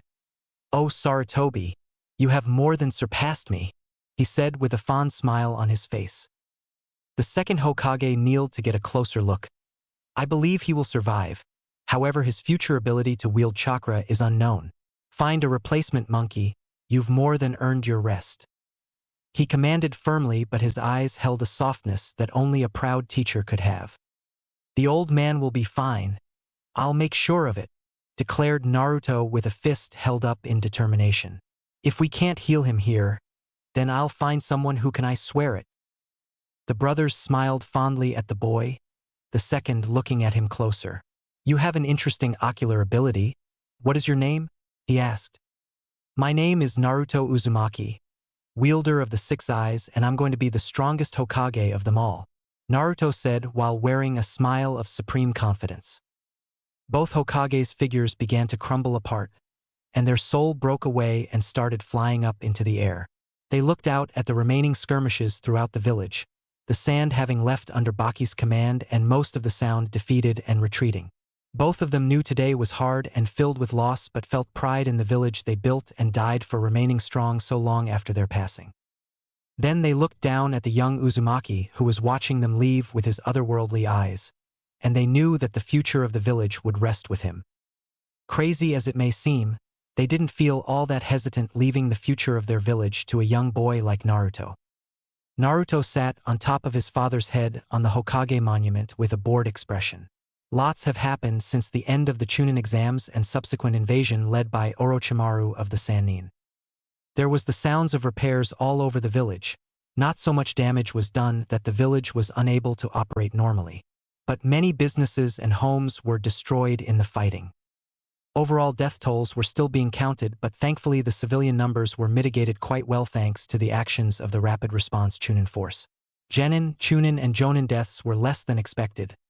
For Jonin, 94 Chunin and 11 Genin. For assault force from the sand and sound number will over 2,000 altogether, only suffering 108 deaths defending the village was very impressive. Naruto surmised that the actions of himself, Jiraiya, Kakashi, Guy, and Sasuke did the most as they took out the biggest players or defended important points in the village. Unfortunately, all wasn't amazing. Orochimaru isn't dead. The fact that his curse seal is still active on Sasuke, and Anko Mitarashi shows that. So the old man's insane jutsu was only really useful for ending the fight and disrupting the snake's control over the first and second. Naruto's eyes narrowed at the thought. The third Hokage was comatose since his use of Requiem of the Sage. One of, if not the only S-Class plus jutsu in existence, something that even a young Hiruzen struggled to use, much less the old man he is today. Based on the reports of the head doctor, the old man would be lucky to retain use of his chakra, but his days as an active S-class combatant were over. Naruto didn't want to think about the odds of his survival if there wasn't something done about his coma soon. No one in the village has the ability to heal him. Head Dr. Tori was only able to ease his pain. The head of the ANBU's medical squad Carp was similarly unable to do much. I can only think of one person on the planet that would have a chance. And wouldn't you know it, it's the last of the Sannin, Tsunade Senju. Therein lay the problem, Naruto thought with an angry glare. With the third in the current situation, the decisions were being made by the advisory council, made up of the major clan heads, ANBU commander, Jonin commander, and the third's old teammates. Seems with the god of shinobi out of the game, hidden agendas were coming out. All of them can go die in a hole. I'm giving Jiraiya till the sun sets before I go after his stupid teammate. It was earlier during a troubling conversation with the council Naruto confirmed his earlier thoughts of them. Earlier in the council chamber, Naruto stood in a large room which was occupied by the current council who has been deciding the fate of the village. It was lacking any real personality. Torches lined the walls, no windows and not much to sit on really. Random chairs in the room with some occupied, others not. Clan heads for the Akimichi, Yamanaka, Hyuga, Inuzuka, Aburame, and Nara were sat in various positions around the room. ANBU Commander Lion was sitting crisscross on the ceiling behind Naruto, while Jonin Commander and Nara clan head Shikaku Nara was standing in front of Naruto with his arms crossed. Oh, and the three idiots were here. At a high-rise table were the three former teammates of the third, Koharu, Hamura, and finally Danzo. Despite not coming from any real reputable clans, or having any remaining power beyond a typical Jonin, from his six eyes observation, though Danzo was interesting, they certainly held themselves above everyone here. Naruto didn't hold back. He walked right in and said it. I'm not here to waste time with old fogies like all of you dash. Insolence, dash shouted Hayashi. Naruto glared at him with glowing eyes that silenced him right away. I'm here to tell you that with the old man in his current state, he needs the medical attention of dash. Tsunade Senju, interrupted Danzo with a passive expression gathering the room's attention. Do not think your new bloodline makes you the only one capable of thought. She is the only one alive with the expertise to potentially heal Lord Hokage. Lord? This guy hates the old man's guts. I've known that since I was 7. Naruto thought with a slight narrow of his eyes. Great, then we're done here. I'll leave right now to hunt her down and bring her back, Naruto said with a grin and went to turn around. Yamanaka Inoichi spoke up before he could fully turn around. You believe that the best course of action is to bring back a traitor? He asked with a glare. Naruto turned and looked at him for a moment with a frown, but it was Choza Akimichi who spoke up. Inoichi, Tsunade isn't a traitor. Inoichi turned to his former teammate. Of course she is. She abandoned this village after the Second War. How many have died because she ran away? Lady Tsunade's disappearance is and has been excused by Lord Third, interjected the distorted voice of ANBU Commander Lion from the ceiling. Then what's the problem? Asked Naruto. This whole conversation reeked of politics, and he truly couldn't care less. The problem, you shitty fucking twerp, shouted Tsum Inuzuka from her position sitting atop her dog partner, is that many won't, nor should they take kindly to that woman's presence back in the village. Like they said dash. Who cares? Shouted Naruto while glaring at the council. I could care less about any of that. I'm going to bring her back to heal the old man. Anything after that he can decide. He said before turning to Shikaku. I wasn't asking to leave or asking to bring her back. I was notifying you as a courtesy. A courtesy? Asked Danzo, not letting the frowning Shikaku speak. You've outgrown your station, Genin. You will do as commanded by your superiors, and in this case, it is to not leave the village. Too many eyes are on you. Not even a week has gone by since the invasion and already your profile is in the bingo books. The leaf cannot lose the 6 eyes or the 9 tails. And there it is, Naruto thought with a furious glare to the 3 idiots all agreeing with each other. Some of the clan heads agree to various degrees as well. The bugs will go with the most logical choice. The dog doesn't like me because I pounded on her son Kiba, likely a similar case with the Hyuga and shaming Neji so publicly. The Ino Shikacho trio are all strangely quiet. Naruto turned to the Nara and tried to lock eyes, but the man was staring towards the ground. He seemed torn on whether to speak up or not. Naruto wasn't sure if that was in his favor or not. "Oi! Scarface!" shouted an irate Naruto, getting a twitch out of Shikaku. "You really agree with all this?" "He agrees as he knows it is the right choice," Hayashi Hyuga stated before walking forward. "Mr. Uzumaki, you are not in any place to demand anything of this council, nor are you to leave this village without supervision." Supervision, Naruto thought without changing his facial expressions. He forced himself to remain calm as he could tell they were building to something. Koharu chimed in from there. "Hiruzen may have tolerated your disrespect out of amusement, but it is high time you learn your station. It was already bad enough you had no control over the Nine Tails as our Jinchuriki. Now you have no regard for your new bloodline's importance," she stated with a frown on her wrinkled face. Naruto was suspiciously quiet as they spoke. Shikaku started to look around the room with a frown. "I do not allow Hyugas to leave without a seal to keep the Byakugan safe. I would consider the same for Naruto. The Six Eyes have turned a pathetic genin into a powerful shinobi, not something we should let leave the leaf due to carelessness," Hayashi stated, getting approving looks from the three and considering ones from the rest of them. Hamura stood from his chair. "This council has already been working to place you in a new cell, better training conditions which will allow you to perform your duties as the fourth Hokage intended."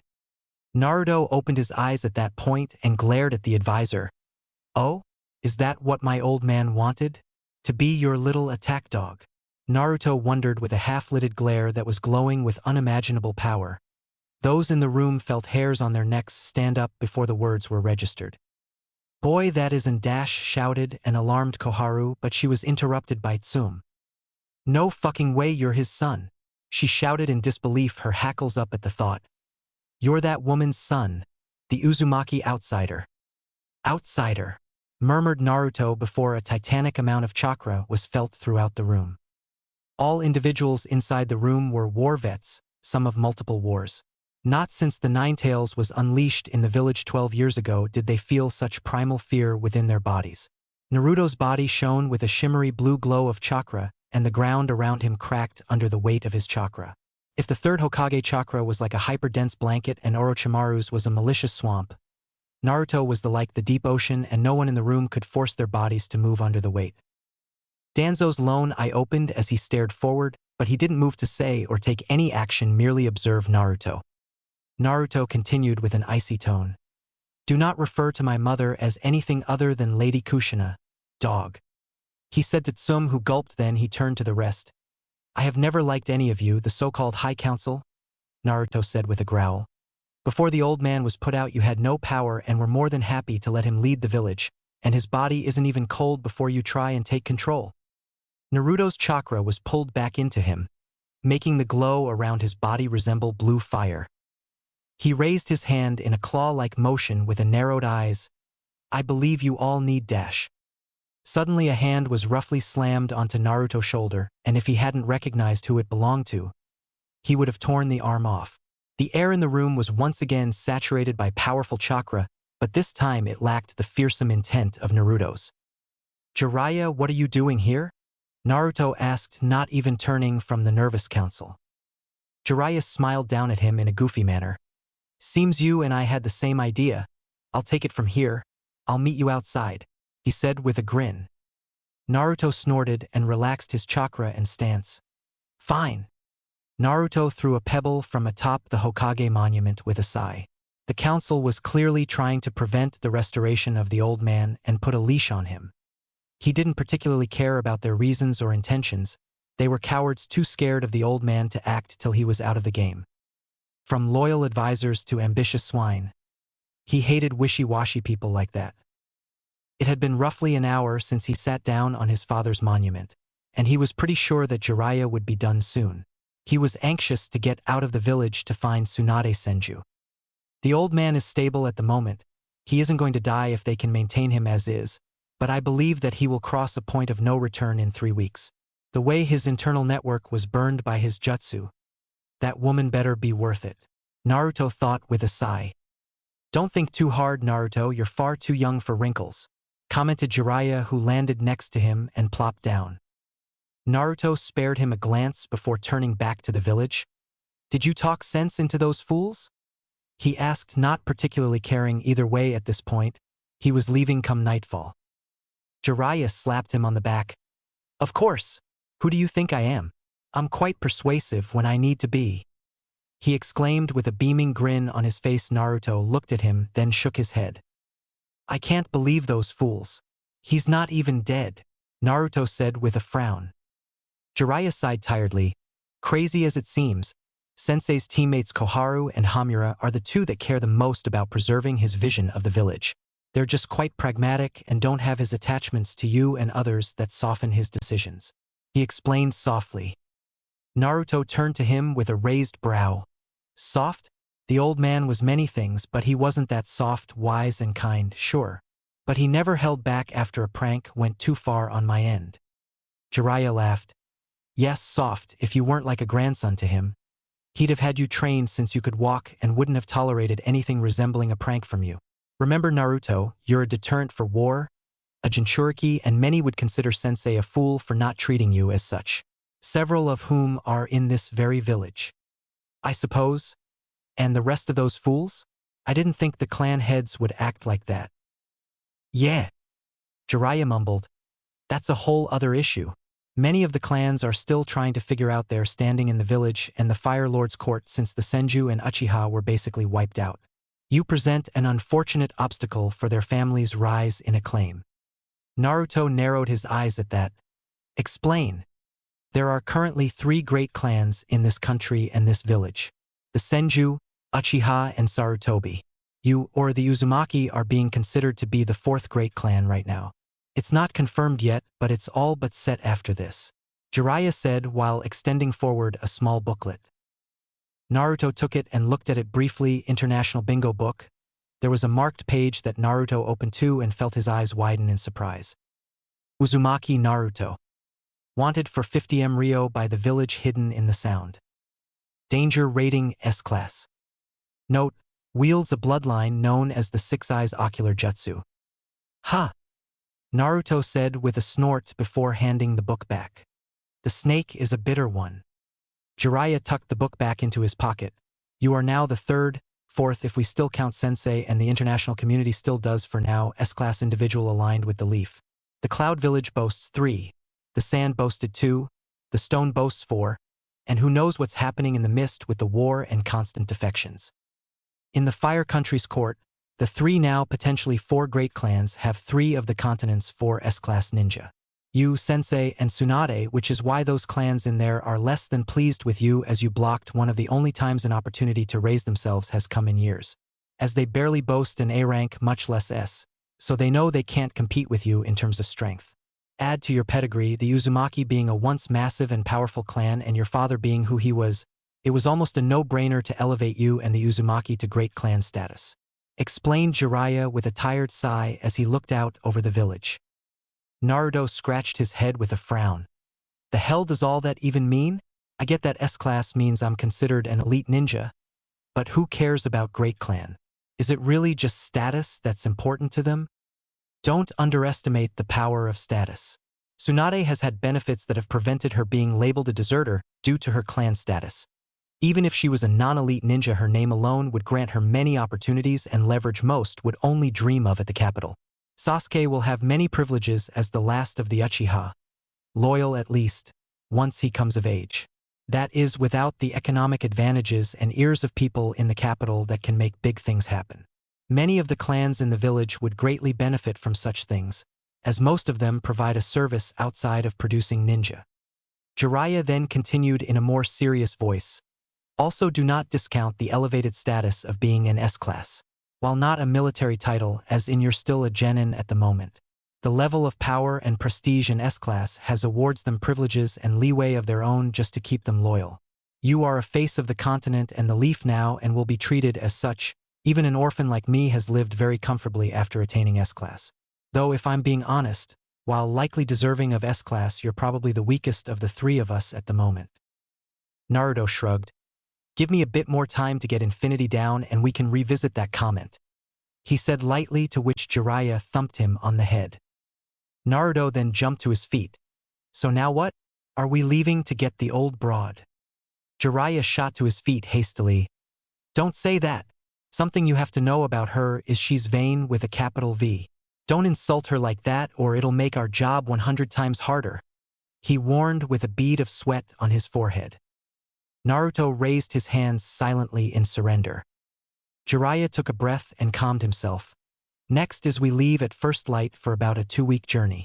I have a few leads, so hopefully we're done before that. Sounds good. I haven't been able to meet up with my team in the aftermath of the invasion. Have you heard anything about them? Naruto asked. He wouldn't lie and say he wasn't a bit guilty at not looking for them in the past week. But he had spent much of it at the hospital with the old man or training. Sasuke and Sakura are fine. They had light injuries that were treated after the fighting. Sasuke led the team sent to protect the little ones at the academy quite well. I'd get the story from him, but rumor has it he proved himself quite well for promotion. Kakashi was low on chakra, but he's been in and out of the village on emergency duties. Jiraiya explained before turning thoughtful. That's another reason the council didn't want you leaving. They didn't want the village without an S-class to protect it, and they knew I'd be leaving to get Tsunade. Naruto rolled his eyes. Yeah, I'm sure it was for a reason like that. They need their strongest here. Really making me feel like I have some type of privilege right now, he said sarcastically. He knew that was barely a consideration during that meeting. They were chomping at the bit to get him under their thumb. I didn't say it was the only reason, just a reason, Jiraiya countered with a smile. In their own way, they think they're doing what's best for the village. Unfortunately, the ANBU commander, Shikaku, and Tsum are really the only active ninja on the council anymore. The rest have duties inside the village they attend to. So their pragmatism may be a bit skewed these days. Jiraiya suddenly stopped. By the way, when did you learn about your old man? I heard you mention it in the council chamber and just went along with it. Naruto snorted with a grin while pointing to his eyes. Ever since I've gotten these bad boys, I've been able to think far clearer and figure things out way faster. I saw a picture of him and knew instantly. Then I broke into the record room at the Hokage tower and found out about my mother. I didn't really bring it up because it wasn't super important at the time, I guess. I was just happy to know who they were, he said softly. Jiraiya wrapped an arm around his shoulder. They would both be incredibly proud of you. Never doubt that. Thanks, Naruto said with a smile. That being said, I am pretty annoyed, but I want to talk to the old man before I let it out. After departing from Jiraiya, Naruto decided to stroll through the village in search for his team. He was taking in the sights and surveying the damage done by the invasion. Shops and signs were busted up, but surprisingly very few were totally out of commission. There were civilians chatting in the street, going over their stories from the invasion with relieved smiles on their faces. Some who looked over at him had surprised looks on their faces. A few even looked slightly awed by him. Word spreads fast. I'm sure my actions with Gaara and Orochimaru have given me a new image to the people of the village. Naruto mused with a smile as he basked in the attention, offering smiles and waves to everyone who looked at him positively. Can't say I hate this development. As he walked, he listened to the whispers as he passed by. Saying he took down the tail beast himself. Makes sense considering. Heard he fought alongside Lord Hokage. Husband is a Chunin. Said he's to be considered a lord soon. Who would have thought that boy would turn out like that? Still pissed he turned all my linens pink last year. Heard he was the only to lure the messenger birds over the Hamura shop to cover it in bird poop. Naruto had to withhold his laughter at the last few.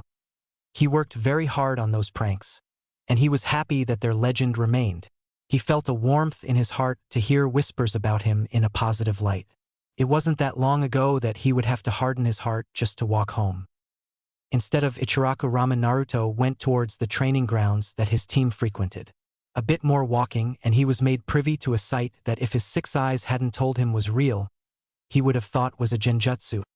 Sasuke and Sakura were locked into a spar. Sasuke didn't have the Sharingan activated, and it seemed to be hand-to-hand only, but they were going at it. Sakura's fighting style had evolved over the last month. Under the tutelage of Naruto with Jiraiya's assistance, they made her from an academy fighter to a viscous opportunist. Sakura ducked under a jab, spun outside of Sasuke and lashed out with a kick that the boy was forced to absorb before responding. Sasuke would throw a continuous combo that Sakura would deflect, dodge, and counter with incredible precision. Sasuke ducked low and went for an uppercut. Sakura saw it coming and leaned back. However, that was what Sasuke wanted and spun for a jumping back kick that she took full on to her chest. Not out of the fight, she rolled with the momentum and slid back on her feet. Bursting forth with speed levels above where she was during the exam, she let loose a two-punch combo that Sasuke ducked and deflected that she followed up with a calf kick that Sasuke deflected with his shin. Sakura front flipped from his shin and came down with a high kick that Sasuke was forced to block with both arms with a slight grunt. Sakura jumped back and noticed Sasuke approaching with high speed and sent forward a kick. Sakura leaned back from the kick, then continued with the movement for a high kick to Sasuke's chin that knocked him off balance. She shot forward and went for a haymaker that Sasuke dodged and grabbed her arm and held it behind her back. Naruto decided to announce himself then. "Wow! Sakura, that was great. Soon you'll be a worthy teammate." He laughed with a grin. Sakura deflated at hearing his voice. "Shut up, you moron!" she shouted back, still being held by Sasuke. Sasuke turned over to Naruto. "She's improved quite a bit. I heard she was training with you last month." "Yep. I needed someone to practice on. She has some insane potential for hand-to-hand. I actually have a few ideas on what else she needs," Naruto said with a wide smile while walking forward. "Sakura, your chakra control is good, but your chakra enhancement is wasteful and poorly channeled. Work on that and you'll be way better." "I'm getting better at maintaining optimal enhancement, but while I'm fighting it's tough to keep it steady," Sakura said with a sigh as she was let go by Sasuke. "I have a few ideas on how to train. I think it's just going to take time.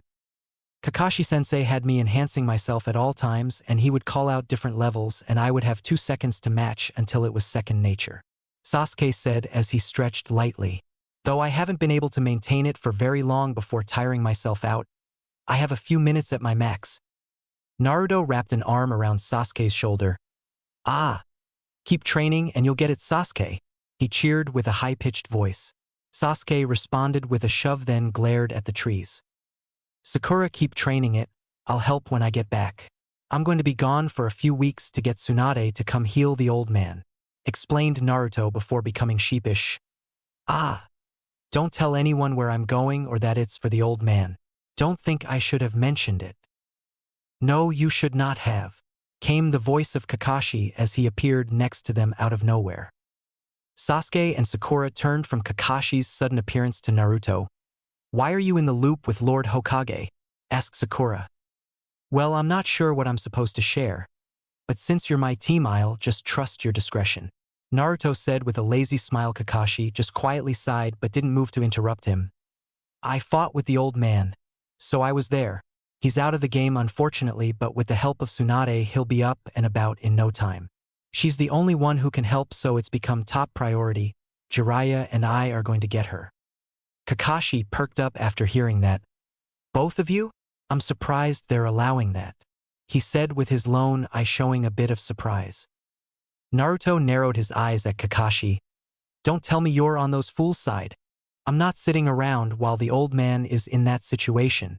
I don't care about my status, and if it makes you feel better, I should be able to return at a moment's notice if necessary." Kakashi just raised his hands in surrender. "Status?" asked Sasuke with a raised eyebrow. "I've been dubbed S-Class, so they want to shackle me here, among other reasons," Naruto grumbled with an eye roll. Sasuke and Sakura's eyes widened comically. "S-Class?" they shouted. Sasuke's eyes fell to the ground, frozen in thought. Kakashi settled them down. "Yes, it's more than earned considering his actions in the invasion and who they were against. It's customary for all of the Great Five to have an S-Class, usually their Kage, guarding the village at all times, and with Lord Hokage indisposed." Kakashi trailed off. "Naruto!" shouted Sakura in shock. "You can't leave if Lord Jiraiya is going. What if dash?" Naruto interrupted with a raised hand. The old man's situation isn't known by the public. As far as anyone is concerned, he's resting. Even those within the village that don't have Jonin clearance don't know. He explained. Wait, what do you mean you could return at a moment's notice? Asked Sasuke.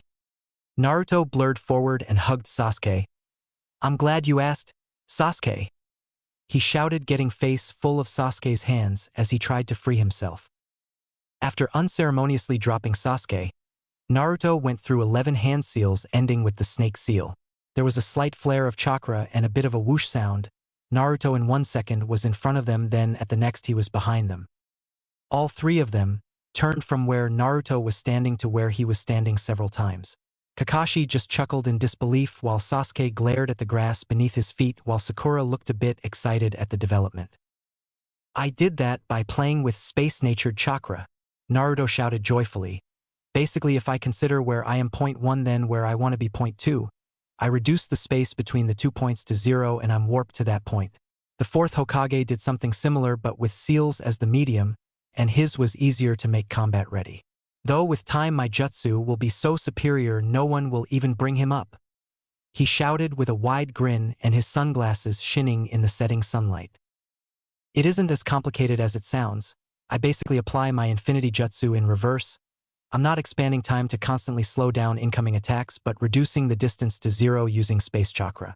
I should be able to do it over long ranges eventually, but at the moment I can only do it to places in eyesight after 11 hand seals to get the chakra ratios right.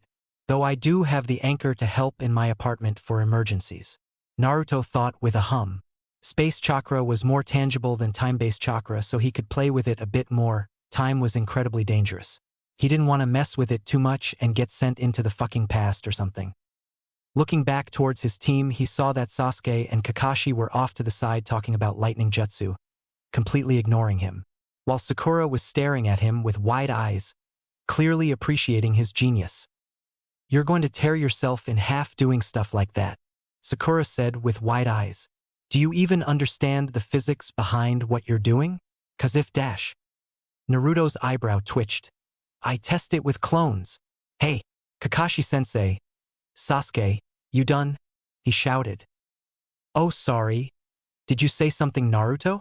Asked Kakashi as he and Sasuke turned back to him.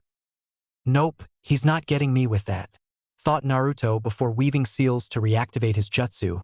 See you in a few weeks, losers, he said before warping out of the clearing. Naruto and Jiraiya were enjoying a nice stroll through the forests of Fire Country as they made their way towards where Jiraiya's intel suggested Tsunade was residing with her aide Shizune. So what's the big deal here? Asked Naruto with his hands in his pocket. Why is getting this lady so involved? I mean, at the end of the day, she's a leaf ninja, active or not. Jiraiya sighed. You're right. But remember what I said about great clans and S-class privilege? Well, she's taken advantage of both to be given indefinite leave. So the trouble isn't finding her, it's getting to her without her sensing us and bolting. If she knows we're coming, then she'll run, and we'll be on a chase I don't particularly want to have to be a part of. Naruto snorted. She sounds like a real handful. He laughed. I guess I won't complain too much. It's nice to be out of the village for a bit. The silence continued for a while, but Naruto had another question. So, why are you so focused on going to find her? I'm more than enough to go bring her back, and the old fogies would be happy to have you stick around. Not like they'd really trust me with anything like they do you. Well, that's 'cause you're still a twerp, Jiraiya said with a grin, getting an eye roll from Naruto. In all seriousness, it's because there are rules, and despite having more knowledge of chakra theory than any Jonin I've met, you are sorely lacking in the political knowledge of our country and the others. Especially as a new S-class, there are rules even in this country we have to follow, more unspoken but rules all the same. Naruto turned to him with a raised eyebrow. Maybe I can force the snake to resend the rating, 'cause this is becoming annoying, old man, he grumbled. Jiraiya laughed. With strength comes responsibility, Naruto. You have tremendous strength, so. I got it, sighed Naruto. So what am I missing? There is a balance between the Hokage and the Fire Lord. While ninja villages are largely independent from the capital, there is a back and forth. The Fire Lord in the capital is in charge, and there are 5 advisors. all of which hold large influence in the country and trade throughout the continent. Trade that we need. Food, cloth, resources, herbs, basically things that don't grow or exist naturally in this country. With that, the capital also provides funds to the village in times of need, such as after the Ninetales attack, where we needed all the help we could get to quickly rebuild so as not to look weak to the other four great nations. Naruto hummed, "I suppose it doesn't come for free?" Jiraiya nodded. "Exactly. The Hokage's ninja are tools to complete missions, and those with money can hire us. The Fire Lord and the Five Advisors often have work that needs to be done, from being political diplomats in other nations or taking care of rivals." Naruto saw Jiraiya giving him a deadly stare, and Naruto understood. The rivals weren't always in other countries. None of this is hidden from the Fire Lord or Hokage. In fact, it's actually encouraged to keep everyone sharp. We may not have the public history that the Bloody Mist does, but the Land of Fire has its own history of infighting. Besides the Fire Lord, the Hokage has the most authority in the country, with the Five Advisors being below that. Then are the great clans. See why it's important. Naruto rubbed his hair with a groan. "Yeah, I get it. So what's the rules? You explained all that but didn't answer my question." Jiraiya thumbed him on the head. "I was getting to it," he said with a glare. "You and I are the go-to hire for those in the capital. Our power and reputation make us ideal emissaries, as we can go most places to deliver messages that would normally kill all that approach from the Leaf. Last year I went to the Rock Village to deliver the updated trade agreement from the Fire Lord to the Stone Lord. I know you know how that's impossible for most others." Naruto nodded with an impressed face. "Even with your rep you have some balls, Jiraiya," laughed Naruto. "I mean, you're the one who trained my old man, who tore those losers apart." Jiraiya snorted. "They hate us, and him especially. But the Tsuchikage isn't a stupid man and knows there isn't a point to starting another war. For now, at least." He trailed off tiredly. "Think they're losing it over me?" Naruto asked excitedly. "I mean, I look so much like him. Not to mention I'm getting pretty famous thanks to the bingo book." "Oh, I hope they've seen it," Naruto said with a wide smile. Jiraiya went to thump him on the head again, but Naruto ducked away and laughed. "Haha, old man." Then Naruto felt a thump on his head and turned to see a clone poof away. "Seriously, when did you make that?" Naruto asked with a blank expression. Jiraiya burst out laughing. "Like an hour ago," he shouted. Naruto blew a raspberry at him. "Whatever." Jiraiya sobered back up after a bit. "Back to the rules, because we're the go-to, we have to always be ready to drop what we're doing to answer a summon to the capital. Knowing you, if you were summoned while out here alone, you'd ignore it, and that would just cause all sorts of issues." Naruto nodded. "Makes sense? Anyone besides you do these things?" Jiraiya nodded. "Yes. I do a majority of the political things. Sometimes Kakashi, as well as his rep, is incredible, and his strength isn't anything to scoff at. But for the work, sometimes an ANBU Capitan will take the job. The issue is the Hokage decides who gets the assignment, otherwise they would demand me for everything. My mission rate is very high, but they have practically unlimited money." Naruto perked up. "Oh, what would my mission rate be?" he asked. He wasn't exactly well off financially. He's only been on 10 missions and 9 of which were D rank. "I'm sure it is going to be higher than Kakashi's, so likely 2 million minimum," Jiraiya said with a wave. "Mine is 10, he said with a grin, to which Naruto laughed back. Naruto suddenly stops and turns to Jiraiya with a curious expression. "By the way, are we just let those guys follow us the whole time, or should we do something about it?" he asked while pointing a thumb to the forest behind them where he knew they were being followed. Jiraiya shrugged. "They're here for you, you take care of them. I was hoping they'd have the guts to start the fight." In the next moment, 6 ninja with no headband arrived in front of them with a body flicker. Naruto looked at all of them closely.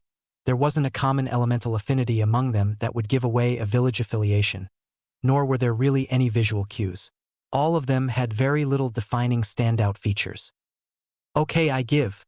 Where are all of you from?" called Naruto with a tilted head. Jiraiya took a few steps back. "They're unaffiliated scouts. They want to get a feel for you. This means that every lord and kage now know of you and wants to see if you live up to the hype. After all, S-class win wars." Naruto stepped forward while cracking his knuckles. "Got it. Now I want all of you to give it your all." "Don't make this boring," he shouted before blitzing forward and kicking the one in his center. To the ninja's credit, he managed to raise his guard, but Naruto felt both arms break from the kick. Naruto's eyes glowed, and he blurred past the ninja he kicked to get behind him and swept his legs from out under him and rained down punches with ruthless force. Once the ninja was completely broken, he stood back up and turned to the rest. The five were silently watching. "I would recommend you come at me together." Naruto didn't wait and rushed another. This time the ninja he was attacking was supported by two more who came at him with tantos. Naruto pulled the ninja in the middle who had his guard raised with earth-nature chakra to protect him. Naruto grabbed him and threw him at the ninja on his right, sending them tumbling away. Then he leaned away from the slash and ducked under the follow-up attack. Naruto sent a knife hand to the ninja's open side, breaking the ribs. Naruto was forced to block an incoming kick from the fifth remaining ninja and with lightning speed grabbed the foot and tossed him into the ground. Naruto was about to finish him off when the two he sent tumbling away shot forward to attack, one with a tanto, the other with a fist glowing with lighting nature chakra.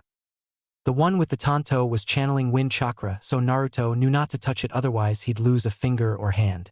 With that in mind, he avoided the tanto with swaying movements and waited for his opportunity. The second ninja with the lightning fist attacked after he swayed back, and Naruto grinned savagely at the mistake. He grabbed the incoming attack by the wrist and pushed it in the way of the wind blade, causing an explosion from the elements clashing. Naruto saw lightning fist lose his hand and moved to finish him. Naruto jumped and kicked him in the chest, sending him back, then warped behind the ninja and slammed a full-force punch to his back, cracking and breaking all his bones in his torso. The ninja with a tanto had his blade ruined, and he moved to attack in hand-to-hand. Naruto parried a punch and hit him with 6 punches to various places around his body, then finished with a spinning kick to his neck, sending him tumbling away out of the fight. The remaining two, one with the broken ribs and the other who he threw into the ground, were on guard next to each other. Naruto noticed that the one with the tanto pulled another out to dual-wield the blades. Naruto shot forward and made it look as if he was going after the unarmed one, but attacked both, the one with the tanto with a kick and the unarmed one with an elbow. The bladed ninja tried to slash him while the other tried to punch him, but Naruto parried the punch and grabbed the wrist holding the blade. He pulled the wrist forward and kneed him in the face, rattling his skull and shattering his nose. The last one knew he was outmatched and took out a roll of explosive notes and rushed him. Naruto grinned and coated his hand with chakra as he grabbed the roll of notes and flooded the paper with so much chakra it destabilized the seals, causing them to catch fire rather than explode. Naruto then leg swept the ninja and followed up with a hammer arm to smash him into the ground, creating a crater in the earth from the force. Naruto wiped his hands off as he looked at the 6-down ninja. "That was fun, now go. Tell everyone of my amazing power. I'll happily beat any of you into the ground again," laughed Naruto. He watched as they managed to pull themselves up and drag each other away into the forests. Jiraiya stepped up with a thoughtful expression. "That was different than your usual boasting. More calculated." Naruto nodded. "After the invasion and the old man, we need a new boogeyman to deter foolishness from our rivals. I took them down without ninjutsu as a statement of strength. I do still plan to be Hokage after all." Jiraiya nodded. "Smart. Though you should settle for 6th Hokage, as you're too valuable to be relegated to the job now. That's actually the reason we're rushing to get Tsunade as well. She is perfect for the job, strength and reputation in spades, and we won't lose any manpower as she hasn't been active in decades." Naruto's face gave nothing away as he acknowledged what Jiraiya was saying. He didn't want to voice that he wasn't exactly a fan of someone who ran from her duties becoming Hokage. He'd have to test her when they met. "Gotcha," said Naruto as they continued their walk. Tensukkegai, one of the 4 major cities in the Land of Fire. There were many attractions, and centermost was the entertainment district, which held more gambling houses than anywhere else in the country. Naruto and Jiraiya walked through the bustling nightlife of Tensukkegai with curious eyes as they looked around.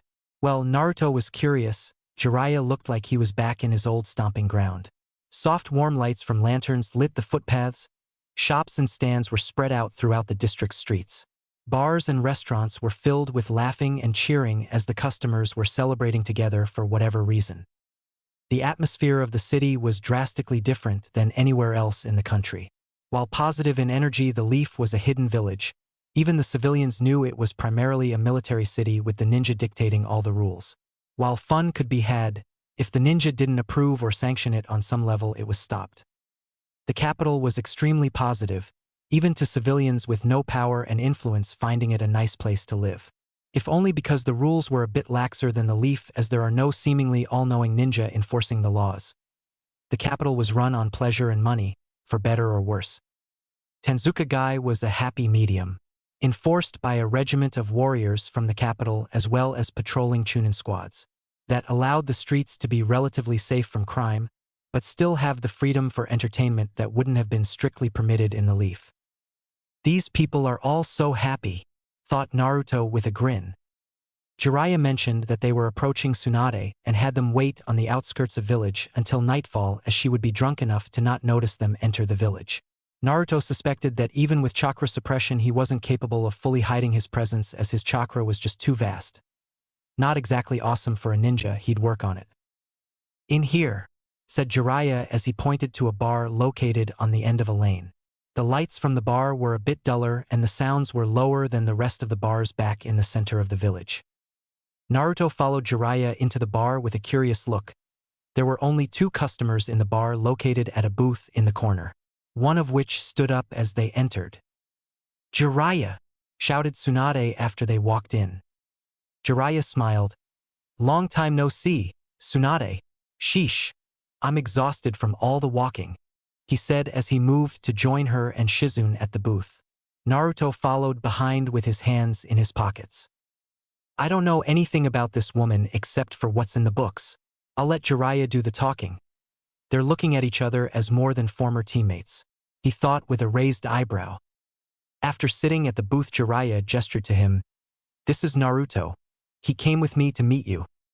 "Yo," Naruto said with a salute as he accepted food from the waiter, then ordered more. Tsunade barely spared him a glance, but Shizune's eyes widened for a moment before she turned away. Naruto didn't bother looking at her more than a glance, he was too busy being blown away by Tsunade. Her chakra is unlike anything I've ever seen. Every muscle fiber has traces of being enhanced. That's control on a level I didn't think someone could achieve without a bloodline, thought Naruto as he let his 6 eyes take in everything about the woman. I would bet that even without her actively molding chakra to strengthen herself, she's stronger than the average jonin. At her max, I bet she could shatter a mountain. It's crazy that someone so strong is so weak-minded to need a genjutsu to make herself look younger. Jiraiya took a drink from the sake at the table and sighed happily. "You've grown even more beautiful, Tsunade. I've missed you, even if you spend so much effort to avoid me," he said with a grin. Surprisingly, Tsunade laughed. "Maybe if you tried a bit harder it wouldn't have been 2 years since we've seen each other," she said with a smile. Naruto's eyes widened. "Huh. Wouldn't have called that. Jiraiya has the hots for this woman. I thought his true love were the ladies at the entertainment district back home." He laughed to himself at the thought. Jiraiya's eyes narrowed. "It has been a while," he said with a frown. "We'll have to pick up where we left off in the Moon Resort," she replied with a hiccup. "I haven't had a good dash." Her eyes narrowed, and she shook her head. "Oh God, I am drunk," she said morosely. Jiraiya burst into laughter, confusing Naruto and getting a tired sigh from Shizune. "I'll say, we were at that resort nearly 10 years ago, though those were the best times," he said with a melancholic smile on his face. Naruto tilted his head and connected the dots quickly, then burst into laughter, getting the attention of everyone else at the table. "You're kidding, Jiraiya. You and her. That's wild." He turned to Tsunade. "You must be something to snag this one," he said while pointing to Jiraiya, who was rapidly growing more and more nervous. "I mean, there can't be too many out there that would settle for a genjutsu-clad old woman, much less Jiraiya of the Sannin." Somehow Naruto managed to hit every single conversation landmine Tsunade possessed, and he seemed to be even more thrilled as he finished speaking. Shizune pulled her pet pig that was nestled in her arms closer with a worried look while Jiraiya was sweating bullets in his seat. Tsunade glared at him with a thunderous look that even Naruto found a tad bit scary. "Who do you think you are, you little shit?" she shouted, standing to her feet. "Why are you here, Jiraiya? If you wanted to drink, you shouldn't have brought a snot-nosed little punk." Naruto's face softened from the grin. he was wearing as he felt a bit of irritation flare from her words. He would normally shut down someone talking like this, but he wasn't in front of a normal ninja, so he'd offer leeway. Honestly, she was still pretty drunk, and he found it pretty funny. Jiraiya sighed. Honestly, I wish I were here for fun times. I'm here to request you return to the village. Sensei hurt himself bad using that jutsu to deal with Orochimaru during the invasion. Tsunade's eyes hardened. So that old fossil used that. Huh. Never would have thought he still had it in him. She mused, cruelly getting a twitch out of Naruto. Well, you can stuff it, I dash. You've been named 5th Hokage. Jiraiya interrupted. It's not so simple as blowing me off. Shizen gasped and Tsunade's eyes widened for a moment before glaring at him fiercely. You dare. You hunt me down to demand I return to that place, and even worse, you convince those people to make me Hokage, me. Tsunade jumped to her feet. You can both fuck off, she shouted while slamming a hand onto the table, cracking it. Naruto stared at the table blankly while Jiraiya finished his saucer of sake. Neither of them all that intimidated. Too much, she said lowly as she sat back down. That hellhole took too much from me, and now you want me to die like those fools, like Sensei? That's all the Hokage position is. A chair for a fool to kill themselves at the appropriate time. Naruto clenched his fist. Fools? Big words from a weak woman like you wallowing in self-pity, he said venomously. There are many who have lost everything for the leaf and still happily protect it. I had my ticket torn less than an hour after I was born, and you don't see me drowning in alcohol. Tsunade snapped her head to him. That's enough, she shouted while jumping back to her feet. Naruto mirrored her actions with a slight glare from behind his glasses. Think you know everything, twerp? Then let's take this outside, she said with a growl before stomping out of the bar. Jiraiya sighed and tossed the bar, keep a roll of money before following her out, Shizune and Naruto right behind him. The two ninjas stood across from each other in the empty road. The bar was far enough from the main street that there were no civilians around to get in the way. You think your hero worship of the Hokage makes them less of fools? I'll show you just how shallow your thoughts are on the real world, Tsunade said while stretching her arms. Naruto sked. I'm going to say it right now. Apologize and take back what you've said about the Hokage. And I won't smash you into the ground and drag your old ass back to the leaf, he said with a frown, as he said that he observed as her chakra purged the alcohol from her system at light speed. Yeah, sure, you little shit. Tell you what, land a hit on me and I'll acknowledge you as a ninja. Till then you can settle for being the twerp genin with too loud a bark, she taunted with a smirk. Naruto tilted his head. Twerp genin? Huh? I'm the future Hokage of the leaf. I'm too young right now for it, so they're giving it to a useless ninja like you, who won't cost us battle power to put in the chair, he responded while limbering up. Tsunade's eyes widened for a moment at his words, then she went back to angry. Also, started Naruto before shooting forward at his absolute top speed, shocking everyone and slamming a devastating punch into Tsunade's gut, launching her off the street and through a building. One hit isn't going to be all that tough, he said while dispassionately gazing in the direction she flew. Shizen off to the side leaned over to Jiraiya. So he's the one I heard about? Probably. Tsunade clearly doesn't pay attention to the new developments in the ninja world, Jiraiya said with an amused laugh. She was paying for it now, he thought. A pulse of chakra was felt from the rubble of the building. Then green wisps of chakra began rising into the air. Naruto popped his neck as his 6 eyes told him that the rust on Tsunade's abilities were quickly being removed. Guess we'll see if the legendary fighter is all she's cracked up to be.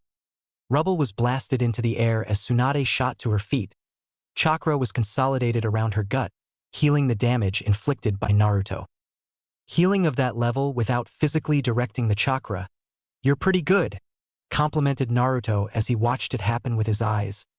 He knew that such a thing was beyond him at the moment. Tsunade cracked her neck and limbered up. Who are you? You're not much older than a fresh graduate, she asked, then turned to Jiraiya. Who is he? Naruto Uzumaki. I introduced him earlier, he answered helpfully with a smile. Naruto didn't wait any longer and shot forward. This time Tsunade caught the punch and sent one of her own. The punch was deflected to the right. However, the sheer force of the punch was such that the building in the path had a massive crack in the wall. Naruto went for an uppercut that was caught. He ducked under a hook, threw a jab to her gut that was redirected, and he was caught in the side by her follow-up strike, making him wince. Naruto backed off, then raised a knee to her face, and she slammed a palm to stop him, then followed up with a jab at lightning speed. Naruto only barely dodged in time. He launched 3 punches as fast as he could. She only dodged the first and blocked the second before taking a hit to the kidney. She grunted at the force, then went on the offensive with her own combo that Naruto was struggling to deflect and dodge. He swayed around the first punch, caught the second and winced from the power behind the hit. The last was barely ducked under and he felt his hairs sway from the force. Tsunade didn't let up the pressure. She stomped the ground, which caused a crater to be formed, taking away Naruto's footing that she took advantage of by landing a devastating punch to his stomach, launching him away. Naruto caught himself midair and landed in a crouch, a stream of blood flowing from his mouth. Her raw skill with taijutsu is in a whole other planet than my own. I'm a solid Chunin. She could go toe-to-toe with the Raikage in skill. What a pain, not to mention her chakra enhancement. Body is better than mine. In hand-to-hand, I'll lose. Okay, you're good, Naruto commented as Tsunade rushed forward with flaming green chakra flowing from her fists. Now, chakra enhancement jutsu. Red, said Naruto while powering up a glowing red orb at the tip of his finger. Before he could fire the jutsu, Jiraiya jumped between them with both hands raised. Let's stop it here. You two will destroy the town if you keep at it. Tsunade immediately stopped while Naruto sighed as he stopped red before it went off. It was about to get good, Jiraiya, Naruto whined. I think she may be a worse matchup for me than Jiraiya. How interesting. I need to get Infinity usable. I'm scraping the surface of S, but I'm not there fully yet if this is what type of monsters await me. Tsunade stared at the ground in shock. I didn't think to go that far, she muttered to herself, completely shocked at the boy's ability and her own lack of thought in getting so serious. She knew he was likely Kushina's son, but to think he was so strong. Jiraiya, let's go, we need to talk, she demanded before stomping off. Shizen sighed as she took in the destroyed environment, then rushed to catch up to her master. Jiraiya watched her leave with a wistful smile. Her breasts are the wonder, but that ass isn't bad either, he said with a smile. Naruto turned to him with a deadpan expression. Yeah, I'm going to bed. Don't pull something, old man. He trailed off, feeling gross for even thinking like that. I'll get a room at an inn. With that, master and students separated for the night, confident that their mission would be over in the coming days, not knowing what was coming. It was nearing noon when Jiraiya and Tsunade decided to sit down to eat together. Both of them caught up after the impromptu fight the night before and were enjoying each other's company. Both of them found solace in one of the only people in the world that has been there for them throughout their whole lives. Jiraiya smiled to himself as he watched his old teammate and lifelong flame eat.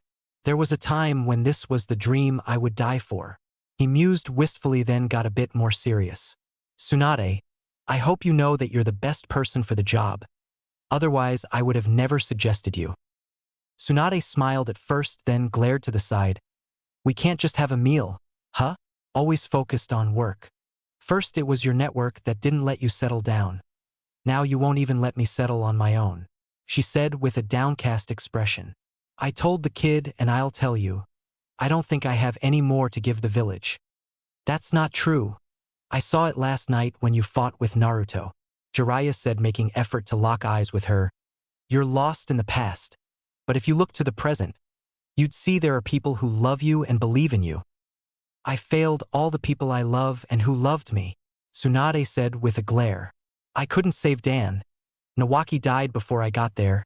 And she trailed off quietly and shook her head. We couldn't have a family 10 years ago. Both of us failed at that. Jiraiya snorted. Too late for you and I, and too much baggage? But I did have a family, he declared with a grin and slightly misty eyes. In every way that matters, Minato was my son. I certainly taught and loved him like he was my own, and I felt like Kushina was my daughter when they married, he said with a small smile as he thought back to different days. Tsunade's eyes softened. They were amazing people, though very distant. Kushina was family to me too. Yep, agreed Jiraiya. and I'm going to do all I can to be there for Naruto and guide him to be a proper ninja. He has much to learn, but I have the utmost faith in him." Tsunade hummed at the mention of the blonde. Just what is with that kid? He shouldn't be that strong at that age. Minato was a strong Chunin at that age, but that boy. Even Sensei didn't become an S-class till he was 16. Jiraiya sighed. "You noticed that even at night he wore those glasses, correct?" She nodded. "He possesses an ocular jutsu called the Six Eyes, potentially a new bloodline." "Really?" Tsunade asked in wonder. "What does it do?" "Well, it is similar to the Rinnegan and Sharingan, but not quite the same." Jiraiya pursed his lips as he thought the best way to describe it. "It gives him the ability to see and understand chakra at a level only equaled by the Rinnegan, if not greater than." "Okay, but knowing and seeing chakra should let him." "Right?" Jiraiya said with a nod. "He can perfectly control chakra, even theoretical chakras, thanks to his eyes. The jutsu he was about to use last night was red, pure positive chakra hyper-condensed in a shell of negative chakra. The power is absurd. Another jutsu is blue, which is the inverse of that. But as he showed last night, he can also use chakra enhancement. Body to incredible levels with no waste." Jiraiya didn't go into the insanity that was infinity. It wasn't done, and it made his head spin at the thought of it. Tsunade frowned as she took in that information. "Strange, I haven't heard about it till now." Naruto was confronted by Orochimaru in the Chunin exams. "Our teammate interfered with the seal on Naruto," explained Jiraiya, getting a surprised look from Tsunade. "Prior to that, Naruto didn't have the Six Eyes and was merely a promising genin. We suspect, Naruto, Sensei, and I, that the Ninetales chakra was affecting his body, and he was unable to awaken it until it was separated from him." Tsunade snorted. "So Orochimaru inadvertently empowered an enemy?" she said with a nasty smirk. "What was Naruto like before?" Jiraiya smirked. "He was pretty much the same, but without the power to back it up. So a knucklehead twerp genin with too loud a bark," laughed Jiraiya, repeating Tsunade's words back to her, getting a snort from the woman. "By the way, I think I may have pulled something last night," commented Jiraiya while stretching, which got an eye roll from Tsunade. "I didn't really give you a great impression of me, huh?" asked Naruto uneasily as he and Shizen strolled through the surrounding forests while their respective masters talked. Shizen gave him a side eye before sighing. "No, you did not. But I'm not ignorant to Lady Tsunade's abrasiveness," she reluctantly admitted. Naruto smiled.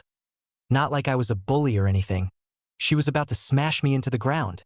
He laughed. Granted, he could have used some jutsu, but that would have been his loss since they were supposed to go at it via hand-to-hand. "Very true. There are few in the world that can take my lady on with their bare fists," Shizen proclaimed proudly. The little pig in her arms gave an oink in agreement. "I'm sure." Both of them continued to walk silently a little longer, taking in the scenery for a while. The bushes and large trees filling the environment in lush greenery, with the sun peeking through the canopy of leaves above them. Naruto turned to Shizen. "I'm sure Jiraiya will convince her to come back," he said suddenly. Shizen nodded absent-mindedly. "I'm sure that he of all people could. Would you be happy to return home after so long?" "I'm quite content," she said while glancing at him. "I have maintained my position as Jonin by communicating with Lord Hokage through my summons. Katsuyu has a summon nest in the village that makes it easy to send and receive mission scrolls." Naruto nodded. "Huh, not a bad idea. I guess that's how Jiraiya was able to keep in touch too." He mused. "But I meant seeing your friends. Aren't you happy to return home?" "Yes," she said softly. "I have loved learning from my lady all this time, but I do miss the leaf. Should Lady Tsunade decide not to return, however, I will not fight her decision." Naruto could only listen. He didn't want to argue with her, as much as her words were likely genuine. She must have been unaware of how lonely her eyes were at this moment. It would seem all this time away had taken a toll on her, and only the love and respect she felt for Tsunade was keeping her silent on the matter. A growl and a blur of motion appeared in Shizen's blind spot. Naruto only barely caught it in time to move in front of her and catch the incoming kunai slash. As he took in the appearance of the ninja, adorned with a Sound Village headband, and he sensed the chakra of nearly 3 dozen more surrounding them. "Shizun, please stay back. There are a lot of them," Naruto said while gripping the wrist of the ninja in front of him. "I'll deal with this trash." In a blur of motion, no one could see Naruto's free arm lashed out with a palm strike to the chest of the ninja in front of him. It was a slight delay before the ninja coughed up a large glob of blood and fell to the ground, dying if not dead. It was then that the rest of the ninja became visible to the two-leaf ninja. Naruto whistled as he took off his glasses. Who would have thought Orochimaru still had this many followers after that failed invasion? He laughed. Shizun glanced at him in shock. He was far too calm when they were outnumbered this badly. Naruto moved through 3 hand signs that no one recognized. It wasn't that they were completely new, it was that one hand was going through different seals from the other. The molding of negative chakra so alien to normal that he needed to completely rework hand signs to manage it. A single hand ram seal with his left, then an open palm facing towards a group of ninja followed by a savage grin from Naruto, was the only signal of his attack. There was a pulse of chakra nearly invisible between the 6 ninjas. Then they were all pulled together with such force their bodies were crushed into paste. The aftermath of the jutsu left a 5-diameter circle of empty space. No leaves, tree limbs, or even blood and body parts. From the moment the dozens of ninjas appeared to the moment Naruto killed 6 with his jutsu blue, barely 4 seconds passed. Shizun watched everything with shock on her face. I knew that he was declared S, and his bounty from Orochimaru was 50 million. The reports came out in the bounty hunter circles. But seeing his ability in person, last night and now, all my doubts from his age are gone. He's one of those monsters, she thought as Naruto began literally tearing apart the sound ninja with his bare hands and a few applications of blue. Jiraiya growled to himself as he and Tsunade were rushing to get out of the town while smashing random sound ninja into the ground every so often.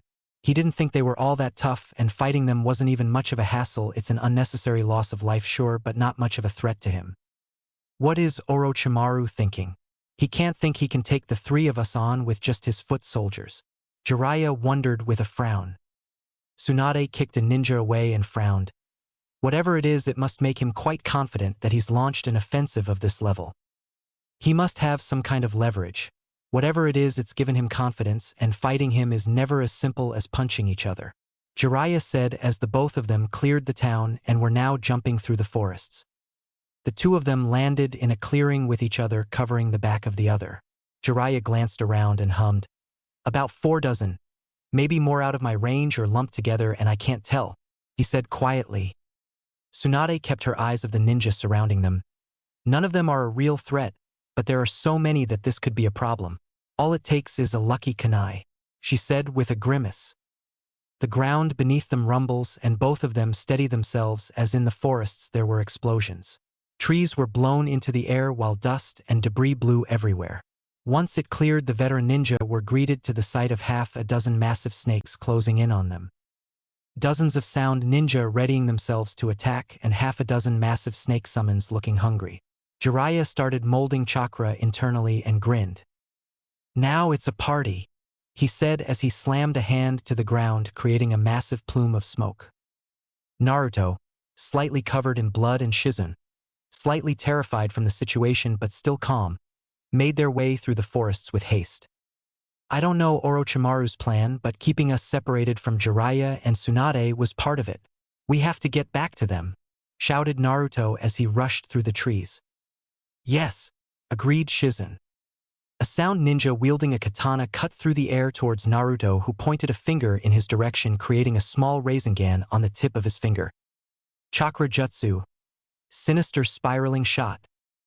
Naruto watched as his jutsu was dodged with a slightly impressed expression on his face. The ninja likely had quite a bit of experience under his belt.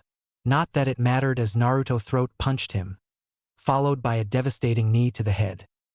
This continued for the whole journey through the forests. A ninja was ambush them and Naruto would dispatch them quickly. That was until Naruto and Shizun were forced to stop as the sight in front of them filled them with unease. There were about a dozen ninja in front of them. The numbers weren't what was shocking. No, it was the fact that their chakra was corrupted and changing their bodies. Naruto's 6 eyes told him everything. The chakra is corrupting them with nature chakra and mutating them. This damage is irreversible. Their minds are going into a frenzy as the chakra overtakes them. Naruto grimaced as he made another realization. They're fighting it? I can see it. Chakra trying to push the foreign chakra back, but they're not doing it right. They're fighting it, they don't want it. Naruto's body shook slightly as he glared up at the ninja with fury on his face and a slight wetness in his eyes. I'm sorry, he muttered to them while knowing they couldn't hear the words. I noticed it recently, thought Naruto, and he readied himself to fight them. Ever since I woke up in the forest with these eyes, I've become more ruthless. Thinking back, I wasn't the kind of person to kill people without a very good reason. I had to force my resolve to kill Haku on the bridge. But now I don't think too deeply. Maybe because I've noticed that all the ninja that I've killed were loyal to that madman Orochimaru. But now, the first and centermost ninja was hunched over with horns coming out of its spine. It howled loud enough to disrupt the air as it charged towards Naruto. He met the charge with a clash that cratered the ground beneath them. Naruto felt his body rattle from the collision. While its strength was devastating, its mind and speed weren't, and Naruto quickly shoved a Rasengan into its head before it could realize what was coming. The blood and gore from the impact covered the front of Naruto's shirt, and he felt his eye twitch. I don't want to kill them. Two more attacked him, both having massive claws poised to shred him to pieces. Naruto jumped up at the last moment, letting them crash into each other. Two Rasengan, one in each hand, were slammed into the head of the mutated ninja beneath him. Naruto stood and watched as he was being rushed by the rest. He glared and charged his chakra. In front of his right hand, a swirling, malevolent ball of red energy burst into existence. But they want me to, and I have to. Chakra Enhancement Jutsu, red, he said before releasing a cataclysmic shockwave that tore the forests asunder. Trees in the jutsu's path were torn from the ground and swept the incoming ninja in the shockwave. Naruto could only watch dispassionately before rushing into action. Jiraiya heel slammed a sound ninja with monstrous mutations taking over its body. Its head cratered into the ground, instantly dead. He absorbed a tackle and parried the momentum into the ground and slammed a Rasengan into its body, killing it. What a pain, Jiraiya thought as another ninja approached him. This one was kicked away as he was forced to parry the slash of the next one, duck the third and counter the fourth. Jiraiya, with speed that was uncommon in someone of his size, jumped into the air before weaving two hand signs to release a fire style dragon flame bomb directly below him into the four mutated ninja. In the distance were the three remaining snakes battling it out with Gamabunta and Gamaken. Gamabunta was likely enough for snakes of these caliber, but he wanted to be sure in case Manda showed up.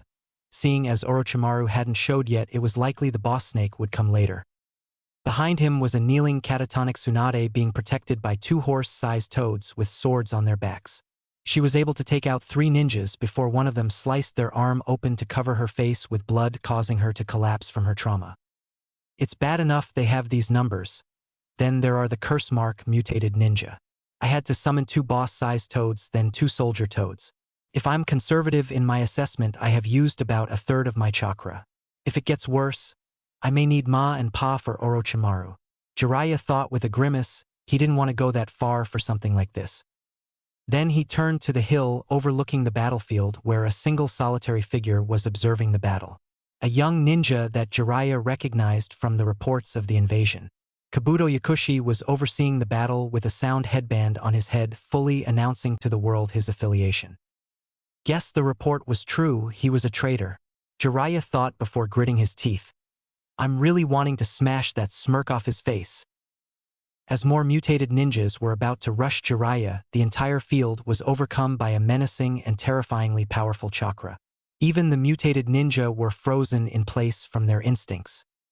Naruto Uzumaki, six eyes glaring at the world and powerful chakra flowing off of his body, emerged from the tree line with a small tear track falling from both eyes. Jiraiya looked over at him with a worried expression. Naruto, said Boy, turned to his master with wide enraged eyes. I've killed a lot of people that I really would have rather not have, Naruto said blankly before his eyes settled on Kabuto in the distance. Hand signs were weaved in a flash and Naruto warped directly in front of Kabuto, whose brain couldn't acknowledge Naruto's sudden appearance before he was punched directly in the chest with all of Naruto's strength.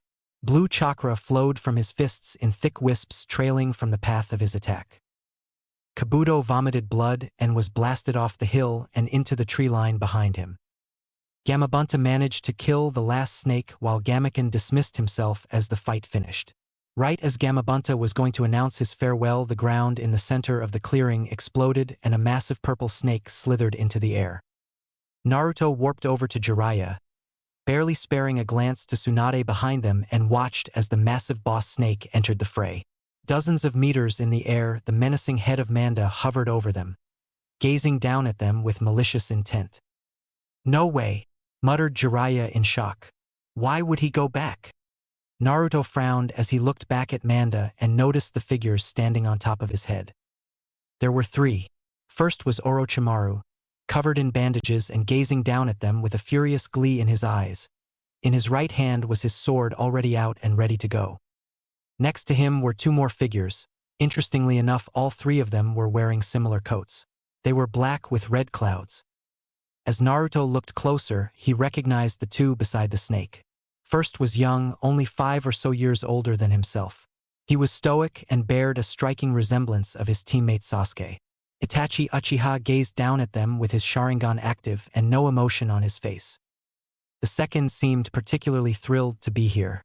His skin was strangely blue, his teeth were sharp and shark-like, and there was a massive, bandaged sword hung from his shoulder.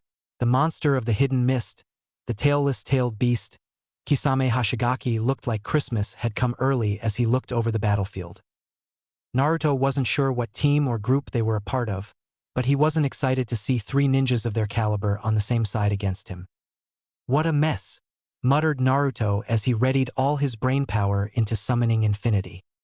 There has been a debate that has been around for as long as ninja have been killing each other.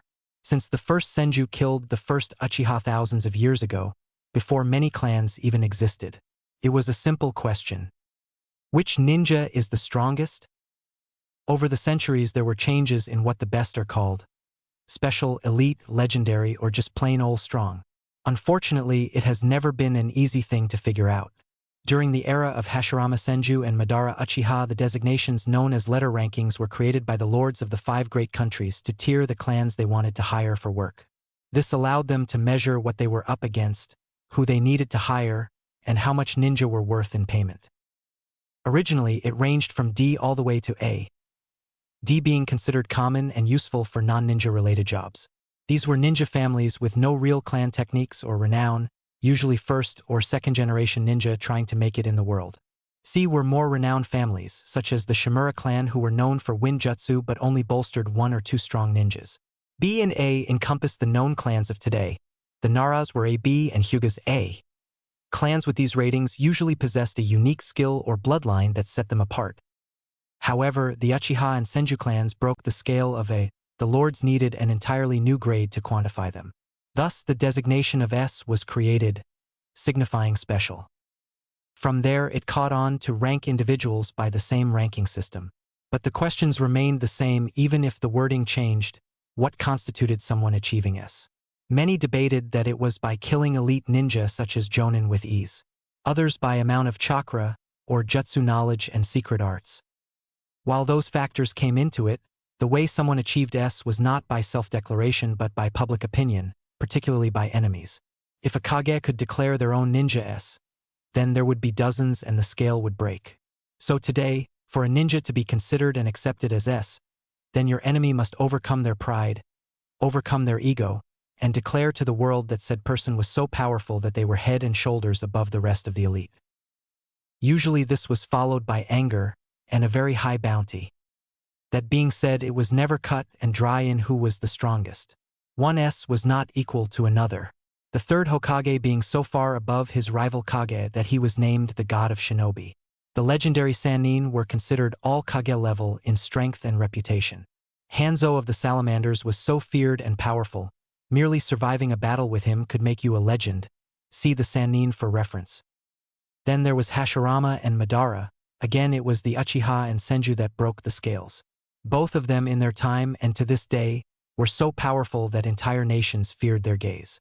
Thus, they were given the rank of S+, meaning they were completely otherworldly in power, no one bearing each other being a match. Even then, Hashirama won out and had been declared the strongest Kage in history and god of shinobi. Why was this important?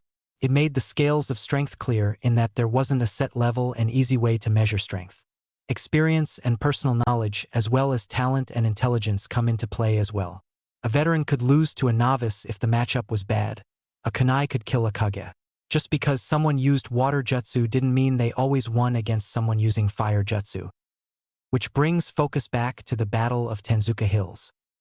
In a battle of 5 S-class ninja, all of which were declared above elite by the world. With abilities and power so great one of them could change a battlefield with their presence. This battle should have a clear winning side, since it was 3-on-2. It should be obvious. Should be. A grunt of pain sounded throughout the fields as Kisame Hashigaki was slammed into the ground by Jiraiya before being kicked into the distance through a distant hill. Orochimaru was being barraged by Naruto Uzumaki's ruthless hand-to-hand, though it wasn't completely one-sided. Orochimaru had been declared a snake even before he debuted his summon partners. It was in his ruthlessly efficient methods of attack, coiling then striking vital points, twisting and maneuvering around his opponents to disorientate them. He was as lethal and meticulous as the snakes he represented. Naruto had been forced to dodge and parry more attacks today than he ever had, though he was getting better. Orochimaru slashed towards Naruto's neck, but a single-handed hand seal raised by Naruto's right hand stopped the blade in its tracks. Then with his left he punched Orochimaru's gut, followed up with 2 rapid palm strikes to his stomach, causing the snake to vomit blood and his bandages to start to slip from his head. Though the blonde wasn't finished, his 6 eyes flashed dangerously, and he fired a chakra enhancement jutsu.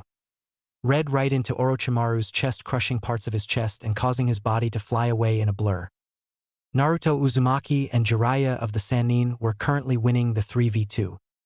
Strangely, however, it wasn't a 3v2 as Itachi Uchiha, arguably the strongest of the three, was merely observing the fight and providing ranged support at odd intervals. Neither Naruto nor Jiraiya could figure out as to why Itachi hadn't jumped in yet, as Tsunade was still out of commission and an easy target to finish off. The decisive factor in this battle would be thus. Would Itachi enter the battle before Tsunade? Naruto jumped back from where he just engaged Orochimaru and landed next to a furious Jiraiya. "What's the plan?" he asked while keeping his gaze fixed where their opponents were. "I need to kill one of them. I don't think Tsunade will be much help," Jiraiya said lowly. "Kisame is going to be the biggest problem with his sword. It has shaved quite a lot of chakra from me anymore, and I won't be able to call for help. We're fortunate that they are just feeling us out right now. When that shark starts flooding the earth with rapid rank jutsu, we're going to be in for it." Naruto looked to where their enemies were regrouping and grimaced. Jiraiya was right. The shark man was going to be a difficult opponent to deal with. He was just too large of a problem to fight against alongside the other two, since his specialty was endurance and large-scale jutsu. In combination with slippery and sneaky fighters like Orochimaru and Itachi, this could quickly become bleak. "Leave Kisame to me. Get whatever you're planning in action," Naruto declared with a frown. Jiraiya glanced at him. "He's not an opponent that you just fight. He's got more chakra than any of the 5 Kage and a sword that feeds him more," he warned.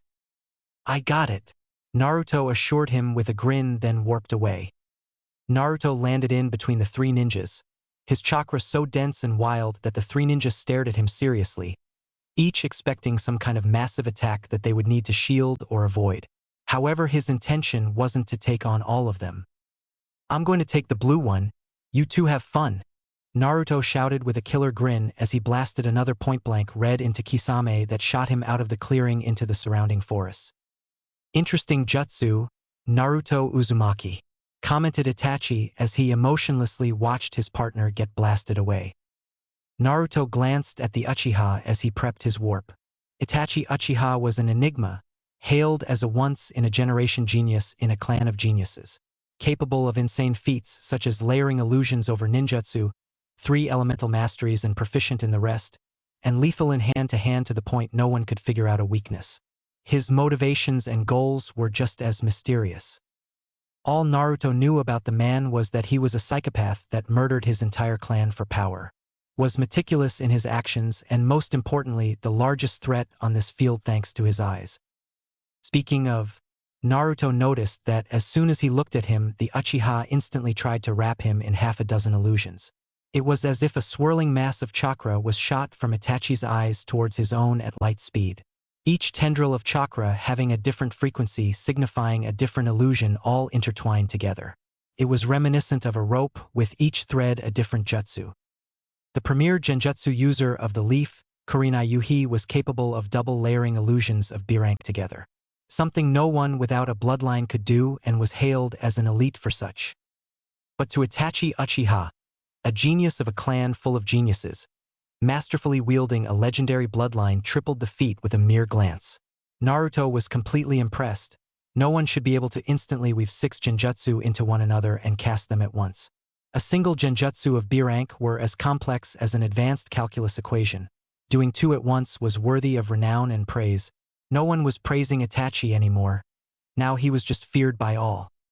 But I'm not exactly normal either, Naruto thought with a grin. The 6 eyes broke down the incoming swirling mass of chakra, told him everything about it, and he completely negated the effects before they even took hold of him. Defeating a genjutsu was simple in theory. The toughest part was knowing you were in one and how deep. For Naruto, who could process advanced chakra mechanics at rapid levels, he merely needed to harden his chakra into a barrier around his body and not allow external chakra to penetrate it. Such was the advantage of his eyes, the ability to push away 3 C rank and 3 B rank genjutsu before they could even take root. Itachi's eyes widened as his attack was completely squashed by a smirking boy his little brother's age, before said boy teleported away after his partner. Interesting indeed, muttered Itachi before turning towards Jiraiya, who summoned 2 small toads to his shoulders. He narrowed his gaze with a minuscule frown. Orochimaru walked up with a glare, after having just vomited himself up 2 times over to heal the damage from Naruto's attacks. That boy! He then noticed Jiraiya in the distance with a grimace. That's a problem, Itachi. We need to coordinate to take on a sage of his caliber. Indeed. Naruto's mind was in a whirlwind as he warped into the clearing. He sent Kisame to. Instead of a groaning and smoldering Sharkman, he was met with a grinning Kisame-san's cloak sitting on a fallen tree with his massive, now unbandaged, sword Samahata next to him. When Orochimaru came to us after his laughable invasion, we doubted his words about you, Kisame said as he stood and cracked his neck. He said that you could give anyone a run for their money and would only become more of a problem thanks to those strange eyes you've awakened. Naruto listened to his words and noticed that In chakra was being channeled throughout Kisame's body to heal his internal injuries and reduce his fatigue. It was different to Tsunade's methods. Hers was like using the most purified water to methodically wash something, leaving no streaks behind. Kisame's method lacked any and all finesse. Instead, relying brute force healing, it was akin to using a water dragon to clean a window. It gave Naruto an idea. I didn't think a blockhead like you would be able to use medical jutsu, commented Naruto as he stretched his arms and neck. But if you can do that, at least you're going to last longer than I thought. He finished with a grin before getting into a stance. It's Samahata using stored chakra to heal and fix me. I'm not doing it, grinned Kisame as he stood to his full height, nearing 7 feet tall and stacked with thick muscles, making his frame dwarf Naruto's several times over. Don't die on me, brat. We still need the fox within you. Naruto wasted no more time. He shot forward with blinding speed, nailing Kisame with a punch and a knee to the stomach right after. The massive sword was slammed into the ground where Naruto was standing, but he was able to avoid it, not without feeling some chakra being pulled away. Samahata was swung in a wide arc that Naruto jumped over, then came down with a kick to Kisame's face, who blocked the kick with a forearm. Pushing off the arm, a second kick was sent to the side of Kisame's head that was blocked by his headband-clad forehead, causing a clang to sound out into the air. Naruto pushed 2 fingers into Kisame's grinning face and fired off a red point blank. The power was heavily reduced but still impacted Kisame, sending him back a few meters. Kisame shot back towards Naruto with a savage grin and killing intent rolling off him in waves. Naruto took a deep breath at the pressure and prepared his next jutsu. At the tip of his finger, he made a small orb of blue chakra. Let's see, thought Naruto as he fired off chakra jutsu. Sinister spiraling shot. It was a small Rasengan that flew towards Kisame with incredible speed, For a ninja at a level below Jonin, they wouldn't be able to follow its path with their eyes. However, Kisame was not below the level of a Jonin, so he slapped it away with his sword. The jutsu made impact for a moment before it was snuffed out against the blue scales of the legendary sword. Naruto shot forward and filled his arms with even more chakra than he did at his normal peak, but instead of internalizing it to enhance himself and potentially ruin his muscles, he hardened it externally. It looked as if his arms were incredibly hot with a haze whiffing off his fists. Kisame didn't waste time and did an upward slash that tore through the ground as if it weren't there, sending debris into the air along with the massive blade. Naruto gritted his teeth and punched the incoming blade with all his strength. The impact of sword and fist clashed with a thunderous boom that distorted the air and sent a shock wave out that blasted all the loose debris away. While competitive, it was clear from the clash that Naruto was inferior in terms of raw strength as he felt his bones shudder under the force of the clash. Naruto, being the quicker of the two, recovered from the clash, jumped up and kicked Kisame in the face, giving himself more space. Hand seals were flashed through as Naruto prepped his next jutsu. Kisame, who was getting ready to re-engage, he felt the air, no, the very world around him, start to shift. As the very world was pulled in on itself to overcome the lack of space created with the use of blue, Kisame was able to reduce the effects enough to get out of the way thanks to Samahata absorbing the power but not without taking damage. Naruto noticed that Kisame's only injury, a fractured leg, was being healed almost instantly thanks to his sword-stored chakra. The crude method of medical jutsu was still efficient enough to heal him in a matter of seconds. I believe I understand how that sword works now, Naruto thought as his stance relaxed slightly. He's perfect, he thought with a smile that Kisame was unnerved by, as it wasn't malicious but thankful. The hell is with that smile, boy? You're creeping me out, Kisame said with a shark-like grin. He rested his massive sword on his shoulder. I'll admit your jutsu are strong, but they don't mean anything if Samahata eats all the power before it hits me. Naruto took a deep breath and held up a single-handed ram seal. Don't worry, I'm gonna start hitting you now, shark face, Naruto said as the chakra around him changed. Kisame blasted off the ground, cratering the earth beneath him, swinging his legendary chakra-eating sword at Naruto's face with murderous intent. Naruto raised his right arm to block the blow with his 6 eyes blazing. Kisame's eyes narrowed as the boy looked to block his sword with one arm. In a clash of strength, he had already proven he was superior, and any chakra enhancement would die once he was close enough. As Samahata neared, Naruto planted his feet and took the hit, or rather it looked and felt as if he did to Kisame. The instant the sword got within an inch of Naruto, it was completely stopped. Kisame glared, as if his sword was being stopped by the strongest shield in the world, but he could feel the chakra blocking him start to weaken. An instant later, his sword made contact with Naruto's arm, shredding the sleeve and gouging out a chunk of skin, spraying blood into the air and onto the ground. Naruto shot forward and went on the offensive, not even acknowledging the damage. He punched forward, though his fist was blocked by Samahata. Kisame felt the same kind of resistance before, but the force from Naruto was managing to push him back, until the chakra shield was weakened, and Kisame pushed back, taking more skin from Naruto and sending blood into the air. Kisame went to attack with a textbook two-handed swing downward that Naruto took with an X-shaped block. Like before, the same shield took the hit. Naruto pushed the attack away to the side, but at the end of the parry, more skin and blood was taken from the blonde's arms. This back and forth continued for several exchanges till Naruto's arms, legs and chest were all leaking a large amount of blood. Through it all, Kisame was becoming more and more confused, for instead of becoming nervous and scarred, Naruto was becoming happier and happier with each exchange. He suspected that the blonde was trying to suppress his nerves and appear strong in the face of certain defeat. Till the grin of supreme confidence was back on Naruto's face. Kisame watched as Naruto, streams of blood trailing behind him as he rushed forward, neared him with a fist held at the ready. Kisame knew what to do. He'd done it dozens of times. He readied his sword and swung towards the blonde's midsection. Just like the other exchanges, the sword was stopped by the same invisible shield. However, unlike last time, there wasn't that split moment of the chakra being drained, allowing Kisame to damage the blonde. This time Naruto pushed forward, not even acknowledging the sword, and slammed a punch to Kisame's chest. Unlike previous punches from Naruto, whose power was based purely on physical enhancement from chakra enhancement. Body. This time he had all of that force behind the invincible jutsu infinity. Kisame's entire chest was cracked and broken from the hit, and he was blasted out of the small blood-soaked clearing into and through several trees. Kisame's Samahata absorbs chakra, but there is a limit on speed. I tested it with all my techniques, all of which have different areas of effect, speed, power, and chakra types. Thanks to my eyes, I was able to figure out that he was the perfect training dummy for infinity. Speed is irrelevant for my jutsu if it's done right. After all, it's literally time chakra. Clashing with Kisame gave me the perfect training to perfect my use of time chakra and control of infinity. Naruto thought with a grin as he wiped some blood from his face.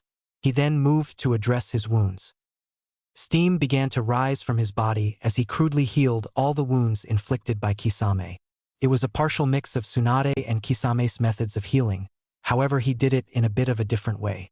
Unlike most medics whose top-level control allowed them to harness Yin chakra to heal, Naruto could go a step further. He combined Yin chakra and pure positive chakra together. Crude and inefficient at the moment since he was new to this, but it was healing him far more completely than he'd ever seen since it was nearly twice as powerful as normal healing thanks to the positive chakra enhancing the Yin chakra. With time he bet he could do this perfectly and in mere moments. For now this was enough. I can use infinity now. I can cover my body completely. Naruto thought with a satisfied smile. It takes a lot of focus to maintain, but this is a massive step forward. Small torso-sized shield to my entire body. Naruto grinned as he looked to the west, the direction he sent the shark flying away. He felt a rumbling and sensed a metric ton of chakra being built up. Trees and stones were blasted into the air as something approached, destroying everything in its path. The air became humid, and trees were torn from the earth with thunderous rumbling. A massive blue shark of water blasted through the trees into the clearing at blinding speed. Instead of running or blocking, all Naruto did was hold his hand up in a single ram seal. A massive trench was ground into the earth in front and behind Naruto as the water shark impacted and blasted past him. The attack continued from one end of the clearing, through where it hit him, and to the other end, smashing and uprooting trees on the other end. After a few seconds the water stopped, the mist started to clear, and the ground was completely soaked. Kisame walked into the clearing with a serious frown on his face as he took in Naruto's completely unscathed appearance. That strange shield of chakra, how did I not break through it? Kisame couldn't help but ask as he walked closer. If Samahata could shave through it, then it shouldn't have held up. Naruto laughed. No, you've got it all wrong. My jutsu was being drained and weakened, not broken. I wasn't able to properly form it how it was supposed to be and needed practice getting it right. He explained while gesturing to the sword. Kisame instantly understood. You're a crazy kid. I'll give you that, he said with a savage grin. Using my blade Samahata to train a jutsu is a first. You even managed to heal all those wonderful reminders. Yep, I don't want to get more blood on my clothes, you know? Naruto replied while looking down at the remains of his hoodie and shirt, covered in holes and blood. He didn't look too great despite all the wounds having been healed. I'll say this now, I can't lose to you. I figured out how to perfectly hold my jutsu under your blade's assault and with that have become capable of fully utilizing it. Kisame flashed through seals. We'll see about that. He shouted and manipulated all the water in the air and on the ground into a massive swirling vortex dozens of meters tall. Naruto stood in the epicenter of the incoming attack and watched it form with a bored expression. The vortex of water then tightened and collapsed in on top of Naruto. The sheer weight of the water would pulverize stone, much less the highly pressurized nature of the attack. The earth shuddered under the weight of the jutsu, but instead of dispersing the water that was covering Naruto in a swirling violent bubble, Kisame spawned dozens of sharks that rushed to eat the submerged blonde. Like before, all of the attacks that came within a few inches of Naruto were halted in place, never reaching him. While the jutsu weren't affecting him, Naruto was actually getting a bit worried about the lack of air. With a ram seal, Naruto pushed the effective range of infinity from a few inches off him to its current maximum diameter of 1 meter, giving him a bubble of breathing room. Maintaining infinity width at this range is very tough, something to work on if I have to protect someone else, mused Naruto as he held firm under Kisame's never-ending assault of water sharks and now water drills. After a few moments the attacks were slowing down, and Naruto felt it was time to get back to it. A single seal and he warped out of the death bubble and was right behind a huffing Kisame. The shark man had no chance to dodge a spinning kick to his head that sent him tumbling away. Unlike before where Naruto let him recover and return to the fight, he continued his assault, shooting forward and landing atop Kisame with a double leg drop, cratering the ground, getting a silent scream of agony from him. Kisame didn't let it stop him for long, throwing himself to the side and rapidly getting to his feet with his sword out in front to protect him. He looked to where Naruto was a moment ago and frowned. The blonde was gone. "You're not super fast." Kisame flinched at Naruto's words coming from directly behind him. The boy was standing back to back with him without a care in the world. "In fact, I would say that is your biggest weakness." "Here, let me elaborate." Kisame couldn't move in time as felt his kidneys get blasted by a viscous punch. While he was sent flying, it was a kick to the chest, a kick to the back, 5 punches to his face and upper chest, a spinning kick to his chin, a double hammer arm to the top of his head. Blood flew into the air as Naruto mercilessly beat Kisame at his absolute top speed. Samehada was long since thrown away by Naruto, who continued his barrage while Kisame could only block and defend. "He's faster than before," Kisame thought as his skull rattled under a kick. "I can say he may even be stronger, but it's more than that. It's like the difference in a metal gauntlet and a large fist. Even if thrown by someone weaker, the metal would hurt more. Whatever his jutsu protecting him is, it's making his attacks far more dangerous and solid." Naruto punched Kisame, causing him to spin, but reached out to grab his arm to hold him in place, then followed up with a ruthless barrage of palms to the shark's stomach, each getting blood to vomit from Kisame's mouth. Not done there, Naruto let the last hit propel Kisame into the air, while he pointed his pointer and middle finger at him, forming a swirling ball of bright red chakra. "Chakra Enhancement Jutsu, Red," he said as the airborne Kisame was fully hit by the jutsu, sending him flying away. The forest in the direction he fired his jutsu was completely ruined.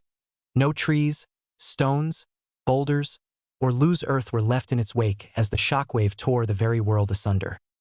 Naruto watched the outcome of his attack with a smile before blinking. "Wait, did I send him back to the field with Jiraiya and the others?" he said to himself with a blink. "Oh," he said before warping in that direction. Naruto arrived back in the clearing to see Jiraiya and 2 shoulder-riding toads deadlocked against Orochimaru and Itachi. Orochimaru was blocking ranged water jutsu from the toads, while Itachi was defending and attacking Jiraiya with a massive chakra avatar surrounding him. Naruto's eyes told him it was some innate jutsu related to the Sharingan that he wouldn't be able to mimic. A rumble was heard, getting the attention of the others as Kisame was blasted into the clearing through the trees, landing in a heap at the edge. "Ha! I beat him here. That's hilarious," thought Naruto with a snicker. It was then that everyone noticed his return as well. "Hey!" Naruto greeted with a smile. "Boy, get out of here, it's too dangerous for a youngin' like you," shouted the female toad on Jiraiya's shoulder. Now ma, he's clearly Jiraiya boy's student. He must know what's going on," the male toad responded. "Right, Jiraiya boy?" Naruto jumped in. "Yeah, I'm fine. These weaklings aren't a problem for me." Jiraiya sighed and jumped closer to the blonde. As he landed, his enhanced sensory abilities from his Sage Jutsu allowed him to feel the chakra around Naruto at a heightened level. "You've mastered it," Jiraiya muttered in awe. Naruto waved him off. "I wouldn't say that, but I'm loads better than I was before. Kisame was actually perfect for training." "Only you," Jiraiya said with a shake of his head. "Well, in that case, let's finish up here," he declared with a grin that was mirrored on Naruto's face. "Gladly." The battlefield quieted down. The return of the monster of the hidden mist, Kisame Hashigaki and the rising star and wild card, Naruto Uzumaki, shook things up, so all parties involved decided to regroup and figure out how to proceed. On the side of the Akatsuki, Itachi Uchiha exhaled as he released his chakra avatar and turned to his slowly rising partner. Even without his Sharingan, he would have been able to see the wounds covering his body. Itachi was certain that the factor that would decide this battle wasn't Jiraiya and his devastating Sage Jutsu, or the 2 sages atop his shoulders assisting him. No, it would in fact lay with Naruto's capabilities and whatever happened between himself and Kisame. Whatever occurred in their battle resulted in one of the most dangerous men in the world being laid out and Naruto looking fine. It would take a couple of minutes for Kisame's sword to get him back to his feet. Orochimaru wasn't in top shape. The injuries from his battle with the third Hokage has strained his coils to the point that most of his jutsu arsenal was out of reach. He would remain a chaotic factor for the Leaf Ninja, sliding in and out with devastating poisons in his blade, but he wasn't going to be a large factor in the head-to-head fighting. As of now, his own chakra reserves were holding up. He would need to be careful on how much he used the Manjikyu Sharingan. He didn't need to go blind too early lest long-laid plans go up in flames. Orochimaru. Itachi turned to his consternated comrade who was glaring at the young blonde. Listen closely. Across the battlefield, Naruto and Jiraiya were catching their breath. Naruto spoke lowly. Right now I have it, but it takes enough focus that I need to constantly maintain it. Which means… Jiraiya nodded. You can't use other jutsu, he said with a hum. Still, they shouldn't have a way to get through it, so I'll support you as you blitz them. Have what down? Asked the male toad calmly. The female was more irate. Why is a youngin in a battle like this, Jiraiya? These are the boogeymen of the ninja world, not something a child should be involved in. Naruto would be offended if he couldn't tell the much of her anger was based on worry. Jiraiya groaned. I don't have time to explain, Ma, but Naruto is more than capable of holding his own. He fought Kisame himself earlier. He explained, trying to placate her. Ma's tongue shot out and whacked him on the head. He did what? She shouted. Now Ma, no need to be angry at Jiraiya boy. We should trust his judgment. Thanks, Pa, Jiraiya said with a smile. Naruto turned to them. Done? He asked with a raised eyebrow. Because I don't think they plan on letting you three work this out, he said while gesturing to a now refreshed Kisame with Samahata attached to his back and a furious expression on his face as he built up a truly titanic amount of chakra. We can't let him go unchecked, shouted Naruto as he blasted forward, Jiraiya moving to follow. Where is the old lady? He asked, suddenly realizing that she wasn't even in the clearing. Shizun got her away. She has two toads guarding her if there are any more sound ninja in the area, answered Jiraiya while looking towards the direction where Shizun went. Got it. Orochimaru's sword extended right in front of Naruto, moving to stab him right through the chest. Naruto let it hit infinity and pushed past it without skipping a beat. As he neared the snake, whose sword was already back to normal, he was accosted by both Itachi and Kisame on either side. Samahata was trying its darndest to saw through infinity while Itachi was stabbing it with a kunai while his piercing Sharingan took in everything about his jutsu it was able to see. Naruto ignored Kisame, who was then slammed into by Jiraiya and went to punch Itachi. He was vaguely aware of Orochimaru moving to assist Kisame. As Naruto's fist moved towards Itachi, he took in the opponent he felt was the deadliest on the enemy side. The genius of the Uchiha clan's taijutsu was once described to be as majestic as a river. His movements so fluid and perfect that he was untouchable by any that weren't the very best of jonin. Naruto's fist was parried at the wrist and redirected to the side. His other hand was back-fisted towards Naruto's jaw the instant his attack was mitigated. However, as the attack was about to connect, it was stopped in place. Odd, thought Naruto with a grimace. Not even stopping to acknowledge it, Itachi pulled back, made a single hand sign, then went to attack again, his fist covered in swirling chakra. Naruto's eyes noticed that the chakra swirling over his fist was fire in nature. Like before, Itachi's attack was halted by infinity while Naruto moved to attack. Itachi weaved around Naruto's punch and the follow-up kick, eyes glowing an eerie red. His arms blurred and from them a dozen shuriken flew through the air towards Naruto, who sighed and let the shuriken impact his barrier. The instant the shuriken touched his infinity, he was blasted in the back by a double drop kick from Itachi. The force of it not getting through infinity, but Naruto's eyes widened at losing sight of Itachi and feeling the hit through his barrier. I think, Naruto wondered as Itachi sped back away from him as he moved to re-engage. Itachi may in fact be faster than me. He is certainly slippery. I'll have to be smart. My eyes won't lose him again. Itachi flashed through hand signs, and in an instant released a roaring fire dragon that superheated the air around them so much that steam rose into the air from the small droplets left over from Kisame's jutsus. The massive fire dragon crossed the half-dozen meters between them, lighting and turning the grass beneath it to ash instantly. Naruto could tell that even a glancing blow from this jutsu would kill a normal ninja. He raised a single hand sign and let the fire dragon impact his infinity with a frown. As expected, the jutsu was halted in place and the parts of the jutsu that were too large and didn't come into contact with his infinity blew right past him, igniting the rest of the area on fire. Naruto closed his eyes and with a grimace weaved the 3 hand signs to warp to the other side of the clearing to get away from the epicenter of the jutsu. As soon as he landed from the warp, he was stabbed through the chest from behind by Orochimaru. Naruto coughed a glob of blood and turned to glare at the now smirking snake. So it was a clone chasing Jiraiya. It did look odd to me. That nature chakra is strange, commented Naruto while glaring down at the sword emerging from his chest. Luckily, he wasn't hit anywhere vital. Likely the goal was to be hit by the sword for the paralytic poison rather than to kill him. Itachi moved towards them slowly, eyes still glowing as he dissected Naruto. Now Naruto, I believe I'll be taking those eyes, Orochimaru hissed with a gleeful look on his face. Tell me, how does it feel to lose so spectacularly after feeling so confident? Naruto grinned with a trail of blood falling from his mouth. Oh, I'll be all right. I think I understand what Itachi was going for. This will be the last battle, it works. Naruto explained with a grin that didn't hide the fury in his eyes as he stared directly at Itachi.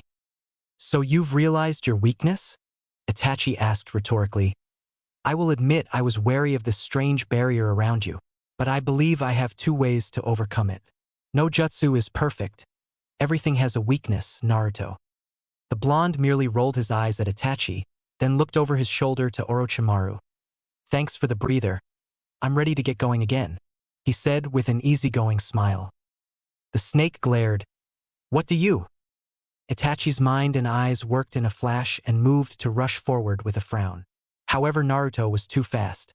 With his neck muscle straining and his teeth clenched, Naruto closed both his fists, and then quickly swiped them outward with his hands open.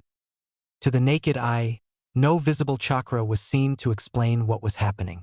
To Itachi, who with the Sharingan was able to see chakra, he was able to glimpse at the jutsu Naruto used and felt the hairs on his neck stand up. In the next instant, both Orochimaru and Itachi were sent flying in opposite directions as if they were being yanked by the strongest magnet in the world. Both were sent tumbling towards the edges of the clearing. While Naruto moved to heal himself, he was unable to remove the poison completely, but he wasn't in any danger of locking up anymore. Naruto looked down at his hands with a relived smile.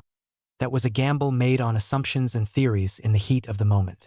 His math was done too quickly to be perfect, and he had never really done that before, but it was technically easier than his normal application of that jutsu.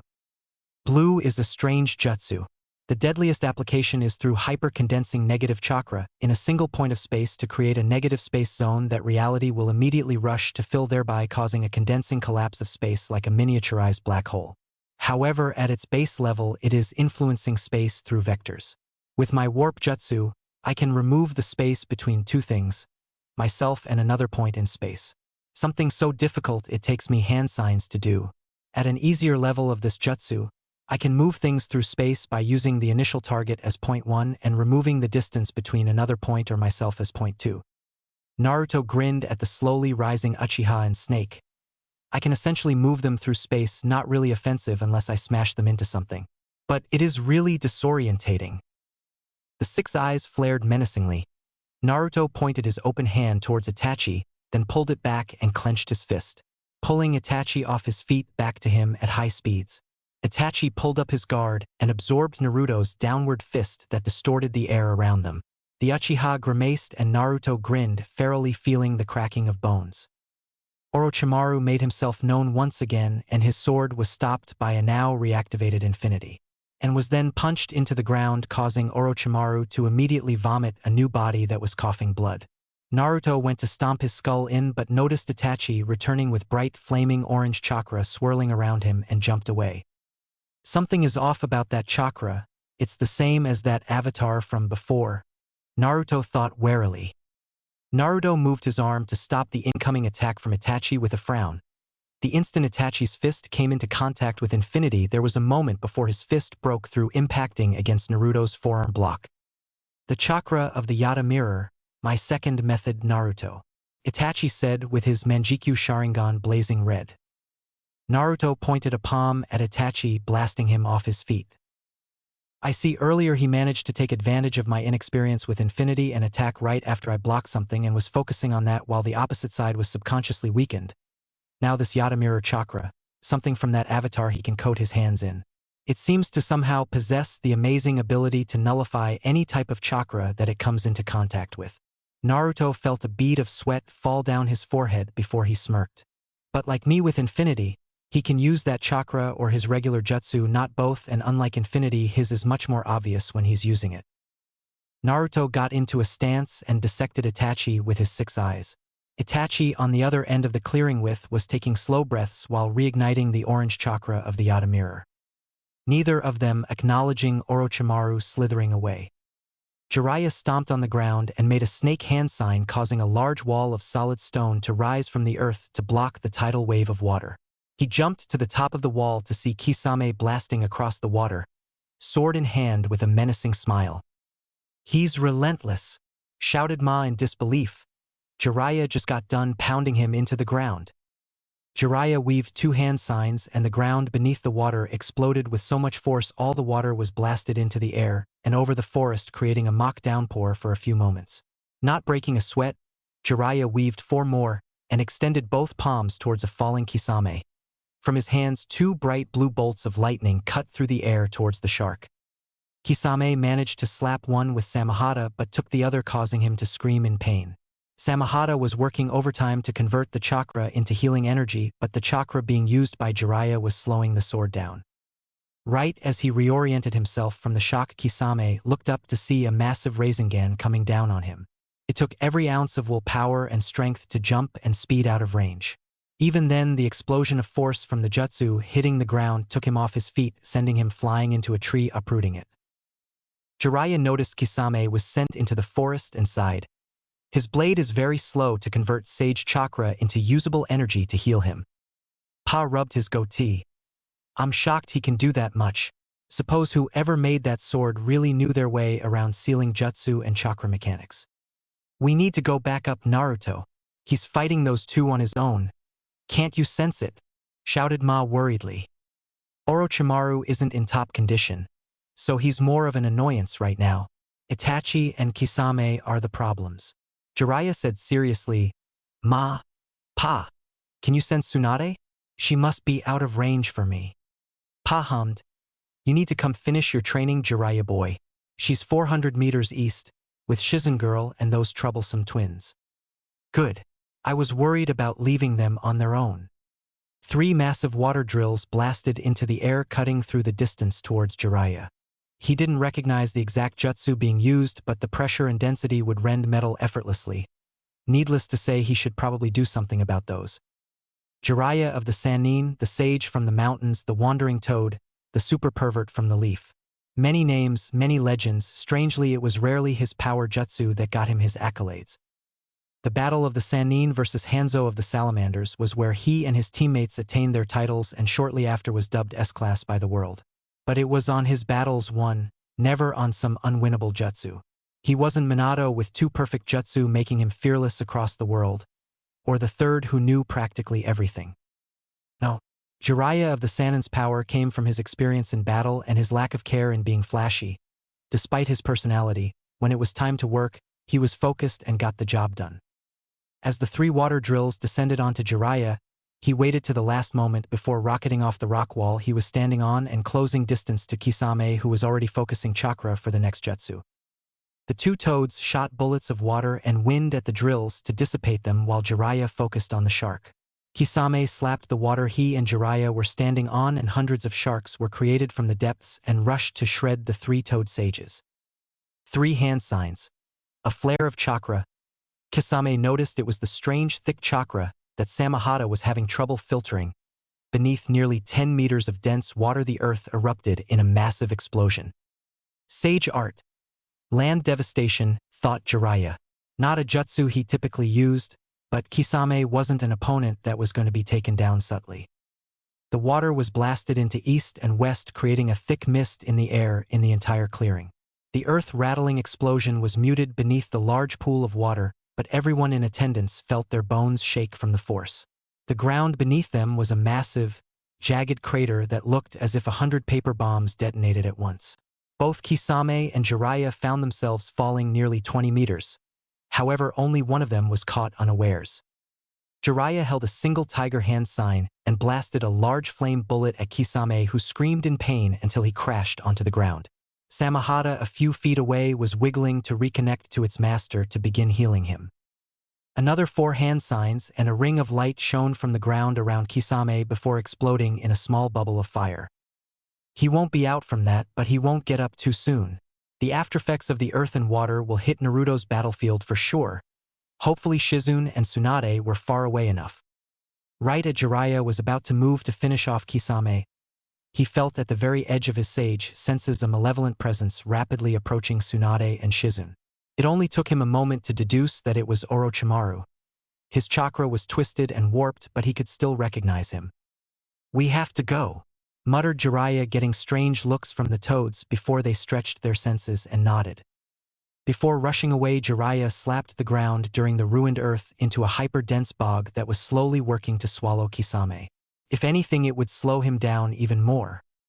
Jiraiya sped through the forests, each step destroying the branches beneath his feet as he moved to gain more and more speed. "Hurry, Jiraiya boy. He's been on them for over 2 minutes, shouted Pa with a worried expression. Jiraiya's face soured and he felt he was about to be on them as he smashed through a tree with a powerful punch and landed upon the 3 ninjas, his eyes widening in horror. Orochimaru was standing over a grimacing Tsunade who had his blade through her gut.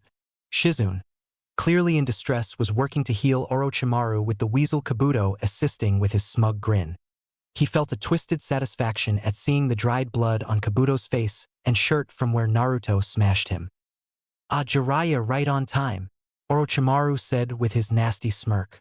"Young Shizune has learned so very much from Tsunade. I was under the impression only Tsunade would be able to heal me, but alas, the student was enough. Marvelous, isn't it?" He wiggled his sword, getting a groan from Tsunade. "Don't get too close. They're doing a delicate procedure, and I wouldn't want to hurt our dear teammate anymore." Jiraiya glared. "Let me guess. This was the plan from the start? Kisame and Itachi to stretch Naruto and I thin, your lackey and his soldiers to spread us out? All to get to Tsunade when we were busy with the other 2. So there is a brain in there, very good," Orochimaru said with a chuckle. "Yes, that was my plan. Itachi and Kisame are here to confirm my intel on Naruto. My colleagues are going to need a lot of intel to retrieve the 9 tails from him after all." "You really went crawling back to the Akatsuki?" Jiraiya asked with no small amount of surprise. Orochimaru nodded. "Indeed, I am unfortunately not enough to deal with all my enemies on my own. Something I learned in my invasion. I was set to deal with Sensei, as strong as he turned out to still be, till Naruto decided to ruin things. Not to mention the goals of the Akatsuki and their leader are truly fascinating. Any chance you'd tell your former teammate what those are?" Jiraiya asked with a flat expression. Orochimaru chuckled. "Why would I do that?" Jiraiya shrugged with a smile. "Worth a shot." Right as he said that, a spear of earth shot from the ground, separating Orochimaru from Tsunade and Shizune, and blitzed across the distance and stand between them. Kabuto stood at the side of Orochimaru and scanned his body. "While not a full recovery, you are far better off. We can certainly treat you from here without them." "Good. Then let us deal with Jiraiya," Orochimaru said with killing intent rolling off him. Jiraiya took a deep breath. "I'm going to need you here, Tsunade. You're more than capable of healing from that wound and helping me out here. It won't be long before Kisame joins us, and I can't deal with both of them and protect you," he said lowly. Right on cue, Kisame blasts into the clearing, shredding through a tree with Samahata. "You're going to die, you old wart," he shouted. His chakra was visible as it covered his body in a blue aura and weighed down on everyone in the clearing with its sheer size. Jiraiya was able to finally confirm that Kisame truly was a tailless-tailed beast. "Jiraiya boy, We should retreat if Tsunade girl can't fight, said Pa seriously. Right as things were going to get bad for Jiraiya, a massive orange chakra avatar was blasted through the tree line, shaking the earth under the force and weight. Itachi in the center of the avatar coughed roughly as he stood to his feet. A blood-soaked Naruto stood atop a tree breathing heavily as he stared down at Itachi and took in the scene around him. Naruto sped over to Jiraiya. Itachi is a handful, he's got ways around infinity. As he spoke, Naruto began to slowly heal himself. Itachi was receiving aid from Kabuto on the other side as well. What? Jiraiya asked incredulously. He has a jutsu unique to his Manjikyu Sharingan that seals the chakra of infinity to let him hit me, Naruto said with a petulant frown. Jiraiya shook his head. Well, no jutsu is perfect dash. I'm aware, shouted Naruto. The steam from his injuries tapered off as he finished healing. Jiraiya eyeballed the now closed wounds with a critical eye. Are you healing yourself? Shizune gaped at Naruto. Having been silently gathering herself after Orochimaru's sudden appearance, then Jiraiya, then the rest of them. Naruto showing up covered in wounds, then healing himself somehow wasn't that surprising anymore. Unseen was the twitch of Tsunade's fingers. Naruto nodded. Yeah, see, I was watching Tsunade heal herself that night, then Kisame and Samahata's healing method. I decided to copy them and add my own flair. Tsunade's twitch became stronger. I heal within chakra, which has been enhanced by positive-natured chakra. It's like super healing, Naruto shouted with a massive grin on his face. Idiot, a small voice muttered, getting the three ninjas' attention. Naruto turned to a now awake and deadpan Tsunade, who was looking at him like he was an enormous moron. His face turned comically disgusted. Huh? I can't hear you down there, Naruto shouted. Tsunade's eyebrow twitched as she sat upright to glare at Naruto's face. You're an idiot for using that combination of chakra to heal yourself, Tsunade explained haughtily. If you think you're the only one to look into positive-natured chakra, you're a fool. If you keep doing it, then you're going to fry your chakra coils and possibly your brain. Why should I trust the word of a weak, defenseless old woman that needs us to protect her? Naruto asked with a laugh as he smirked down at her. Jiraiya next to them was watching with a hopeful and amused expression while both Toads and Shizune gaped at the exchange. Tsunade's temper. Something that in her 50s she usually had a good lid on, except it would seem when concerning Naruto. In her anger at the young blonde's lack of respect, she shot to her feet and headbutted him, causing him to sway back. So shocked at what happened, he didn't even raise infinity. Naruto blinked a few times as Tsunade glared down at him. I know more about healing and the human body than anyone alive, especially not some up-jumped twerp who won the genetic lottery. Laughing to himself, he got to his feet and smiled at her. I like the energy, but let's focus on them, huh? Naruto said as he pointed to the three Akatsuki members that were moving to attack. Kisame roared and blasted a massive tidal wave in their direction. Shizune's small gasp was ignored as Naruto and Jiraiya tilted their heads to figure out the best course to deal with the incoming attack. The massive wave of water loomed over them, easily 15 meters tall. The force and size of the jutsu would easily be considered A rank. Naruto smiled in amusement. It would seem that while being fellow 7 ninja swordsmen of the mist, Kisame was leagues beyond Zabuza. Oh, give me a break, shouted Tsunade as she shot forward. Her arms were glowing with flaming green chakra. As the massive tidal wave started to crest over them, casting an ominous shadow over the ground of Leaf Ninja, Tsunade arrived at the base of the tidal wave, reared back and sent forth a devastating punch. Naruto's 6 eyes glowed as his face split into a massive grin before laughing wildly. Jiraiya rubbed his head with a chuckle. Shizune's eyes were awed by the display of her master. The two Toad sages gaped at her monstrous strength. The massive tidal wave, that would wipe out a village under the force of its size and volume, was obliterated by a single punch, first a massive hole through the point of contact, then the shockwave from the punch blasted the rest of the water away. Orochimaru's form emerged from the mist, his sword missing as he weaved through hand signs. From around him, a hurricane-force gale windstorm erupted into life, shredding through ground and closing distance in a blink. Naruto snorted at the attack. He quickly grabbed Shizune and Jiraiya, and landed next to Tsunade before flexing Infinity's shell into a dome around the four of them, plus 2 toads. What in the dash, muttered Shizune as they were completely safe from Orochimaru's jutsu, while the entire clearing was torn to shreds. It was barely a blur of motion that the 6 eyes caught of Itachi appearing in front of the barrier of infinity. Right as the orange chakra was to impact his perfect shield, he released the jutsu and met Itachi's attack with a glowing fist of his own. Their mutual impact sent a small shockwave through the immediate area. Jiraiya slapped the ground, causing dozens of stone spikes to rise from the ground, targeting Orochimaru, Itachi, Kisame, and Kabuto. All 4 of them were forced to jump away rapidly to avoid being impaled repeatedly. "I'll take Itachi," Naruto said with a smile. Tsunade and Shizune whipped their head towards him in alarm. "Oh, don't give me that. None of you can deal with the genjutsu he can cast." "Take care of the old bat and Shizune," Naruto shouted to Jiraiya, getting an uneasy laugh from him as the 2 women glared at him. 3 hand signs, and he warped away to where Itachi was recentering himself from the onslaught of earth spears. Itachi lowered himself and reactivated his Manjikyu Sharingan. Naruto smiled and mimicked his stance. 2 ninja hailing from the same village, coming from prestigious great clans, wielding ocular jutsu of immense power, hailed as geniuses with untold potential. Neither, since coming into their own, had truly been pushed. Now as Sharingan and 6 eyes stared at each other for a moment, then both let out a grin. Naruto shot forward and Itachi matched. They met in a flurry of punches and kicks. They had found a rival. Itachi jumped up a shadow clone emerging from behind him, both weaving hand signs at dizzying speeds.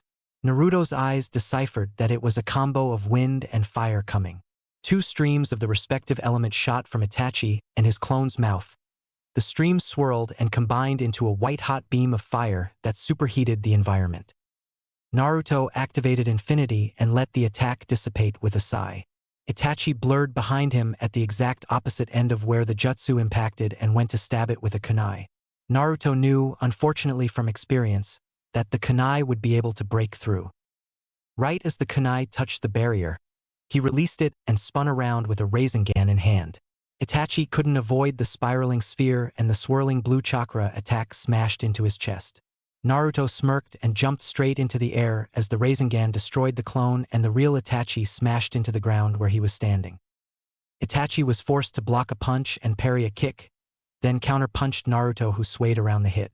Naruto jumped back while flicking his hand towards Itachi, who encased himself in his chakra avatar to take the hit from blue. As soon as the avatar appeared, Naruto smirked and concentrated on forming a dense red. Itachi had his Susanoo raised his second sacred treasure Totsuka blade and swiped it down towards Naruto. Naruto's forehead dripped with sweat as he charged a fist-sized red and shot it towards the avatar, hoping that, like last time, it would be enough. The shockwave from the jutsu impacted against the ethereal blade, dissipating it and smashing into the chest of the avatar. Itachi roared and increased the armor of his guardian and held his ground. As the shockwave hit the Susanoo, Naruto moved to get to its flank and create a truly massive Rasengan.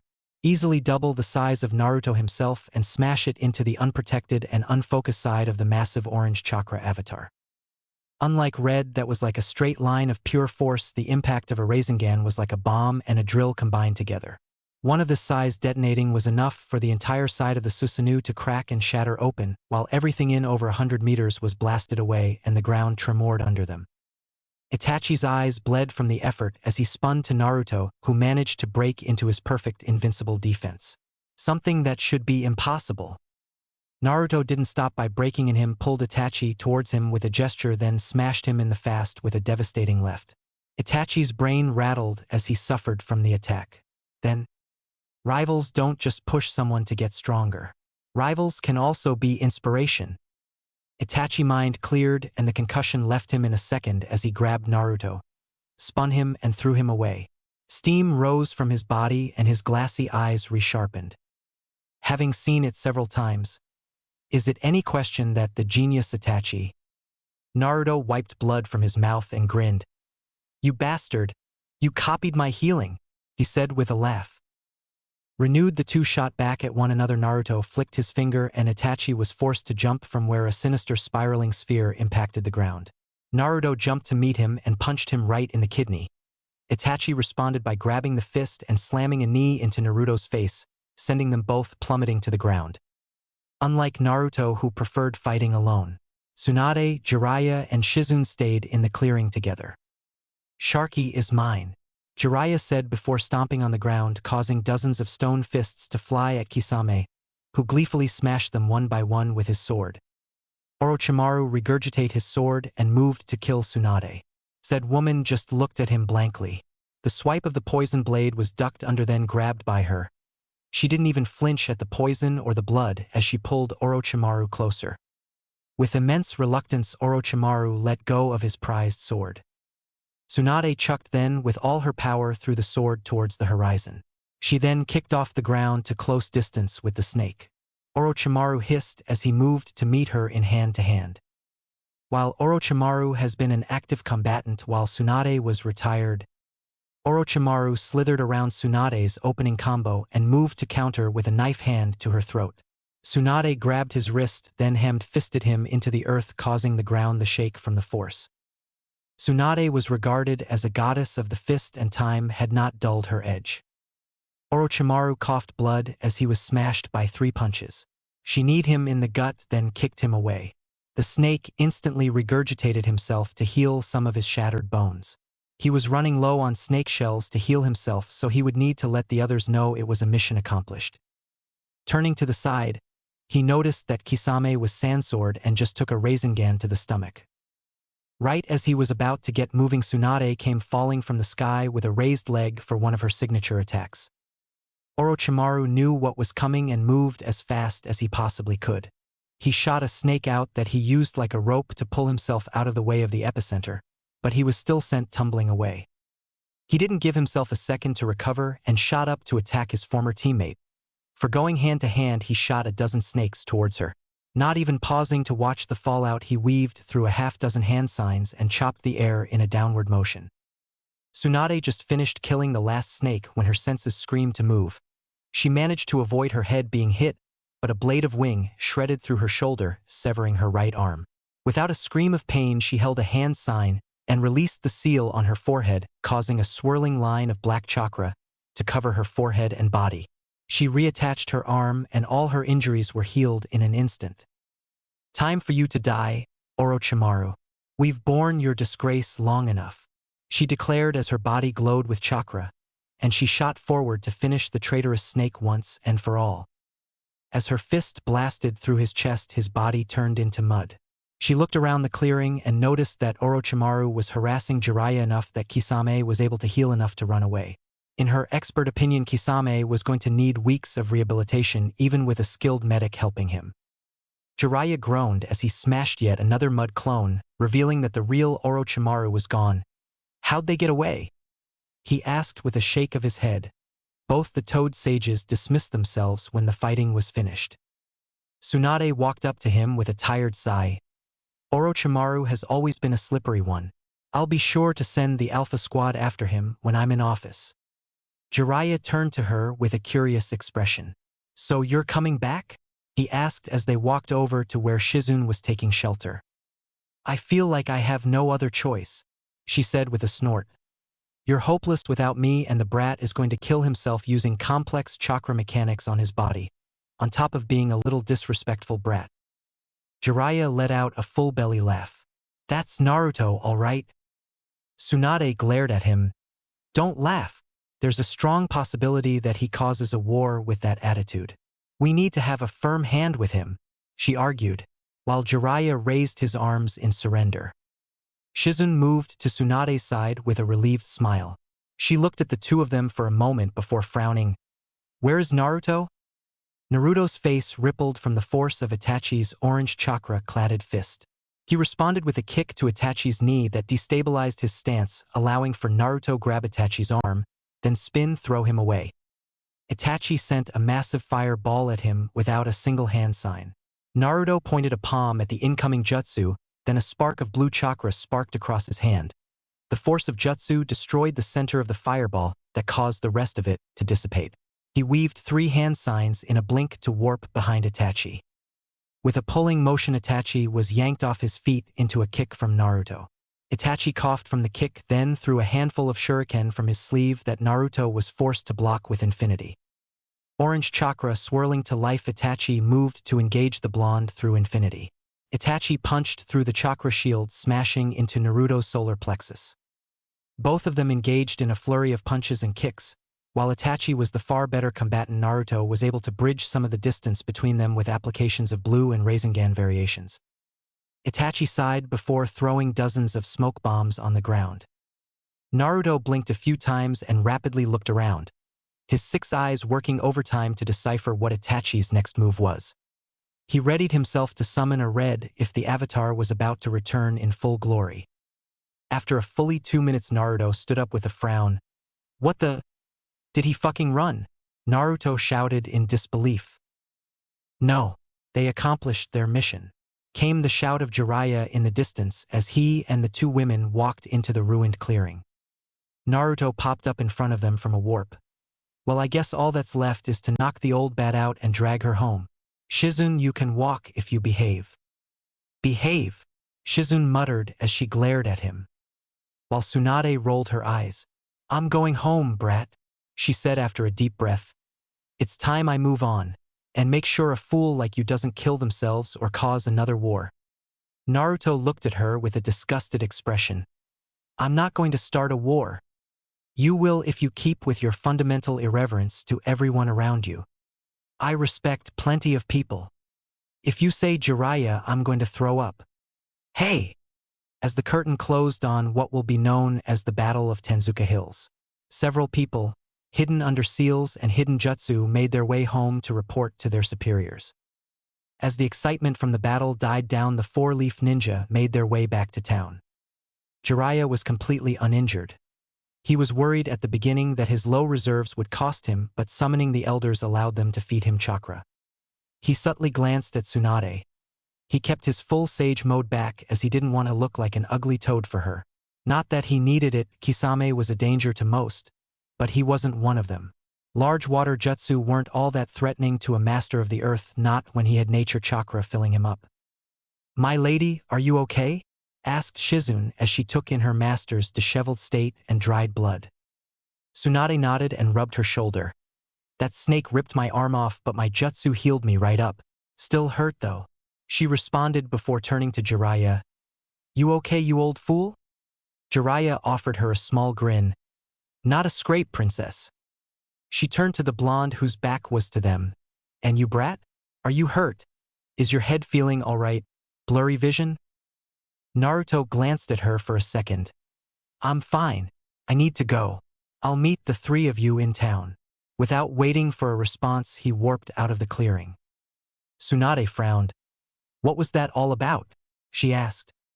Shizune looked worried. "I think he's going back to the area where those mutated ninja were," she said sadly. "He mentioned that he could tell it wasn't voluntary and killed them quickly." Jiraiya looked down sadly. He arrived at the battle quite upset. Tsunade looked at him with a frown. "I need to have a talk with him, and we need to check his brain." Both Shizune and Jiraiya turned to her in surprise. The battle was hard fought. He had to go to the very deep end to get his infinity to work against Kisame. Then there was Itachi's ability with the Chakra avatar. The ability to negate chakra and the ability to seal anything away was an absurd combination. All these tough confrontations had done the amazing job of forcing him to not think about what he went through beforehand. Naruto, a hole in the ground with a sigh. Since that day in the forest, his mind has been clearer, like looking through a freshly cleaned window after months of neglect. Not to mention his natural excitement for battle and showing off his strength. He had never killed before his 6 eyes awakened either. Not since his mind cleared up and he started to mature a bit. Even before he knew it would be an eventuality, it wasn't supposed to happen for Genin. Yet, after his awakening, he was put in fights where death was inevitable, and if he was right, he was going to only be put in fights where death was the conclusion going forward. Such was the nature of his position now. Another hole was blasted into the ground, then hollowed out. These ninja, taken or willingly following Orochimaru, did not want to turn into experiments. The strong, the S-class, they attracted people in droves, and even one such as Orochimaru would attract many followers to potentially gain strength from his greatness. However, no one would want to turn into a mindless beast sent out to die. Naruto knew that he was strong, stronger than most, but he wasn't strong enough. He didn't have a way to stop these men without killing them and was forced to put them out of their misery.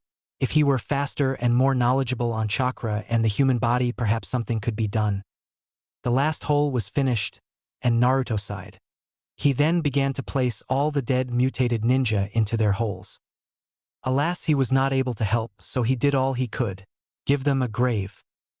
As he finished covering the last filled hole, he stared out at the dozens of newly dug, unmarked graves. I'm sorry this was your fate. This is not a fate fit for anyone. I will kill that snake, I promise. Naruto said seriously, his 6 eyes glowing powerfully. As Naruto walked back to Tensukage, he cleared his mind and thought back to the battle. He made a frightful discovery about his current jutsu arsenal.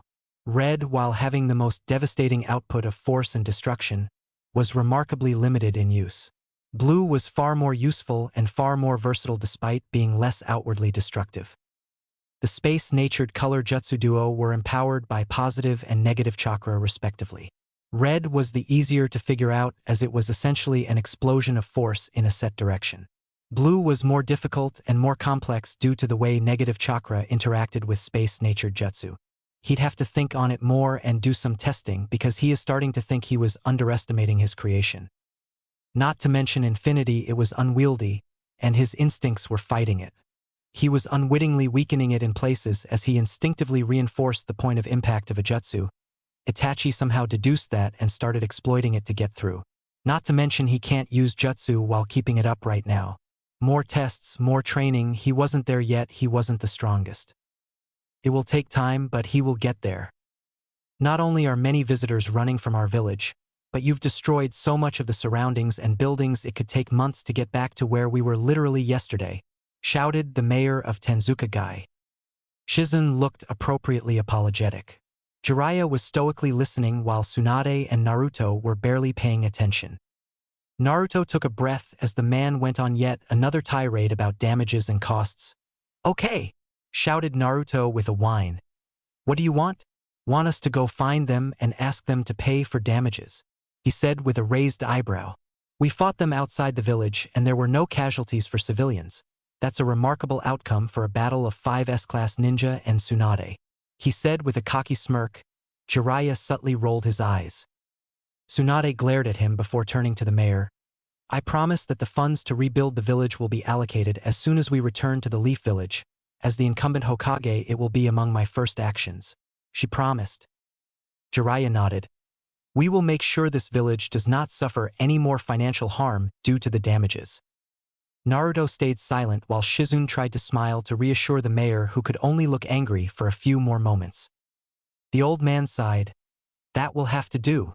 I apologize, he said wearily. It's not like my position has any right to treat you all like that. Even if you were just Jonin, your station would be above me, much less as you actually are. Thank you for protecting this village and offering support. From there, it was logistical conversations between the two Sannin and the mayor on how they would approach the repairs and further developments that have been on hold since the invasion.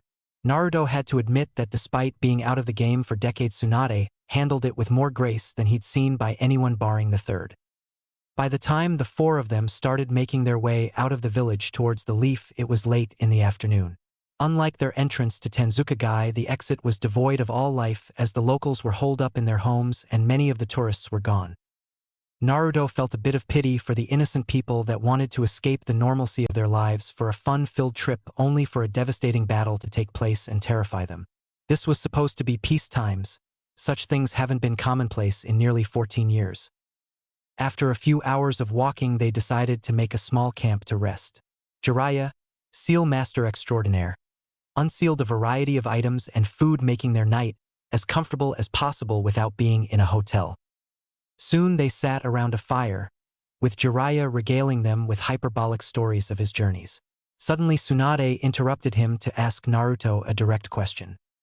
How are you using that healing jutsu? She demanded with steely eyes staring directly into the sunglass-covered 6 eyes. Naruto turned to her with a raised eyebrow. I told you I'm powering nature healing jutsu like yours with positive chakra to hypercharge the healing effects. Tsunade frowned. That's what I thought. I'll tell you this now. If you do it too much without knowing proper healing techniques, you're going to fry your brain. It's working perfectly fine. My injuries were quickly healed, and I haven't felt any pain in my head. Tsunade walked forward. Naruto frowned but allowed her to put her palm to his forehead. Jiraiya and Shizune watched silently. She activated a yellow glowing bubble of chakra and placed it over his head for a few moments. In a lightning-fast motion that took Naruto by surprise, Tsunade scratched his cheek with her nails. "What the hell, lady?" he shouted in shock as he touched his scratch and saw blood on his finger. Tsunade kept the yellow jutsu active and stared at him. "Heal." Naruto sighed. Figured that was what she was getting at. He thought before activating his healing technique. Since they were very light and small injuries, it took less than a second to fix, all the while Tsunade nodded with a frown. "As I thought, you are failing to properly heal yourself. Your brain, the parts that are used to control your chakra, is far more developed than any human I've scanned barring some Uchiha, likely due to your 6 eyes. However, it is being strained trying to use the ratios of chakra that you are using to heal yourself. If a normal person like me or Jiraiya were to try what you were doing, our brains would melt out our nose after a few minutes." Naruto stared at the ground in surprise. He was sure that he had gotten the math right. Positive chakra was very tricky to harness and even more so to manipulate, but he was getting the result he wanted, so why? "As I said during the battle, you are not the first to look into pure positive chakra being used in a healing capacity. It is just too strong to heal something as delicate as the body. It is too volatile to keep within the body like that," elaborated Tsunade. Jiraiya decided now was time to ask the question on his mind for a while. "Naruto, you mentioned using positive and negative chakra for jutsu, but what exactly does that mean? I have a very rudimentary understanding of what those chakras are." Shizune looked like she agreed. Naruto leaned back. "It's not like fire or earth nature jutsu, it is far deeper. So think of the chakra you use every day like water. Positive and negative chakra are more akin to the hydrogen and oxygen molecules that make up that water." Shizune frowned in thought. "So a deeper form of yin and yang chakra?" she asked. "No," Naruto said with a shake of his head. "Yin and yang are spiritual and physical aspects of chakra. Yin being the spiritual part that illusions and healing make the most use of, creation and formation, while yang being the physical that chakra enhancement body and clans like the Akatsuki make use of, power and life."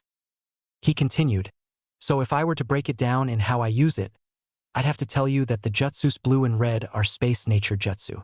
This confused them even more, but he continued. "Think of a jutsu like a flashlight, the nature of the jutsu like space, in fire, or whichever, like the battery, and finally the positive and negative chakra as the charge within the battery." He didn't bother explaining how infinity was time-based chakra mixed with space nature chakra. It was why he couldn't use it properly before his fight with Kisame.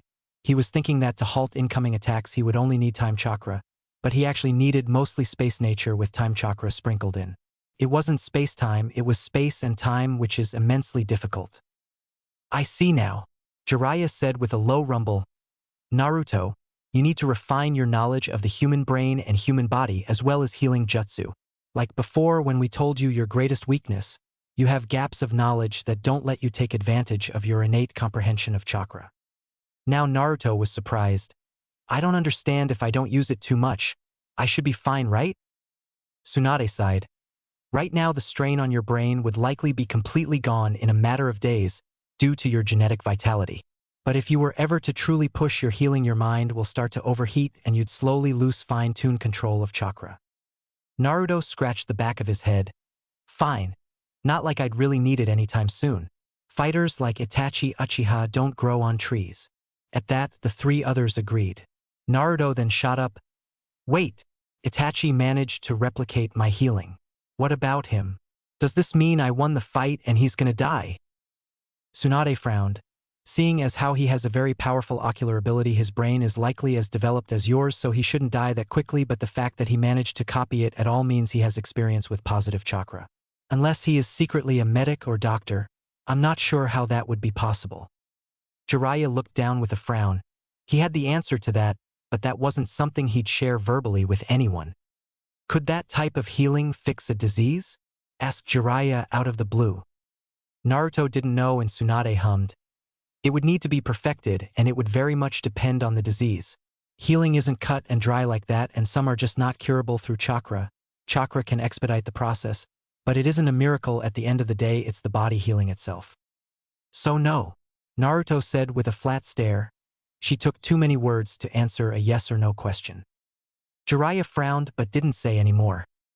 Naruto yawned and stood up. On that note, I'm getting to bed. With that, he moved to his tent while the three older ninja stayed by the fire to continue talking. He got the point from Tsunade. He was careless and tried something risky in the heat of the moment. Regardless, it was one more thing to master, and he will master it. As Naruto and the rest made their way home, the rest of the world were reeling from the news of the Leaf's newest monster. The Tsuchikage, Inoki the fence-sitter, one of the very few of the first-generation ninja left in the world and one of the three legendary pillars of the old guard. The other two being the third Hokage and Hanzo of the Salamanders, was not happy. In front of him was one of the unmarked ninja. They are a shadow group that work independently of any of the great five nations and sold information. Such as when anytime a new S-class is announced, they were the first to challenge to gauge their skill to sell the intel. Inoki looked over the stack of paper. The report covered the entirety of the now dubbed Battle of Tenzuka Hills. Apparently, they made use of the many dying sound ninja to conceal themselves under seals and illusions and continue to gather information. Smart. So those Leaf ninja have a new bloodline, and a powerful one at that. The old man hummed. The distorted voice of the unmarked spoke. He is powerful and he is young, already contending with other S-class ninja. The price for this information is set at 10 million. Inoki waved him off as he looked over the documents and wrote some notes down before snapping his finger. Take this to the administration office. I want his face and this information in our next bingo book. He ordered one of his masked guards who sped off. Inoki growled. The Leaf was becoming a force once again. After losing the fourth, he wasn't worried about them getting greedy, but now they have Uzumaki and Tsunade back, he wasn't going to let this go. It was time to get his forces back into shape and kick up Kurotuski's training. The winds of change were howling. Line break. The Rakeage, the Berserker of Thunder, the Living Lightning Bolt, the A of the dreaded AB combo. He was considered the strongest of the great five Kage in the world. The Hokage and Tsuchikage being out of their prime, Kazekage was irrelevant to him, and the Mizukage either dead or insane. It wasn't that much of a claim anymore. Something that annoyed him non-stop. Regardless, as he paid off the unmarked ninja and glared at the information in front of him. Recall B. Bring me Darui, C, Yujito and Samui, now. He demanded to one of his assistants who scurried off with a squeak. This Naruto Uzumaki was clearly the son of his rival Minato Namikaze and that fiery red-head Kushina Uzumaki.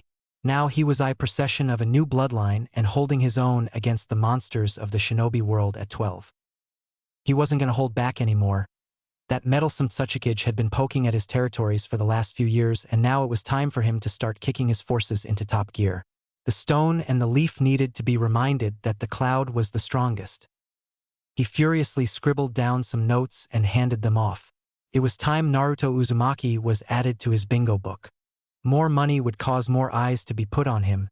He wanted every interested party with a knife to be going after him. Itachi Uchiha sat down in a meditative position as he activated the jutsu given to him by Pain to communicate with the rest organization for their meetings. He looked over at Kisame, who was medically knocked out, to allow him to heal. What a mess. Space distorted, and he could see the colorful blurry images of his fellow Akatsuki members. Itachi turned to his leader, who was gazing at them through the legendary eyes of the sage. His staunch and absolutely stunning partner Conan stood next to him silently. Thank you all for making it on short notice, started Pain, his baritone voice and powerful gaze unnerving Itachi slightly. I would like us all to hear the report from Itachi and Orochimaru. As I understand, Kisame is unable to join due to injuries. That got reactions out of the group. The more unstable ones laughed.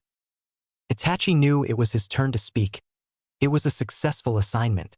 Naruto Uzumaki's abilities were as Orochimaru said them to be, if not better. However, he showed no signs of the nine tails in his abilities. I estimate that, if he is out of our reach for too long, it could become a group effort to bring him in. His abilities. The gravelly voice of Sasori of the Red Sands spoke up. He possesses jutsu that can manipulate space in a variety of ways and a full body barrier that protects him from any and all harm. However, it is imperfect at the moment as I was able to exploit some holes. Very well, Pain said. Orochimaru's intel was confirmed as legitimate, and he has been brought back into the fold. As of now, Kisame is out of commission, so Orochimaru will partner with Itachi. I want a written-out list of strengths and weaknesses for Naruto, Itachi, as I may decide to bring him in myself in the future. Continue your assignments and recon. We will reconvene in 1 month's time. Dismissed. Ordered Pain, and the many blurry silhouettes blinked out, leaving only Pain and Conan. The boy is good. The deep voice of a masked man spoke from the shadows. I observed the fight. Itachi will lose if they fight again, due to his sickness and Naruto's growth rate. What do you suggest? Asked Conan. We wait and put pressure on the boy. He is in a position that will not allow him much rest. The S-class are always in demand. We must constantly apply pressure. Then, when it is time, he will be brittle. The masked man's lone eye hole glowed red with a blazing Sharingan. The village hidden in the leaves was a sight for what seemed like an endless mission for Naruto. While realistically only being about a week or so, it felt like months. Naruto looked around with a laid-back expression and an easygoing smile. His sunglasses glinted in the light, and the people they passed looked at the group in awe. Tsunade was leading the charge, walking with purpose, Shizune by her side faithfully, while Jiraiya calmly walked a few steps back. Naruto rolled his eyes as he noticed the real reason. He let Tsunade lead. Unlike normal returns, they weren't headed for the Hokage tower to report. They were going to the hospital to immediately treat the old man. Jiraiya making it a point that they needed him awake to keep certain parties off their back. Naruto tried not to let his annoyance show. He wasn't fond of the so-called High Council after their last conversation. They could all suck a rock for all he cared. Tsunade's presence caused all the people and staff at the hospital to part, allowing the group to go to their destination unimpeded. Naruto quite liked the treatment they were getting. Everyone was so reverent of the old duo that they couldn't bring themselves to speak up, much less approach them. Such legendary figures to the ordinary person or ninja. Naruto would get there soon. The two ANBU guarding the door to the third were less impressed. We're here to heal the old man. Honestly, use your eyes. Naruto said with a roll of his eyes, getting a thump from Tsunade and Jiraiya that he pointedly ignored. The brat is right. Please open the door, Tsunade said with authority. Silently, the two ANBU weaved 2 sets of hand signs and slammed their hands onto the ground, deactivation a variety of seals that covered the floors and walls. Then proceeded to usher them inside. Man, we sure took our time, Naruto said lowly at seeing the state of the third. He was noticeably smaller and weaker. His breathing was short and shallow, and the wrinkles on his face had never looked so deep. Naruto pushed down the urge to grab the old man's hand for comfort. For himself or the old man, he couldn't tell. Jiraiya laid a hand on his shoulder and stood next to him silently as Tsunade got to work with Shizune. They can fix him up, Naruto said. Jiraiya turned to him. Are you asking or telling me? I'm telling myself, he answered. It was faster than Naruto thought. Tsunade placed glowing green hands over the old man's chest, then worked down all of his limbs before finishing on his head. As she went, color and life returned to the old man. He wasn't what he was before, but he didn't look half dead anymore. After only 20 minutes, Tsunade sat back in one of the chairs next to the bed. Shizune continuing her tasks of jump-starting his body back into full order. Naruto held his breath as he watched the old man's breathing turn to normal and his face twitch a few times. After a while, his eyes opened and he let out the most undignified yawn. That was quite the rest, the third said tiredly. Ah, Tsunade, it's wonderful to see you, my girl. I must have gone more overboard than I thought that you'd come back. Naruto shot forward before anyone could interrupt. You nearly killed yourself, old man, he shouted indignantly. What were you thinking? You're too old for jutsu like that. You ask your assistants to cool your soup. The third glared at him. What did I say about bringing that up in front of people?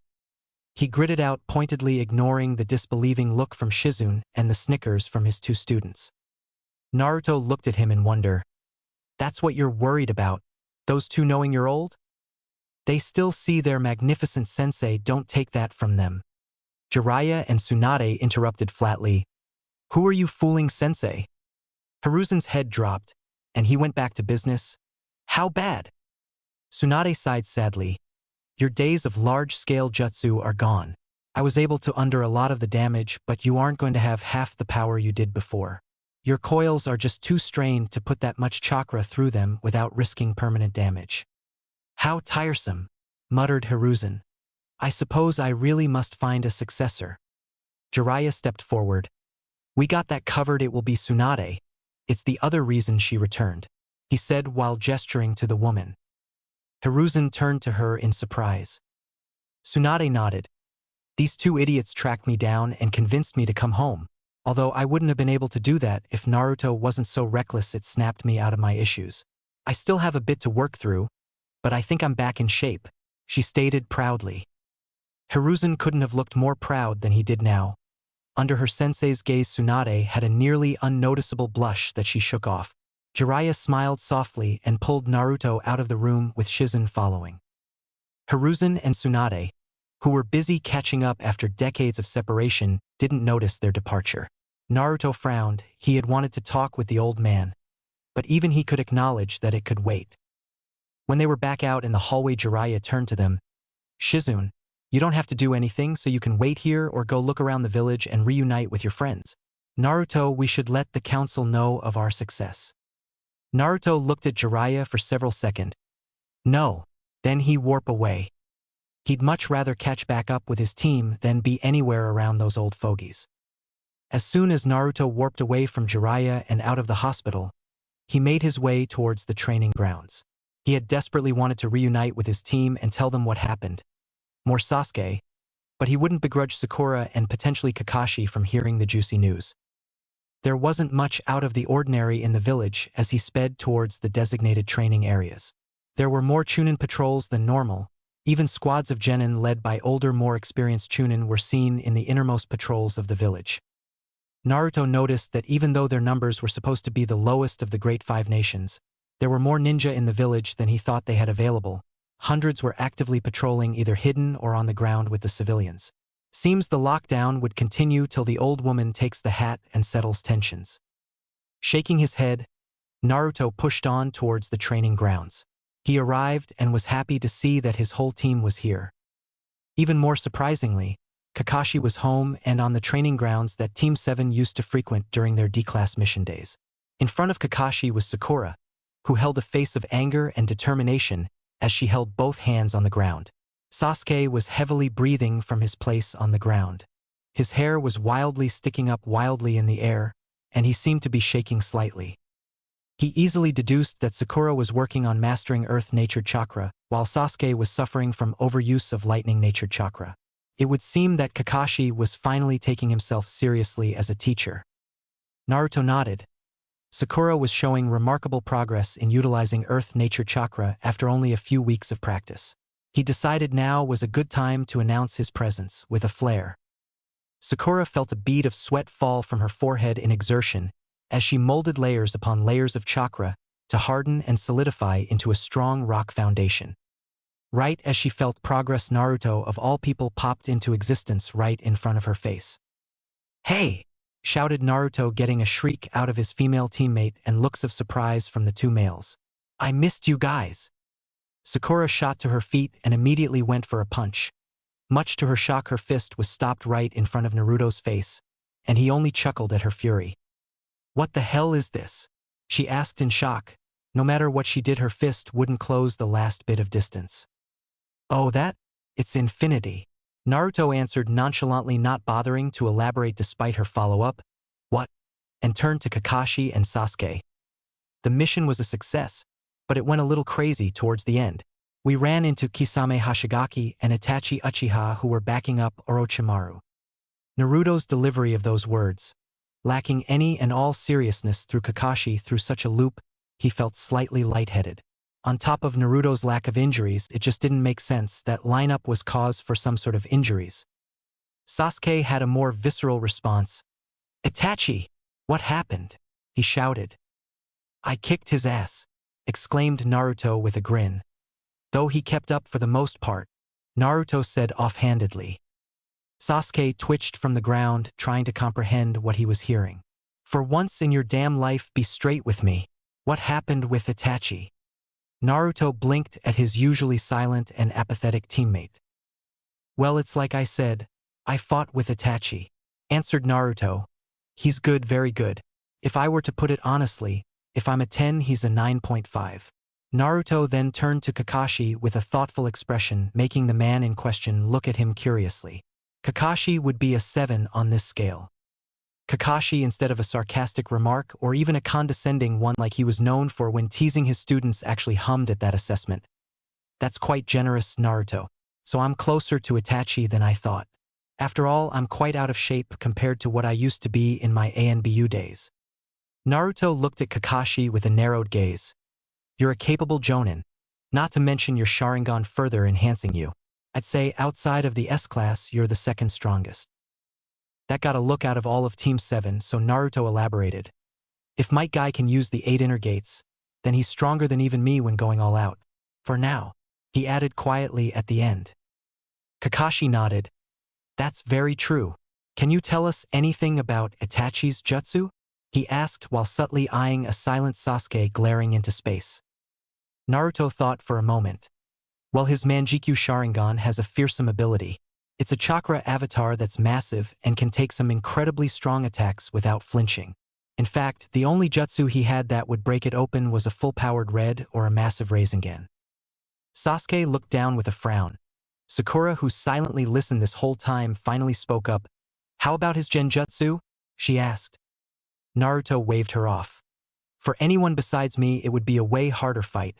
I can see the buildup of chakra for his genjutsu and negate it from entering my system. Sakura nodded her head in a daze.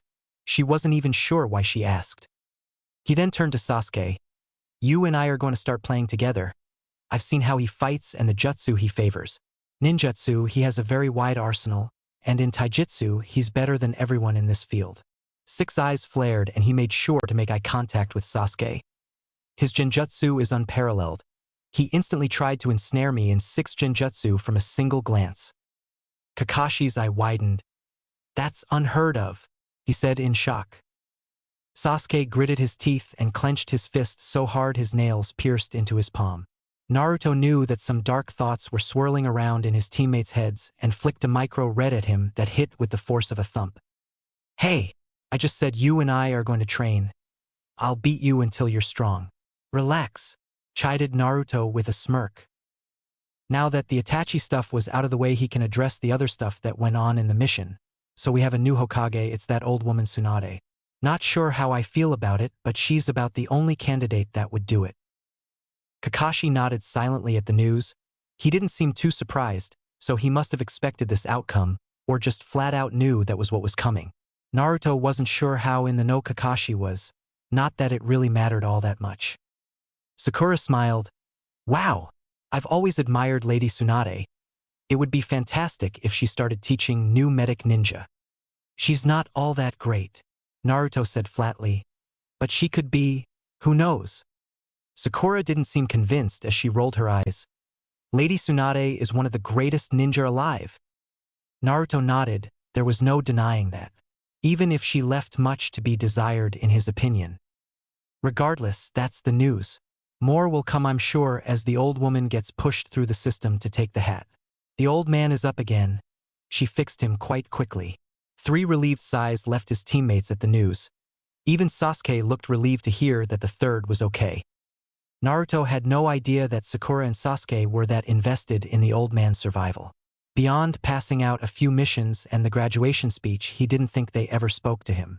Sure, that was their leader, but Sasuke didn't strike him as the most patriotic individual. Unknown to Naruto, the thought passing through his 2 teammates was a bit different.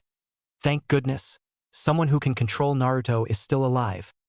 Deciding not to linger on thoughts of that and move on, Naruto smiled. So with that in mind, I have some training I want to start as a team. I need help. My affinity is giving me trouble and I need to have some added assistance. Beyond that, I will help all 3 of you with your weaknesses. Kakashi tilted his head. What would you help me with? He didn't sound all that offended, more genuinely curious. He'd once been the youngest in the room and the strongest at the same time, so he wouldn't begrudge Naruto too hard. Naruto smiled.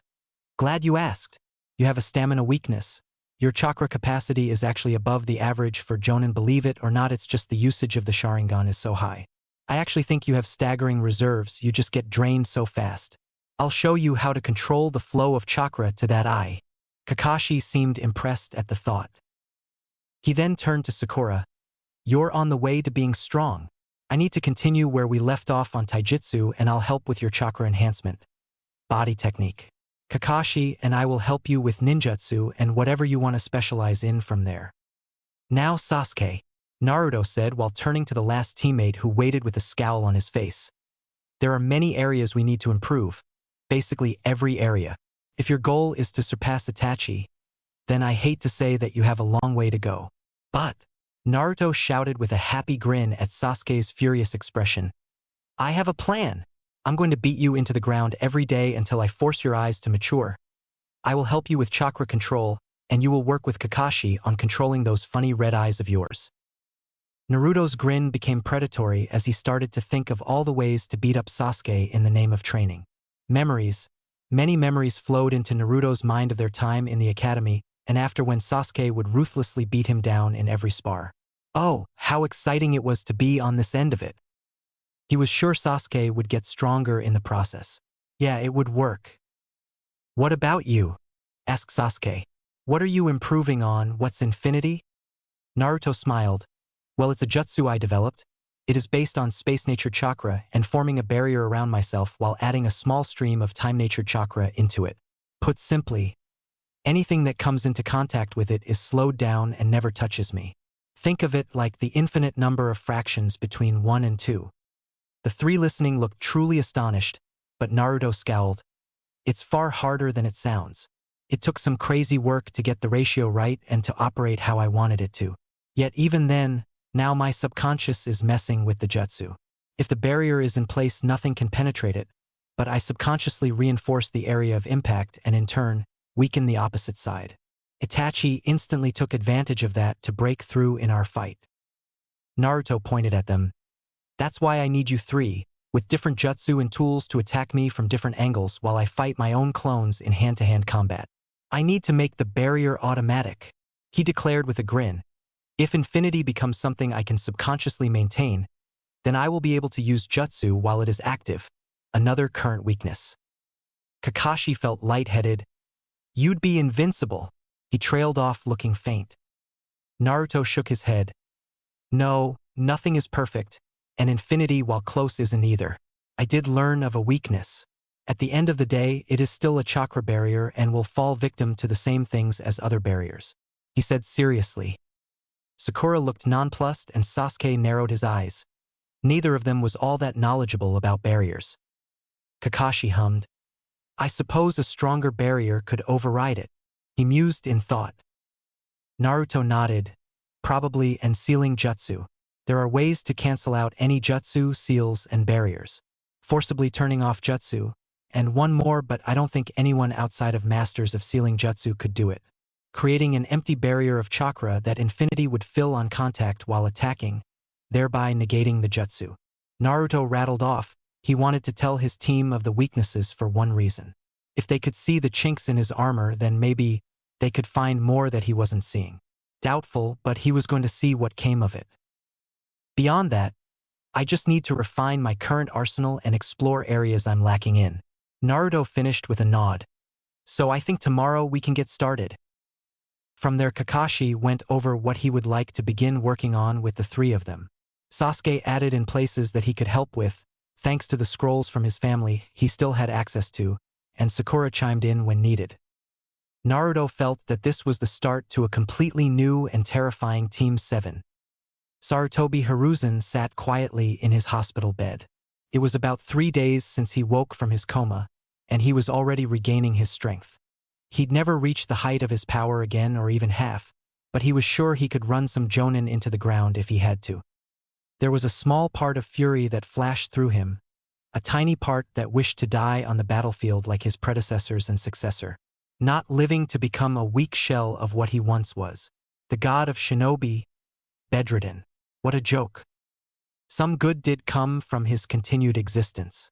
He'd been able to see the return of Tsunade, the student he was most fond of. She had been by his side till she fled from the ninja life all those years ago. She helped him run the village since she was a young teenager.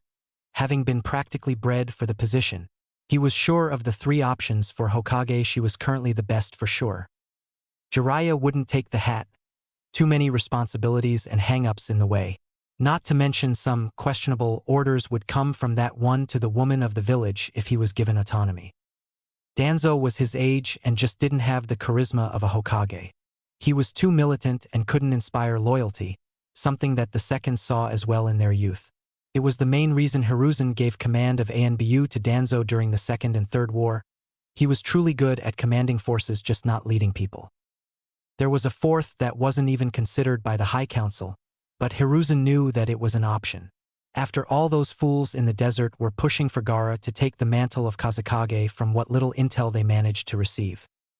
Naruto, while young and inexperienced and hot-headed and foolish Hiruzen had to acknowledge that maybe Naruto wasn't an option. The boy was simply too strong and too young. That brashness had to be beaten out of him. He was thinking from experience. He too was a young man with too much talent and power. It took the first Hokage smacking him around for Hiruzen to learn humility. There were many things Naruto still needed. Then there was that which had been pushed aside for a while, and who knew what it would do to the 6 eyes. Also, from what Jiraiya had told him, Naruto has become a bit too curious about his past and unturned stones that were meant to stay hidden till he was older. The door to the hospital room opened, and of all people to visit, Naruto walked in with a down expression. They hadn't had a chance to speak since he woke up, almost as if the boy had been avoiding him.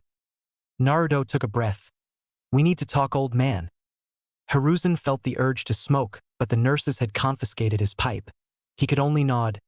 "Indeed we do, my boy. I know about Mom and Dad," Naruto said lamely. He knew the old man knew that he knew, but it felt right to say it. "I just want to know why. Sure, my dad had enemies, but me knowing. Just knowing that I came from a loving family would have helped," he finished in a whisper. Hiruzen wasn't that surprised that Naruto came right out and said it. The boy had always been straightforward. So all he could do was exhale tiredly and feel all too old in this moment. "It was more for the sake of the village than yours," Hiruzen said, feeling now was the time to be completely honest rather than telling one of their strongest people half-truths that could blow up later. "Believe it or not, I've made some truly terrible and downright horrible decisions as Hokage for the betterment of the village. I have personally put to the sword hundreds of people, if not thousands, in my time. I knew that by keeping this truth from you, from everyone not in the know already, that I could keep wandering eyes off of you and the village until we were stronger." Naruto frowned but didn't speak up. Hiruzen continued. "It's the unfortunate burden of the hat, Naruto. The best and most terrible decisions come directly from you. Ordering an attack that will take the lives of thousands, or condemning a small boy to a lonely life to keep him and the village safe. Now what? Everyone knows now," Naruto muttered, not feeling like he was strong anymore, but like a small kid asking the old man what he should do next after flunking a test in the academy. "I'm angry, so very angry, that my whole life I spent it not knowing why I was alone and why no one wanted me." He took off his glasses to stare into Hiruzen's eyes. "Now I have these, the special eyes everyone cares about, and now I get to know about my family, and now everyone wants to be around me. What if I had never gotten these eyes?" he shouted. "Then I'd be dead," Hiruzen said frankly, making Naruto's eyes widen. "My boy, I would have died on that roof, and you would still be alone. Perhaps in the future, you would have become strong and turned people around from their fear and hatred, but without those eyes, it would have taken much longer." Naruto hissed and looked down. "Then I'm glad I have them. I want you here to see me, to watch me become the strongest. You're the only one I know in the whole world that's been there the whole time," he said seriously, making sure not to look at the old man. He didn't want him to see his eyes water. Hiruzen hadn't been looking at him regardless as he looked towards the ceiling with misty eyes. "I'm thankful that you feel that way still. I'm truly thankful you were there to help me, my boy." Neither said a word for a while, both lost in thought and dealing with a swirl of emotion both usually didn't feel too often. Naruto wasn't sure how to proceed. He was still very angry at the situation. But he didn't really have it in himself to be mad at the old man, and that just left him feeling tired. Hiruzen felt a burden on his heart lighten, a tad, as a conversation he'd been dreading for over a decade didn't end in someone he considered family cursing him. It may not be a perfect situation, but he'd take it over what it could have been any day. Did they leave behind anything? Naruto asked suddenly. Hiruzen was snapped out of his thoughts and smiled. Indeed, while most of their things were destroyed in the Ninetales attack, there was quite a bit I was able to salvage and put into storage. I'll show you. Hiruzen made to get up, but Naruto looked at him worriedly. Don't think of me as a frail old man, snapped Hiruzen, to which Naruto could only hastily nod. Shakily at first Hiruzen got to his feet, but after a couple of seconds he became more steady. Naruto noticed that the old man had been slowly funneling chakra through his body to strengthen himself. He was ready to go. The ANBU, knowing that he should still be in bed, were caught in a weird place. They had no authority over Hiruzen but knew he was breaking the rules. Naruto snickered as the masked guards fidgeted in place trying to figure out what to do. Enough, ordered Hiruzen in his Hokage voice. Accompany us or stay. You are my elite. Stop fidgeting like schoolgirls waiting to confess to their crush. That stopped them as they silently fell in step behind their leader. Naruto felt like he was about to pop a blood vessel from holding in a laugh. Hiruzen didn't hold back the smirk. They made their way to the Hokage tower where the high-security storage lay. Many things were kept inside, mostly sacred tools, scrolls, and treasures that couldn't be stored elsewhere. Gold that had been taken from the land of stones during the Third War, or from the land of water that was so valuable 1 kilo could set a family for 4 generations of luxury. Many more, but in there as well was a large box that Hiruzen led Naruto to. Inside weren't scrolls or jewels that held riches for him. Naruto didn't really want that anyway. There were clothes, pictures, and a notebook that had burned edges. The pictures were from different times in his parents' lives. Some from his dad's academy days, then with his teammates, another with Jiraiya. Even one where his parents looked like fresh genin. His mom had pictures with an older woman with long red hair, by herself at graduation, then with his dad and Jiraiya. Then the pictures as a couple ranging from dates to their wedding photo. Naruto's mouth quivered at the last one and he noticed his eyes stung. The last frame was a picture of his mother and father. His mom was very pregnant, and next to that photo on the frame was a slot without a picture, and under it had the words "Our son Naruto" carved into it. All he could do was hold the frame to his chest tightly. Hiruzen had long dismissed the guards from the room and was sadly walking away. He didn't want to encroach on the Uzumaki Namikaze's family any more than he already had. He'd let the boy cry over his lost family in peace. He hoped Naruto would get some kind of closure from this. Hiruzen felt that he was in for an interesting meeting. About a week after taking Naruto to the archives, he and everyone in the High Council were called to meet. All the clan heads and department head were to meet to go over the transition of power from himself to Tsunade. As he sauntered into the large meeting room, he noticed most were already there. The Inoshikacho heads were here in seats quietly talking. Not far was Shibi Aburame, not engaging in conversation as he waited. Similarly, Hayashi Hyuga stoically sat in his chair idly listening to the others. Asuma was here as the Sarutobi clan head, and he was next to the Inoshikacho, not talking but listening to their conversation. Sum Inuzuka was talking with the ANBU commander, who Hiruzen couldn't tell if he was engaging or just near her and forced to listen. Jiraiya lounged in a chair by himself scribbling in a notebook, the chair next to him occupied by his large scroll. Tsunade wasn't far from him, listening to his teammates and Danzo prattle on. She turned to Hiruzen with a small, relieved look on her face when she noticed he entered. The heads of the hospital, barrier corps, and intel were seated on the sides of the room. Shizen having taken over the hospital as the most senior doctor besides Tsunade. An elderly man by the name of Shinso was over the barrier corps and was hunched over in his chair while Ibiki sat silently in his own while a frown married his face. I believe it's time we begin, said Tsunade as she took a seat at one head of the table, with the elders surrounding her on both sides of that end. Hiruzen took the other end with Jiraiya and his empty chair on one side and his son on the other.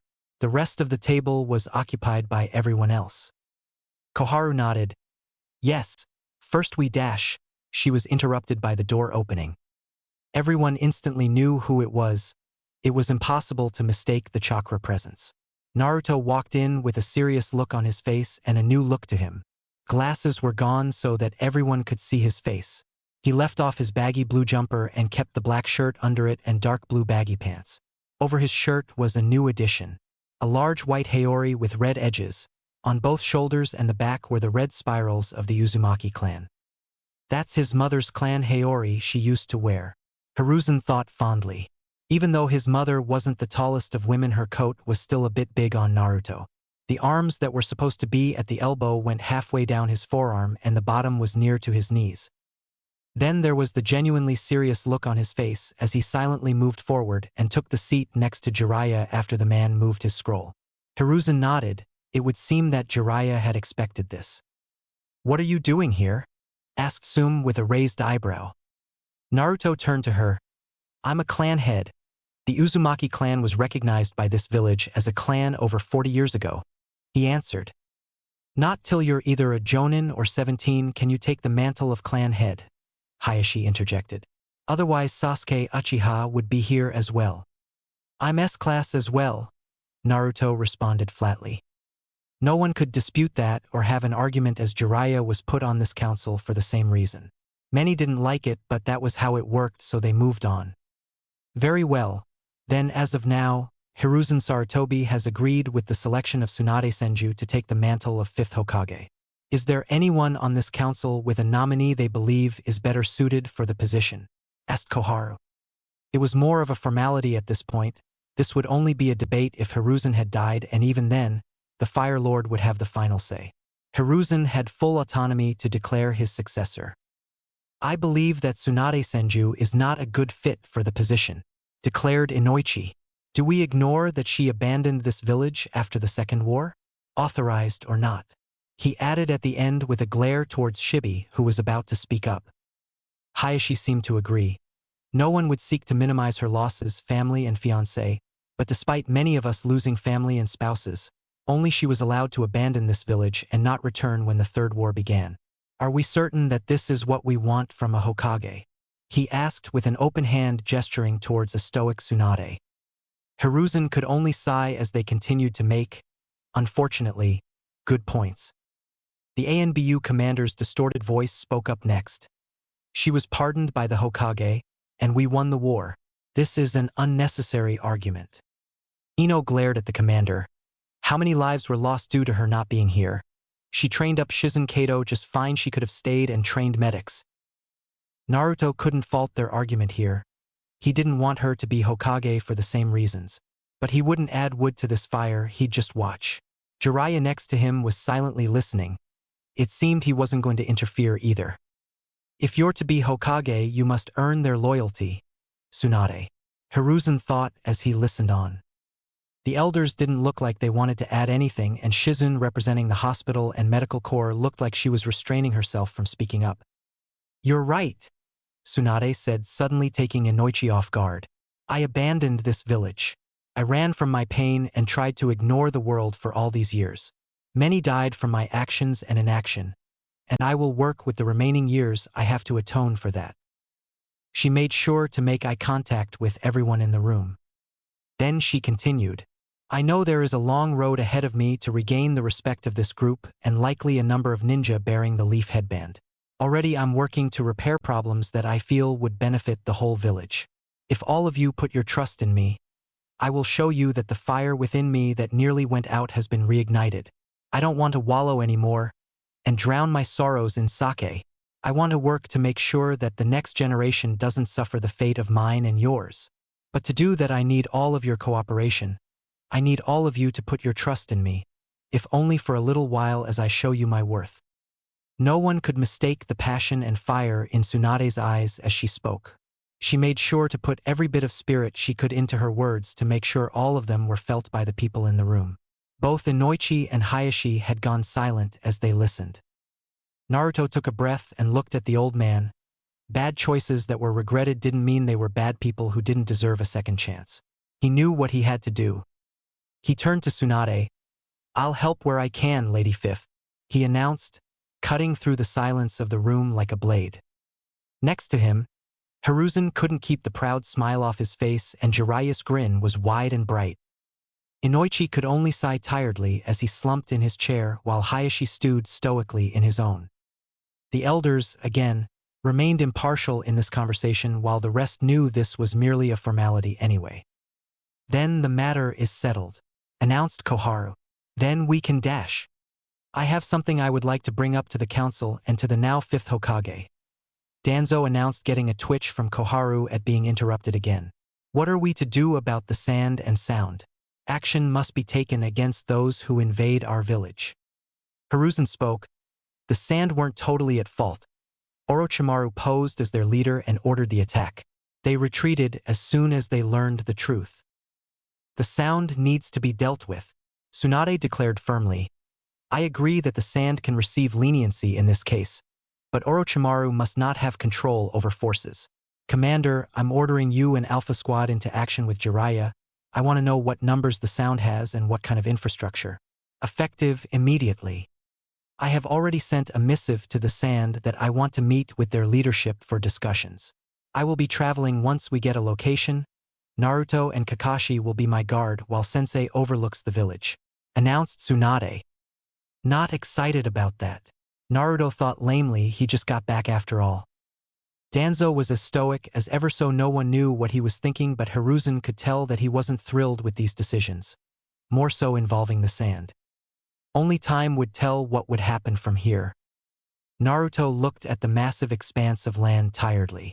The route to the meeting point for the Leaf contingent and the Sand contingent resided in the Land of Rivers, a barrier country between the lands of fire and wind. Nothing too interesting lay within the Land of Rivers besides several fishing villages and port towns for trade. It was also a country that had been ravaged by the Great Five Nations during the many battles of the Great Ninja Wars. The group was small, like Tsunade mentioned during the council meeting where the transition of power was formalized. Tsunade, the now 5th Hokage, was being accompanied by 2 guards, Naruto Uzumaki and Kakashi Hitaki. Rare as it was for a sitting Kage to leave their lands and people, it was usually only for the most important of occasions such as a ceasefire for war. In this case, it was to avoid an all-out war and for reparations for the attack on the village hidden in the leaves and the loss of civilian life. "What can we expect from this?" Naruto asked out of the blue. "Are they really going to give us anything for their actions?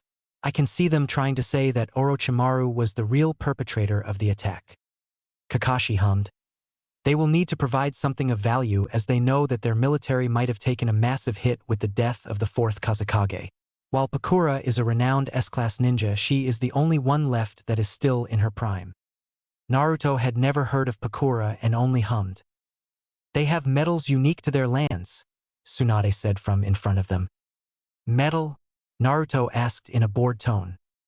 Kakashi blinked in surprise, then nodded. "Oh, that's right," he said gravely as he looked into the distance. Tsunade turned back to Naruto. "Don't underestimate the rarity of the metals harvested in the northern corners of the Land of Wind. Unique from anywhere else in the world. The metal known as shining iron that is then refined into ivory steel is the most coveted ore in the world." Naruto frowned. "Don't tell me it's for some noble in the capital who wanted some fancy jewelry," he said with a snort. "No," Tsunade answered firmly. "They only want moon gems from the south. Ivory steel is something I want for the village." "Oh, why?" "Well, they can be made into blades that are known for incredible sharpness and chakra affinity. Their rarity makes it nearly impossible to get one unless you are granted elite Jonin status as a sand ninja. Even then, they are more ceremonial due to an event in the First Great Ninja War," explained Tsunade. Naruto raised an eyebrow. "Which was?" "Well," started Kakashi hesitantly. "My father stole one from a defeated enemy." Naruto tilted his head in thought for only a moment before his eyes shot open. He knew of the legendary White Fang of the Leaf, Tsukumo Hitaki, known for his white chakra saber and its unique capabilities. "Wait, you mean to tell me that the Sand Village has had access to white chakra sabers this whole time? I've only ever heard of the one used by us." "Well," Kakashi hummed. Tsunade snorted. "They use them, but there aren't many ninjas as prolific as Tsukumo Hitaki. I've requested enough metal for 5 blades. Hopefully, in time we will produce ninjas capable of bringing out their potential once again. Naruto blinked. That was a great move.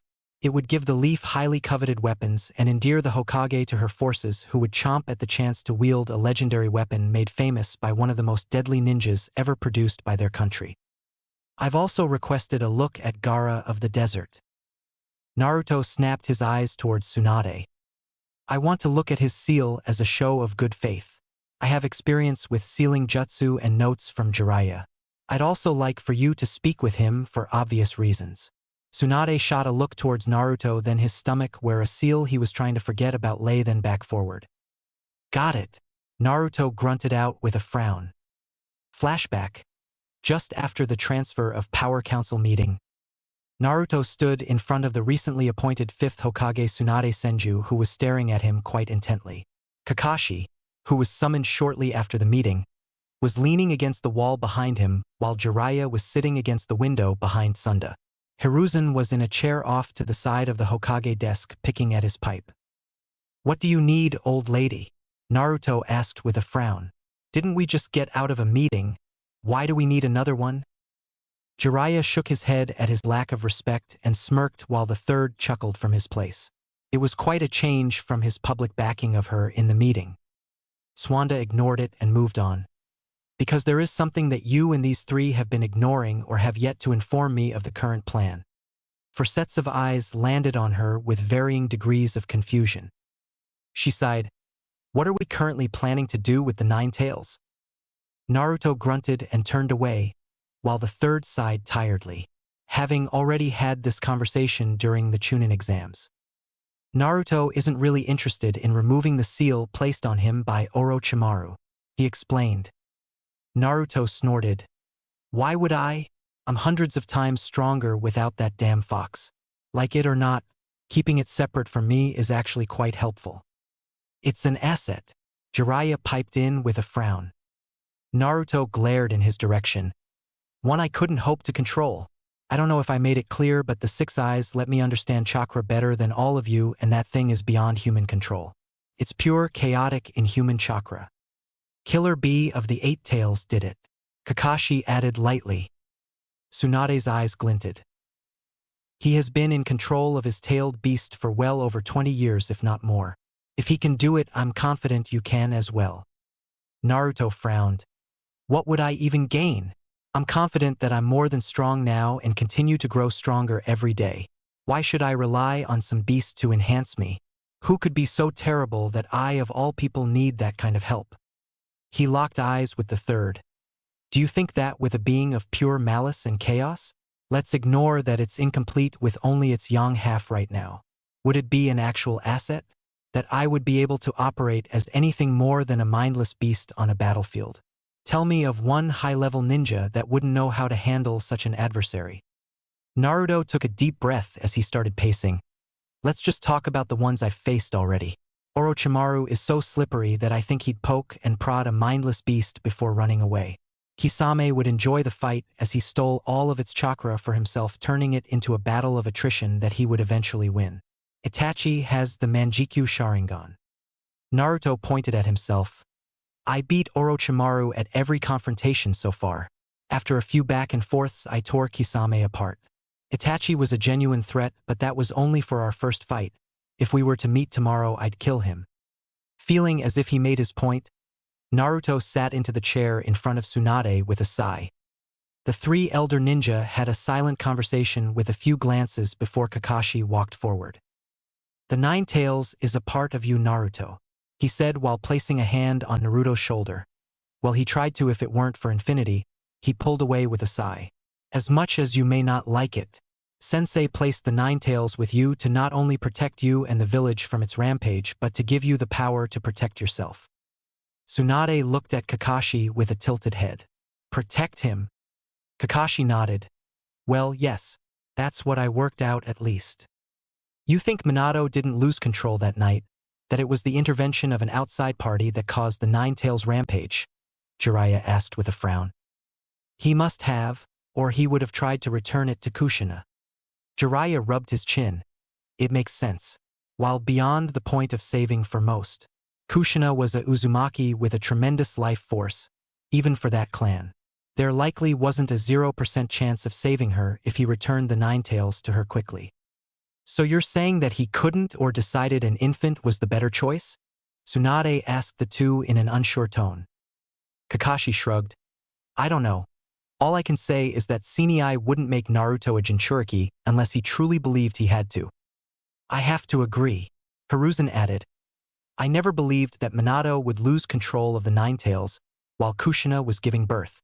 He was absent at the start of the Nine Tails rampage, protected the Hokage monument, then disappeared again. It's most curious. Jiraiya stood up suddenly. So there is someone out there that was capable of breaking through top-secret barriers, overpowering Minato, escaping with Kushina, ripping the beast from her, setting it on the leaf, then fighting Minato once again. Now bear in mind, this is most likely the most motivated Minato I could possibly imagine due to the situation. Yet still managed to fight him long enough that Minato felt compelled to seal the Nine Tails within Naruto instead of Kushina. Who the hell could do that? I couldn't say, Kakashi said slowly. I don't know many that could fight Sensei in the first place. Naruto started to tune out the back-and-forth speculation as he turned inward. If his father was as deadly as his reputation suggested, Naruto would assume that there was some embellishment due to time and idolization. Then the enemy in the dark was someone beyond Itachi and Orochimaru for sure. He'd need to think about it more, but controlling a tailed beast isn't something that can be learned by just anyone. There are only seal masters and bloodlines capable of it. If he was going to be prepared for the future enemy, not to mention whoever was bossing around powerhouses like Itachi and Kisame in the Akatsuki, then he'd need more intel. As much as it physically pained him to admit, he wasn't going to get any real answers from speculation. As far as he was aware, there was only one entity that knew the truth, and he doubted it would happily divulge that information. If he was really honest, it wouldn't hurt to, at the very least, make contact with the Nine Tails in this case. He was sure that he could forcefully stop the slow trickle of chakra after the seal was removed if he had to. That being said, he really didn't want to have to open himself up to the beast. Every problem in his life till now could be traced back to the fox. Even not being able to use his bloodline till he was sealed showed that the fox was nothing more than a hindrance. Though communicating with and relying on something were two entirely different things. He could open the seal up to, at the very least, speak with the beast and react from there based on its responses. But he wasn't going to follow the lead of these four. If he's going to do it, he'd do it his way. Fine, Naruto said, suddenly interrupting the discussion. I'll open up the seal. Jiraiya perked up, but Naruto quickly shot him a look. I'm not going to use its power. I don't need it, you old perv. I just want to know what it knows. If there really is someone out there capable of all of that, I'd very much like to know. Naruto's eyes suddenly began to glow and the weight of his chakra escaped his control for a moment. I would very much like to kill whoever it is as well. Well, that's all well and good, Naruto. But I can't have you escorting me to a diplomatic meeting with a wild card like that. Tsunade said with a frown. I just wanted to know the game plan. We will proceed with the removal of the hindering seal when we return from our mission. Fine with me, agreed Naruto. Hiruzen stood with a groan. When the time comes, I will assist you as best I can, he offered with a smile that Naruto returned. You're too stubborn, Jiraiya moaned. Fine, it's a start. When we're back, we can start looking into connecting with the Nine Tails. Naruto, in the meantime, I want you to focus on honing your connection to your chakra. You instinctively know, but I want you to have an intimate connection with your chakra purposefully. Naruto had no idea what that meant. Back on the road to the land of rivers, present time. Naruto clenched his fist at the reminder of opening up to talk to the Nine Tails. He wasn't thrilled, but it really was his only move to learn more about that night. Listen up, Tsunade ordered as she came to a stop. The meeting point isn't much further ahead. We shouldn't expect a warm welcome. Naruto, I want you to not speak. Naruto moved to speak. No. You are the least diplomatic person here. She turned to Kakashi. Your reputation precedes you, so your presence is enough, especially if that old lady is there. Kakashi tilted his head at the mention of an old lady but didn't comment. Naruto huffed and turned away. I'll do the talking. Let's just hope nothing crazy happens. mentioned Tsunade with an impatient sigh as the meeting point came into view. Line break. Nearly 2 kilometers away from the meeting point of the Sand and Leaf, a small group of individuals gathered to plan their next move. The group consisted of 3 people, all male. The first was a younger man in his late teens. He wasn't that impressive physically, but he made up for it with his chakra, dense and vast. The second was a much older man, pushing his 60s, with a formal set of robes and a katana at his side. He was meditating in the corner of the room at the moment. The last was a well-built man. His ninja attire was form-fitting and showed off his thick muscles. He was slightly scared on his arms and neck. Curiously, his presence lacked any and all chakra, as if he was suppressing it to the point that it was invisible. "The target is entering the building," said the well-built man. "If we can cause a large enough distraction, then we will have an easy time of it." He turned to the young man. "Hero, I want you to set explosives around the building. On my signal, ignite all of them." Then he turned to the old man. "Isho, when the bombs go off, I want you to kill whoever you can in the chaos, then move towards either Kakashi Hatake or Baki. They have the highest bounties besides Naruto Uzumaki." Isho opened one eye. "Are you confident in killing Naruto Uzumaki, Genzo?" The intel around Infinity made it seem impossible. Such a thing isn't overcome lightly. Genzo grinned, his eyes glowing with power and malice. "I'm confident that I will enjoy myself and get rich in the process. Hero now," he shouted. Hero shot off at the command, having stuck around to hear Isho's question and Genzo's answer. They would only have a small window to attack as the conversation started. Afterward, their guards were sure to go back up. Genzo smiled. He, in his 10-year career as a bounty hunter, had never failed. He's killed many shinobi and samurai, from younger rookies up to experienced jonin, and he was excited to make his biggest payday ever on the young brat with the 6 eyes. His hand fell into his tool pouch and pulled out a long katana. It was etched with seals, and at the end of the handle dangled a talisman. It was a sacred blade of the Uzumaki, bought off the black market for around 30 million. He was sure that he and Naruto Uzumaki would be having fun soon. The Leaf and Sand contingent made their way into the meeting hall of the massive hall located in an abandoned fortress. While nobles needed gaudy luxuries to entertain them as they sat around and talked, Ninja needed a large room to fit everyone in a neutral zone. On the Sand side were 3 people: Baki of the Sands, premier jonin and renowned A-class ninja. Naruto would put Baki as the Asuma or Kakashi of the Sand village. Next to him were 2 women, an old woman that Tsunade snorted at when their eyes met while the old woman huffed. Next to her was a much younger woman who had orange and green hair. Her torso was covered in bandages, and she wore a loose, open kimono over her shoulders. Naruto heard that she didn't often leave the village after a failed assassination attempt years ago. The elders of the village didn't want to risk losing her and her bloodline. "The old bat is Lady Chiyo, a renowned puppet master," whispered Tsunade. "The younger woman is Pakura." Naruto took in the 2 women. Neither of them had all that impressive chakra signatures. Chiyo's chakra flowed much slower than he'd seen most ninja, but it likely came with the impressive chakra control from decades of puppetry. Pakura's chakra gave off the impression of heat, like the haze in the air from a hot summer's day. Overall, he would say that while impressive by the average, he didn't think either of them were all that threatening, to him at least. Gaara sauntered in from the rear, looking blankly around the room before offering a small, nearly imperceptible nod to Naruto, who smirked back. The 7 ninjas gathered around a large table and took their seats. Naruto sat to Tsunade's right while Kakashi took the left. Neither of the males looked all that interested or seemed to really be paying attention, while Tsunade was staring intently at the 4 Sand ninjas in front of them. "Thank you all for making the trip. Let us begin," started Tsunade. "I and the Leaf are fully ready to commit to a ceasefire and re-engage in our mutually beneficial inter-country friendship, should the Sand provide the materials requested as recompense for the attack." Naruto had to give it to the old woman. She certainly didn't waste time on pleasantries. Not that it would be genuine. Leave it to the nobles who liked their honeyed words and lies and politics. Ninjas weren't the type to engage in negotiations that held slippery words and half-truths for matters like this. They would just kill each other if they felt they needed to. Or at least that was Naruto's thought. He did not need to lie, he was strong.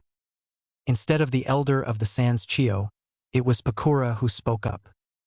The Sand extends our sincerest apologies for the events of the invasion. Her words were smooth and she gave a slight bow to Tsunade. She pulled out a scroll. The requested materials are sealed within. I would like to propose a recalibration of the mission distribution between our lands. Naruto sighed and tuned the rest of the conversation out. It sounded like a lot of honeyed words to explain that the Leaf was taking nearly 60% of the Sand's missions due to the nobles' faith in their village plummeting. Old Man Third briefed him that he was expecting the Sand to come to them in the coming years due to their economic issues as a result. Naruto didn't really care that much. It seemed that the fourth Kazekage ruled with an iron fist and didn't deliver results that promoted faith in his lord. Essentially, it was their own damn fault. I suppose the exchange is acceptable. Sakura agreed with a bow. Tsunade raised an eyebrow. Suppose? I'm doing this in the interest of peace. Not because I believe we owe it to your village. The fall in faith from your capital was due to your Kage's actions, not ours.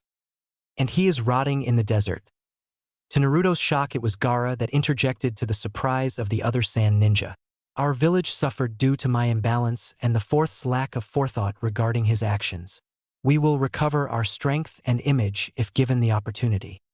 Tsunade turned to Gaara. You feel you've recovered from a low-powered, if not broken seal? She asked.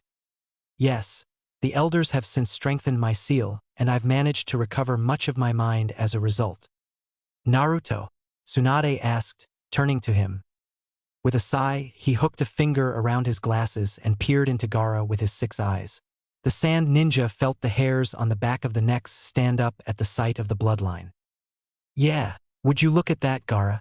You managed to calm that chakra of yours. I'd say you could be a competent ninja now, Naruto said with a grin. Honestly, if you are fully in control of yourself, I'd say you're stronger than the old woman over there and your sensei. Tsunade's head snapped to him with a glare. Naruto, she snapped. Kakashi just looked upwards to hide his exasperation, knowing that he was going to get an earful for Naruto's actions. He was technically still his sensei and Naruto's actions reflected on him, despite Naruto being uncontrollable now. Chio snorted in a rather undignified manner. Ah, the young spitfire of the Leaf I've heard so much about, son of the fourth and wielder of a new ocular jutsu. I'm sure your arrogance will lead you to an early grave like all the cock bloodline wielders. She snarked back. Lady Chio, snapped a shocked Sakura. Baki, who was going ignored by the room, looked at the ceiling in exhaustion. He was hoping that the completely expected breakdown of peaceful talks wouldn't get him killed. Naruto was about to retort, but Gaara interrupted. Naruto Uzumaki, I have to thank you, he said, getting the room to turn to him in surprise. None more so than Naruto, who didn't recall doing anything for the redhead. Thanks to the fourth, I was stuck being an attack dog for my village, unable to live. I would have destroyed myself in the attack if you hadn't stopped me. I've since been able to reconnect with my siblings and become the ninja I should have been. Continued Gaara with a monotone voice, though his eyes had a slight warmth to them. I will endeavor to make sure that the Sand Village is a capable part of our mutual friendship. Should the Leaf need assistance, I will offer my help. No one knew what to say to that. Sakura could only rub her face tiredly. She had lost any and all control over her side of this and wanted just to go home. Chio looked like she wanted to throttle the boy, and Baki had checked out already. Tsunade smiled at the boy. The Leaf will do the same. I'm not ignorant of Orochimaru's manipulations. As you held up your end of the ceasefire, the Leaf will continue this allyship. As the leaders of the two villages continued to talk about the alliance, Naruto felt something at the edge of his senses. He didn't know what it was, but he was suddenly on edge. Naruto threw his glasses away, shot between the group, and held up a single-handed ram seal. Both sides of the table shouted in shock at his actions, but he ignored them and flared out his infinity to encompass all of them. It wasn't a moment too soon when the entire room erupted in a ball of flames. He was sure that it was something other than pure explosive notes. It must be some sort of bomb or S-rank jutsu, as Naruto could feel the force behind the explosion. This us or them? Naruto asked the shell-shocked group. Well, he directed it to Tsunade, who looked up at him in shock, then turned to the Sand ninja, who were equally as shocked. Ah, so someone else got it. As the flames died out, Naruto pulled Infinity back into himself and relaxed. He was a bit annoyed that he had to push his jutsu to that extent to protect everyone. Infinity covering that much gave him a bit of a headache, so he'd need to tone it back for a few seconds. It was a serious pain in the neck. Though he was glad he did it, he didn't think it would be good for the village if the group from the sand died while meeting them in a secluded place under the guise of peace talks. The war would certainly continue. Naruto turned around to Tsunade. "I guess someone?" He stopped talking to cough up a glob of blood and looked down at an ornate-looking katana. "Naruto!" shouted Tsunade and Kakashi as a person emerged from behind Naruto holding the long katana sticking through his chest. Naruto turned to look into the man's eye. "Smart getting me right after that. I didn't even see you," he said while his eyes flared with power. The man grinned. "Yeah, lots of juicy intel about those eyes hit the black market. Lots of interest parties want you dead, and I want that payday." Before Kakashi or Tsunade could move to help, two more people blurred into the room. A young man and an older one.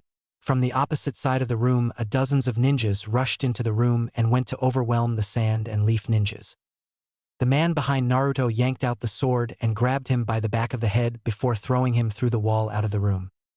Kakashi wanted to help, but the older man, dressed in formal robes, stood in his way wielding an aged katana. "Kakashi Hatake, you will be facing me, Isho of the False Moon." Tsunade smashed her fist into one of the many ninjas only for it to burst into flame, burning her hand. Another jumped onto her and exploded. However, from the smoke, a smoldering chair remained, showing a substitution. The young man flashed through several seals in a blur before a dozen more clones sprung into existence and rushed after the sand and leaf ninja. Tsunade grabbed the real one by the throat. "Ah, I recognize you. Hero of the Hidden Flame. You're worth quite a lot." She clenched her fist to snap his neck, but Hero suddenly erupted into a ball of white-hot flames, causing Tsunade to scream out in pain. Another hero emerged from the back of the room. "As a master of clones and deception, did you think I didn't know how to make a clone look like the real one? Do you think I'm the real one? Do you think I'm even in this part of the castle?" All this was asked with a malicious grin on his face as Tsunade silently healed her arm and side of the burns. "Let's play Tsunade of the Sannin," he shouted before his body exploded, filling the room with white-hot flames. Naruto was not having a great time. If there was one thing that annoyed him these days, it was idiots who were full of themselves. In retrospect, he had been one of said idiots. But he wasn't one anymore. The guy in front of him, he really didn't even bother to pay attention when he was told the guy's name was. The one who got a lucky shot in after he thwarted a massive surprise attack. Everyone at this meeting owed him for that. With a sword that was doing things that really should be possible. The guy was now looking at him like he was fresh prey to be devoured, all the while Naruto healed himself of the stab wound. It was a good stab, but nothing he couldn't recover from. Yes, Naruto decided the one thing that really annoyed him these days was idiots like the guy in front of him, who was laughing while waving around some fancy katana like he was tough. The man blitzed forward, speeds going well above a normal jonin, and unleashed a series of slashes that Naruto was just able to weave around. Every movement from the man was perfectly executed. Naruto would have to admit that, in terms of raw physicality, this man was superior to most that he'd encountered. Naruto threw a punch that was weaved around and countered with a kick. The blonde ducked, grabbed the extended leg, and tossed the man away. There was barely an impact as the man maneuvered midair to recover and blast off from the ground as soon as he touched. It was thanks to the six eyes that Naruto was able to follow up the series of movements as the man tried to disorient him by jumping around at super speeds. If he hadn't fought against Itachi Uchiha a few weeks ago, Naruto would have likely been unprepared for such an opponent. But as it were, an incoming slash to the neck was ducked under, and in response, a fist was ruthlessly smashed into the man's ribs, sending him tumbling away. Naruto had fought better. The man, despite taking such a blow, was on his feet and twirling his sword around like he'd accomplished something. Naruto wasn't dumb enough to let something that had such a strange lack of presence touch him. The guy likely thought he was over-reliant on infinity. "It's poetic, really," the man mused, which grabbed Naruto's attention. "This is a sacred sword of the Uzumaki clan after all, and it'll kill the last known survivor." Naruto looked at the sword lamely. Makes sense, my family produced that thing. Not this moron.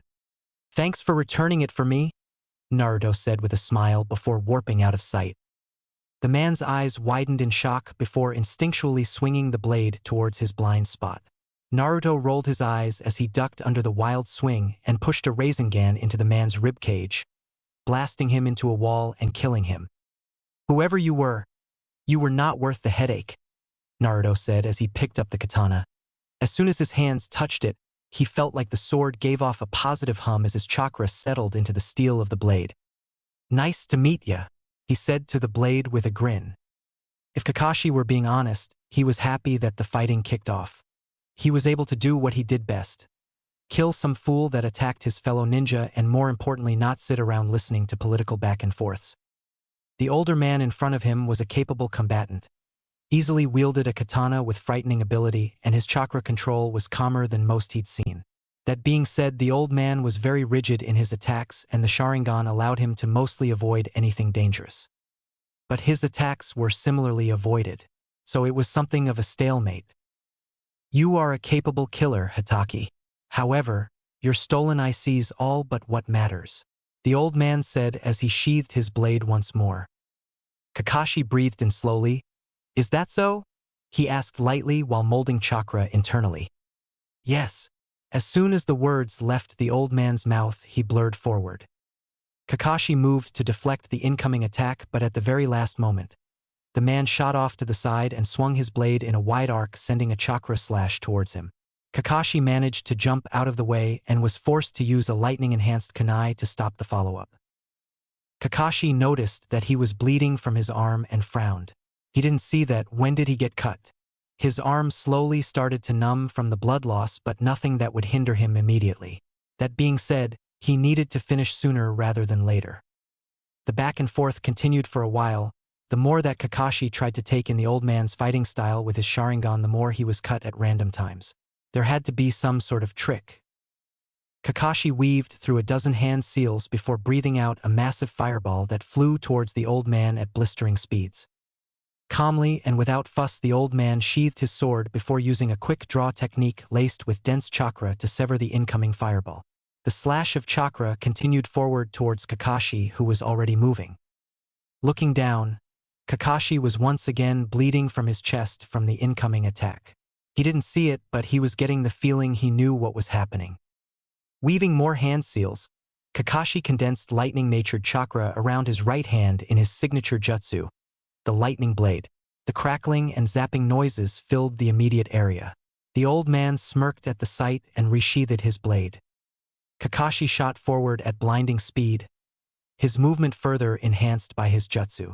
The old man used another quick draw technique towards the incoming Kakashi, who at the last moment blurred even faster while swiping his lightning blade at the incoming attack. An explosion of chakra sent a shockwave of force outward from the epicenter of the clash. Kakashi gritted his teeth, pushed even more chakra into his jutsu, and after even more of a struggle, he cut through the attack while his arm was sporting another slash. Kakashi released his jutsu. Interesting. I've yet to encounter someone capable of such a feat beyond the third Hokage. The old man tilted his head. Oh yeah? What have you learned? He asked while resheathing his blade. I don't know how you do it, but you are molding two types of chakra at the same time. An invisible blade of wind and behind it a very large and flashy chakra blade. My eye is drawn to the large flashy jutsu, while the small wind blade cuts into me before the chakra slash even reaches me. Very good. But does knowing help you overcome it? Kakashi cracked his neck. Oh, very much so. Without a moment's hesitation, Kakashi shot forward. The old man repeated his quick draw, but this time, as soon as the blade was about to leave the sheath, Kakashi dove out of the way and bounced off the wall at an angle. The old man's first slash was missed, and he tried to repeat the attack, but before he could even resheath his blade, the cold steel of a kunai entered his neck. Kakashi gazed down at the dead old man dispassionately. Isho of the false moon, what an interesting technique. Tsunade could say without hesitation that she was more angry at this moment than she'd been in 15 years. The little shit of a ninja attacking her was a prodigy with clones, and she has wrung his neck perhaps 57 times, and each one has been one type of clone or another. The brat wasn't even that impressive at anything but essentially stall tactics. No injury she'd received has taken more than simple healing to fix. I'm surprised a legendary ninja and Kage can't tell a clone from a genuine person. Hero of the Hidden Flame commented lightly from his place on the ceiling. Want a hint? Tsunade breathed out an angry sigh and gazed up at Hero. I'm going to enjoy killing you, she said darkly. Two heroes rushed her from her left and right. Tsunade didn't even acknowledge them. She stomped the ground and cracked the earth beneath her feet, shaking the entire area. From there she kicked two rocks, one at each close, which blasted through their skulls before they could even try to dodge. From both clones came an explosion of fire. Good job. That's two more. Tsunade glared at the roof before throwing a massive rock at the observing clone. Like she expected, the rock hit the clone on the roof and burst into flame upon its death. The sounds of fighting were heard in the distance. It would seem that the contingent from the sand was engaging the forces brought to bear by these mercenaries. She hoped that if the real hero was out there he would die soon. She was getting tired of killing clones. 5 more clones rushed toward Tsunade, who only sighed and met them with her fists wreathed in dense chakra. Fire burst into life with each hit. Naruto cut his way through the mercenaries that attacked them. The Uzumaki blade sang with joy with each kill. He wasn't sure how he felt using a tool that had an echo of a personality, but at the moment the sword made everything a bit easier and quicker. In the distance, he saw a couple of puppets cutting their way through ninja, while in another corner blood-red flames turned everything to ash. Naruto's eyes told him that the flames were comprised of a perfect combination of fire and wind chakra feeding and enhancing each other. Pakura of the scorching sun indeed. Naruto was confident that Pakura would be a tough opponent for him if he didn't have infinity.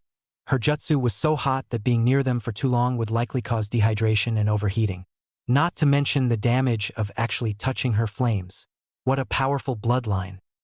Then there were the floating grains of sand flying everywhere and far in the distance in what looked to be a whirlwind of sand flaring up every few seconds. Gaara wasn't playing around, it would seem. Naruto had to acknowledge the level of growth that the redhead had shown. He'd improved his control quite a bit ever since the invasion. Or was it that he was more sane and more in control of himself? Whichever it was, Naruto was honestly impressed. He wished his teammates were that quick on the uptake. Perhaps then they'd be able to come on missions with him. Naruto took a deep breath. Let's just cut to the chase. They'd have to sacrifice infinity, as the chakra structure couldn't be maintained with the complex force of the barrier. But for ninjas like these, he doubted they'd need it. Naruto's 6 eyes flared and he molded chakra into a familiar hand seal. Multi-shadow clone jutsu. Felt good to call that out again. A couple of months of focusing on his new fighting style didn't mean he didn't appreciate the good old shadow clone jutsu. 24 clones popped into existence in front of him. He made that many with the sole purpose that all of them would have enough chakra to fire off a red if needed, though again he doubted they'd need it. Curiously, the sword in his hand didn't get copied into the clones. We'll have to look at you a bit closer when we get home, Naruto muttered to the blade, which again felt like it was humming happily. His chakra wasn't being suppressed by the blade or absorbed. Rather, ambient chakra around the blade was being absorbed. Curious. Without a word, all of his clones shot out toward different battlefields while he went back inside to see if Kakashi or Tsunade needed any help. Baki of the Sand Village wasn't struggling with the opposition. There were many but none of such quality to make him sweat. However, it only took a lucky kunai to kill you, so he had been on high alert for the last 20 minutes of fighting, something that was starting to get to him. 3 ninjas in front of him charged at him with various weapons, none of which looked to be with skill greater than a Chunin. But Baki met them with a wind blade nonetheless. A simple slash here or there caused blood and body parts to fly into the air. He turned and saw even more ninjas rushing towards him. He had to have killed around 15 mercenaries at this point. How many were sent to this meeting point and by whom? Before the incoming ninja could reach him, they were taken off their feet by a blue blur. Baki could barely keep up with the attacks, but after a blink, the enemy ninjas were on the ground broken and bloody. I'll take care of the rest, Naruto said before speeding off. Baki looked around and noticed that all the observing ninjas were all dead. With that, he took a seat and let out a sigh. Uzumaki must have cut them down while he was focused on the three from earlier. Chio, puppet master of the sand, and Pakura of the scorching suns weren't getting tired physically, but they were beginning to be fed up with all the mercenaries they were constantly having to fight. Seeing as how most if not all of them were below Jonin, that meant that the enemy's target was the Leaf, or more specifically Naruto Uzumaki of the Leaf. "You're not that bad for an old lady," commented a clone of Naruto with a grin on his face. Two Naruto clones were a hurricane, literally tearing through the surrounding attackers with ruthless hand-to-hand. A Rasengan would periodically flash into existence for a moment, before dying out as the clones worked together perfectly and silently. Chio could say, without a shadow of a doubt, that the boy in front of her was truly terrifying. A couple of clones all with chakra beyond the average jonin in them, with the taijutsu of an elite ninja and jutsu like the Rasengan at their disposal. The instinct of wariness welled up within her as she saw something that reminded her of what she'd come across years ago, when Hiruzen Sarutobi shook the battlefields after releasing his horrifyingly dense chakra during the First and Second Wars. Someone that stood atop the peak of the ninja world. Naruto Uzumaki was deemed S-class, but she was starting to see the makings of something more. Something not seen for a long time. The balance of the world may in fact be shifting because of the boy in front of her. She could feel it in her bones. If the sand didn't ally itself with Naruto, they would be annihilated if their paths crossed on the battlefield. After all, at 13 he was this powerful. Where would he be in a few years of mastering those eyes and jutsu? She didn't think anyone was excited to find out. "You should have seen me 20 years ago. I gave that Hokage of yours quite the trouble on the battlefield," she responded to the cheeky twerp. "I don't doubt it. I can tell you have some highly experienced jutsu behind you. Take a load off, I'm practically done here. Most of the enemies are dead. Where is the real you?" "Inside dealing with a clone," he responded with a laugh. "He's kind of a pain in the ass, isn't he?" mused Naruto as he and Tsunade looked at all the clones in the room grinning down at them. "I truly want to crush his skull," gritted out Tsunade. "He's looking at us like he has any sort of chance of winning," laughed Naruto. The group of fools that attacked them seemed to have vastly overestimated themselves. 20 more clones attacked the duo. Naruto held a hand up and molded his chakra into a hyperdense ball that he then changed nature into his chakra enhancement jutsu. Blue. But unlike before, he didn't try to refine it to a point in space far away like with the mutant monsters Orochimaru sent after him.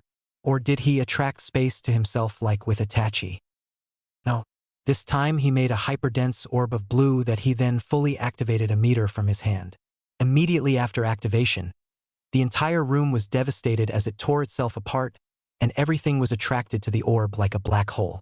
Naruto grinned ferally as he moved the orb further towards a clone in the back. The one on the roof that Tsunade suspected was the real one burst into flame that was then pulled into the orb. The dozens of others followed suit as flames were dragged into the fiery blue orb of destruction. The one in the back that Naruto's six eyes told him was the real one was pulled off his feet towards the orb. Hero of the hidden flame screamed as he was crushed into nothingness as soon as he touched the orb.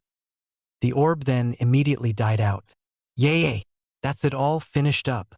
Hey old lady, can we finish up here so I can go home?" he asked while pulling his sunglasses back on. All his clones dispelled, giving him memories of all the battles he assisted with.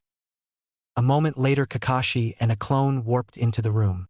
Kakashi looked around surprised for a moment, then almost stumbled over to them. "That felt weird. I thought you could only warp to places you can see," Kakashi mentioned as he walked up, seemingly ignoring the devastated area. Naruto smiled. "Yeah, I can, but a clone can warp back to me, though it seems it killed itself doing so," he said as he looked off. "Well, now that the nonsense is over we can finally finish up here," Tsunade mentioned. After a while, the sand group made their way into the devastated building. Tsunade and Pakura were insistent on finishing up the conversation and negotiations. Naruto had exactly zero interest in the two women arguing negotiating about reparations for the stupid invasion. No, he wanted to chat with Gaara while everyone was distracted. The redhead was gazing off into the distance. Any sign that he was just attacked by dozens of bounty hunters wasn't apparent. Naruto grinned as he sauntered up, Gaara almost immediately noticed his approach and met his gaze emotionlessly. So, it seems that things have been good for you since the invasion, he mentioned as he noticed Gaara's seemingly lack of insanity. I hope the idiots in charge of the sand weren't clamoring to start using you as a weapon or seeking to connect with you. Gaara blinked slowly. The elders of my village have expressed their version of regrets for the circumstances of my birth and upbringing. My time has been spent with my siblings, though Temari rarely lets me out of sight if we are both in the village. Good. I was worried those wishy-washy types would go back to using you or worse, now that you have your mind in working order. Naruto mentioned happily. Gaara again blinked slowly. Yes, I did enjoy soaking my sand in the blood of those that irritated me, he said quietly. You still want to do that, don't you? Every day. Naruto laughed. The fact that you don't means you're as normal as any of us these days. I mean, I don't have much patience for annoying people anymore. At least those with ill intent. The higher-ups in my village are pretty annoying and full of themselves. I take it you too have to deal with empty platitudes due to your strength. Oh yeah. Before my eyes awakened, I was ignored and tossed aside like garbage. Now I'm the guy they all want in their corner. Makes me sick that people who wouldn't even take the effort to spit on me now want to be my best friend. Gaara nodded. Assassins were sent by my father and a few of the higher-ups after me since I was young to train me or kill me. They now speak of making me the next Kazekage. Naruto turned to Gaara in surprise. Really? It is something of a goal of mine to be Hokage. Maybe someday in the future you and I will meet wearing those fancy hats. I would very much like that, Gaara said with a small smile. It's thanks to you I was able to reconnect with my siblings. Naruto waved off the sentiment. I don't kill people that are innocent. Despite your temperament at the time, I know you were as much a victim as anyone. Trust me, I understand. He finished quietly. Gaara didn't have a response to that. The two merely enjoyed the silence as the two women finish up the logistics of the renewed alliance and reparations owed to the Leaf. Sasuke Uchiha didn't think his life would change so drastically in a couple of months.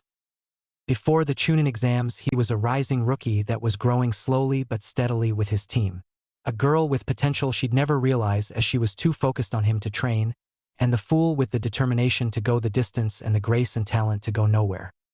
He had somehow become friends with them.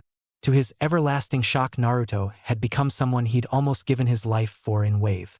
He didn't think he'd ever do such a thing for anyone ever since Itachi. Now, Naruto wielded some all-powerful never-seen-before ocular jutsu. Sakura was training diligently every single day with tips from Naruto, Kakashi, and even Jiraiya of the fucking Sannin. She was now stronger than he was when they started the exams. Sasuke looked down as his burnt hands with a tired sigh. He'd overdone his training today once again. He had already started experimenting with variations of his Chidori. In Kakashi's own words, he was beyond most Chunin at this point, and it was all thanks to Naruto's training and offhanded comments. Your chakra control is so bad I'm surprised you can mold jutsu. Try building up the whole amount first. You're not good enough to multitask yet.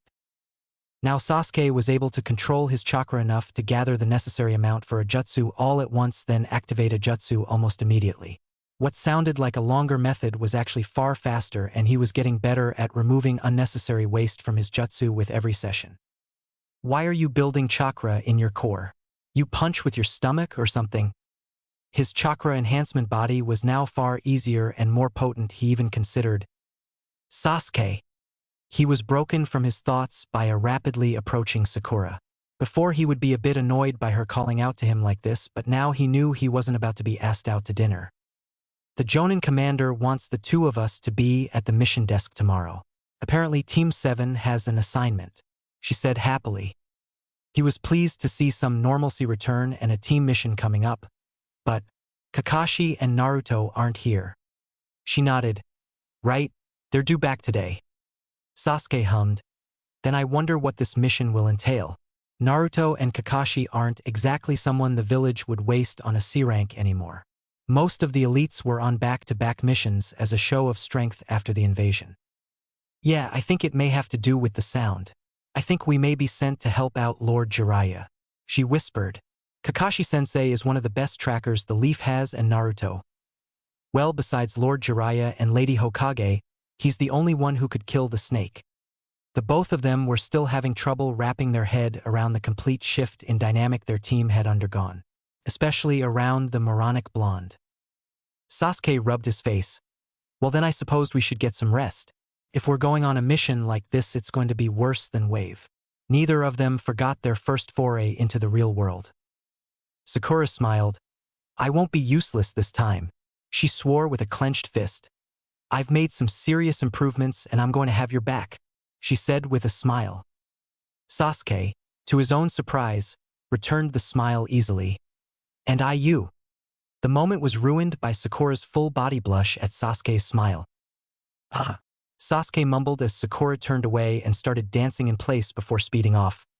Maybe things haven't changed all that much after all, he said with a snort. Naruto smiled as the gates to his home village were finally within sight. The mission to escort the old bat to talk with the sand contingent was something he was eager to put behind him and not think about for a while. Since the invasion 2 months ago, Naruto has been active nonstop. He'd been training nonstop in his free time, worrying about the old man, training with his team. Then there was the Tanzuka Hills fiasco. Then this mission. After all that, Naruto was ready for some rest and relaxation. He could already taste the ramen calling his name. Naruto, shouted Tsunade with a ticking eyebrow. Naruto blinked and turned to her. Ah, sorry I wasn't listening, he admitted sheepishly. The Hokage sighed. I'm aware, she said slowly. I was saying I want you to report to my office first thing in the morning. Ah, come on, he whined. I can't have a single day off? Tsunade had the audacity to smile. No, she said before body flicking away. Naruto, whose eyes could follow the movements, only felt even more irritated by the pleased smile she wore as she went her way. He then turned to Kakashi, who was staring absently at a passing cloud. Thanks for the help, sensei, he shouted in exasperation. Kakashi turned to him slowly. Oh, you missed when she told me that I was to report first thing as well, he responded happily. Get used to being important. It's never as fun as it seems, he chirped before leaving as well. Naruto entered the village and glared at the gate guards that had the gall to ask for his papers. Their response was to yelp and hide behind their desk as he made his way into the village. He was getting his damn ramen. Oh, you're even more of a cutie, squealed Ayam as she rubbed her cheek on Naruto's. It's been so long since you came by. I'd heard you changed, but not this much. As soon as he walked in, she giggled at his new look. Long blonde hair no longer held up by his headband, and his bright, otherworldly 6 eyes that seemingly helped the sky within them. She'd found him adorable. Naruto, who was completely fine ignoring her actions as he put down his 7th bowl of ramen, hummed at her words. Yeah, sorry. This is the last place I want to avoid, you know? We know, kid, Tucci, ramen chef extraordinaire, said as he whipped up another 5 helpings of noodles. Though I felt your absence in my wallet, he said with a laugh. Naruto snorted. I'm sure you did. Keep them coming, he cheered as he finished his bowl. So any fun missions you can tell us about? Asked Ayam, who'd finally finished hugging him. Naruto frowned. Well, fun isn't the word I'd use. More chaotic and wild. I did fight Orochimaru for a bit and Itachi Uchiha, he said with a shrug, not exactly the same kind of fun he had described some of his others with his team. Ayam paled at the names. Even a civilian like her knew of such infamous individuals. To think the small boy she considered a little brother was going against such monsters. Are you sure you're okay? She asked with worry. Naruto waved her off. I'm fine, he said before looking at her. I'm strong. Neither Tucci nor Ayam could really say anything about that. Both of them had heard the rumors, not to mention the heavy weight of Naruto's presence that even they could feel in the air. It was a stark change from the happy-go-lucky aura Naruto had before. Naruto continued to eat ramen for a while. A few people came in to order food, then would leave. By the time Naruto was on his 9th bowl, a familiar trio entered the stall. Yoo-hoo, called Ino as she entered the stall with the rest of Team 10. Look who it is. Naruto, we haven't seen you since the exams. What have you been doing? As normal, Ino sought information that would satiate her curiosity without hesitation. Beside her, Choji hurriedly ordered food, while Shikamaru sighed at Ino's pushy nature. Naruto didn't seem to mind. "I've been on missions. I likely have another one tomorrow," he said between slurps of noodles. "You?" he asked absent-mindedly. Ino perked up at the chance to talk. "Oh, we've been working on border missions or just escort missions around the Land of Fire. Team 10 has been in high demand lately." "I bet Shikamaru had a good showing," Naruto said around a mouthful of pork. Shikamaru groaned. "You're not kidding. I thought losing would get people off my case. Everyone with sense knows you could have won the match, especially the blonde you fought," Naruto said with a snort. Ino turned to glare at Shikamaru. "You could have won the match?" she asked incredulously. Naruto laughed. "Like I said." Shikamaru smirked. "Well, it doesn't matter. I was promoted to Chunin anyway. Asuma-sensei has been running us ragged between missions. Apparently we're ready for real training," he said with a roll of his eyes. Naruto nodded. "Good. I don't want you three to stay so weak. It wouldn't be good. Also, you were promoted before me," he said with a hum. "I wonder if they're ever going to promote me?" It wasn't something Naruto really cared about anymore. Between the mission to get Tsunade, then the escort mission, and just his general worry about the old man before that, he just didn't really think about his rank. He did what he wanted anyway. Shikamaru turned to him in surprise. "You weren't promoted?" Naruto shook his head. "No one said I was. Not that I really care. I'm sure it's just a formality at this point." "You're way too strong to be a genin," Choji added around a mouthful of ramen. Again Naruto only shrugged. "Yeah, but the old lady may hold off just to annoy me." "Anyway," Ino said, getting attention back on her, "are you going to talk about these new eyes of yours? My dad won't tell me anything, and I'm too curious how you went from loser to this." Naruto glared her way, getting a flinch from everyone in that direction. "I wasn't a loser. After your showing in the exams, I'm sure I would have kicked any of your asses without them. The 6 eyes gives me perfect understanding and control of chakra." Shikamaru wisely ignored the first half of Naruto's statement. It was irrelevant at this point. "That's very powerful, but isn't that similar to the Hyuga or Uchiha bloodlines? Perhaps you have a derivative of theirs." "Who knows? Though I can't copy things I see like Sasuke, and I can't see through walls or in a near 360-degree field of vision," Naruto said with a shrug. "But don't underestimate the power of chakra control." Ino seemed unconvinced. "So that's really it? I mean, if that's the case, Sasuke should be able to go even further since he can do what you said and more." She finished with a satisfied smile. "I was worried the world was really ending if your stock was higher than his." Naruto laughed. "Sasuke isn't surpassing me anytime soon. I mean, I was kicking Itachi's ass on my last mission. Though Sasuke isn't really using his full potential. Too many hang-ups in that head. I mean, even now he could be a level or two higher if he just let go of all that crap." He was sure that Sasuke could give some weaker jonin a run for their money if he let go of his baggage and just moved. But as it were, "Interesting," an older male voice said from behind them. Naruto turned to see Asuma Sarutobi and Kurenai Yuhi enter the stall. Kurenai was looking at him incredulously, likely having heard his statement and didn't fully believe him. "You expect us to believe you took on Itachi Uchiha?" Kurenai asked with a raised eyebrow as she and Asuma took their seats at the stall. Naruto rolled his eyes. "I don't care what you believe." He then thanked Tucci for his 11th bowl of ramen. He didn't expect so many people to show up at the stall while he was enjoying his ramen time.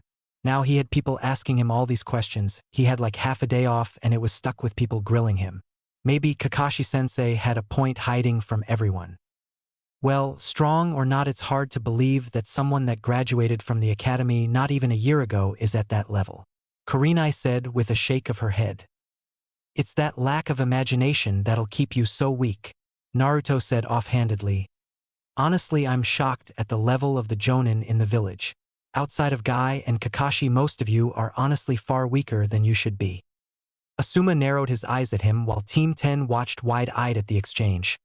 "Maybe you should take it easy. S-class or not, that doesn't make you invincible," Remember, you're still quite inexperienced. Naruto shrugged as he finished wolfing down his last bowl of ramen. Just calling it like I see it. Don't like it? Get stronger. It's not that complicated. See you around. With a quick set of seals, he warped back to his apartment, leaving a stunned audience at Ichiraku Ramen. Naruto landed in his mess of a living room and smiled. His little anchor seal he placed on the floor. Little may have been an understatement, it covered the entire floor. He'd put it up before his mission to get Tsunade as insurance in case he needed to rush them back. It was a sort of beacon for his warp that he should be able to lock onto from anywhere. Unlike his father's jutsu, the warp anchor couldn't really be miniaturized or sealed within itself like the Jutsushiki for the Flying Thunder God. Jiraiya said the actual seal was a square meter in size before his father and mother sealed it in on itself. Something Jiraiya still didn't understand, and he didn't bother trying to. Hopefully soon he'll overcome his ability to only warp within eyesight. For now though, this was enough. Naruto walked into Tsunade's office right on time for their meeting. Inside, much like he expected, was his whole team, the old man and Shikaku Nara. Everyone was standing around, idly chatting about something. Well, at least your tendencies haven't rubbed off on him too bad. Tsunade grumbled to a sheepish Kakashi. His team rolled their eyes at the comment, while Shikaku and the third looked amused. Naruto frowned. I'm right on time, Grandma, he said flatly. Tsunade glared at him. A shinobi of your standing should arrive 10 minutes early, she declared imperiously. Now you're just being ridiculous, Naruto said tiredly. What's the mission? Why am I here if you got Kakashi-sensei going? Why can't I have a day off? He was still a bit ticked off about the back-to-back-to-back missions. This better be something good. We're in trying times, Naruto, the third said kindly. Your abilities are going to be in very high demand until things settle. I don't get a day off, so you don't either, brat, Tsunade said right after with a smirk. You and the old perv put me in this seat, so that's the tax. Many in the room not used to working with her directly were shocked at their new Hokage's personality. It was far different than her reputation would lead you to believe. I hate it here. I want a vacation, whined Naruto childishly. The third chuckled at his response while Tsunade grinned, both enjoying this for different reasons. Sasuke, Kakashi, and Shikaku watched uncomfortably as Naruto acted like himself to the two highest authorities in the village. None of them had the balls to talk back to their superiors in such a way. Even Sasuke, who was the least formal of them, was cringing a bit. Sakura, however, "Oi!" shouted Naruto as he rubbed his head. The hell was that? Act right, shouted Sakura after smacking the hell out of his head. Lady Hokage specifically asked for Team 7. Let's show her that we are the team for the job. My apologies, Lord Third, Lady Hokage, she said with a bow. I don't need to prove anything to that old bat. I saved her life like 2 weeks ago. Naruto's shout was completely ignored as Tsunade beamed at Sakura. Marvelous, Sakura. You might be in for a promotion if you keep a level head like that in the field on this mission. Kakashi, keep an eye on her. I want a report of her actions in detail. Kakashi's eyes smiled while Sakura blushed and looked away. Naruto stepped forward towards Shikaku and Tsunade. Speaking of, am I getting promoted anytime soon? I just found out that Shikamaru was promoted. You were promoted, answered Shikaku flatly. Naruto blinked. Was anyone planning to tell me that? The rest of his team was equally as stumped by that. Of all the, muttered Tsunade, Jiraiya was supposed to inform you of your promotion. It was when you were sent to bring me back. I have the records to show for it somewhere, she said while gesturing to 3 massive piles of paper off to the side of the room. Oh, hummed Naruto. He told me a lot of stuff about what's expected of someone that's an S-class, so it must have slipped his mind. Then I will inform you you've been made Jonin. Effective like a month ago, Tsunade said lamely. Naruto sighed comically. Okay, that wasn't as exciting as I was expecting. Also Jonin? He asked, surprised. The third nodded. I do not believe we would be putting you in charge of any large operations anytime soon. Not until you get some more experience leading teams on assignments. Shikaku and the elders believed that it was a formality to name you Jonin. We agreed when learning of their decision. Let's move on to why we're here, Tsunade said while gesturing to Shikaku.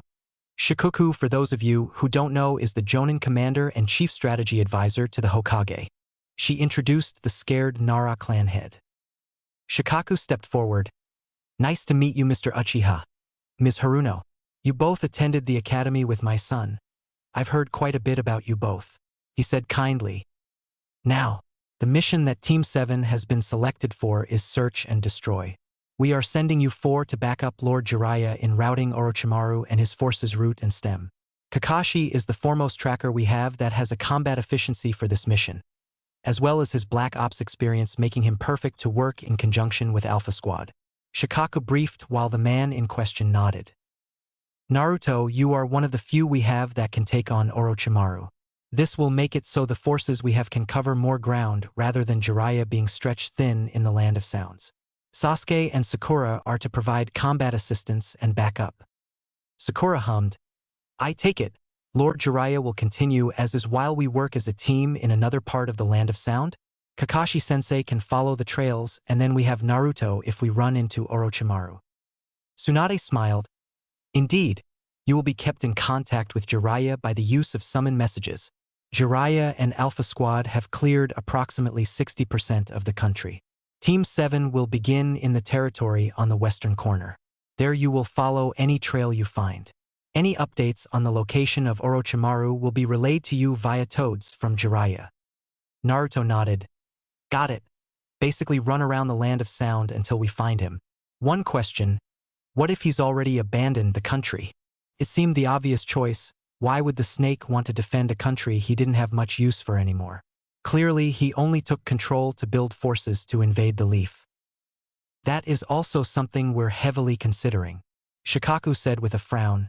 Your reports of Orochimaru joining, or rather rejoin the Akatsuki, means that he has immensely dangerous allies and his ties to the country are even less so than before. Worst case, we take any and all strength Orochimaru had within Sound Country so he can't return. Well then we should address the issue of this mission with that in mind, Naruto said seriously, getting everyone's attention. Orochimaru was working with Kisame Hashigaki and Itachi Uchiha. If we run into him, then those two will likely be there. Sasuke's Sharingan instinctively activated his brother's name. Kakashi's eyes hardened as well. The third and Shikaku grimaced while Tsunade took a deep breath. Naruto, started Tsunade, making sure to lock eyes with Naruto. If you are to face off with Itachi Uchiha again, can you win? Naruto hummed as he seriously thought about it. If Itachi remained the same as before, yes. However, I'll have to admit that he's not dumb. He'll likely have thought of new ways to come at me since we last fought. It'll be a bloody fight. Sakura turned to him worriedly. You think you'd lose? Naruto's 6 eyes flared and he grinned at everyone in the room. I'd win. Far off in Sound Country, a small group of individuals were meeting. Orochimaru was smirking at his companion, Itachi Uchiha. So Itachi, what do you think of my ideas? The Sannin asked happily.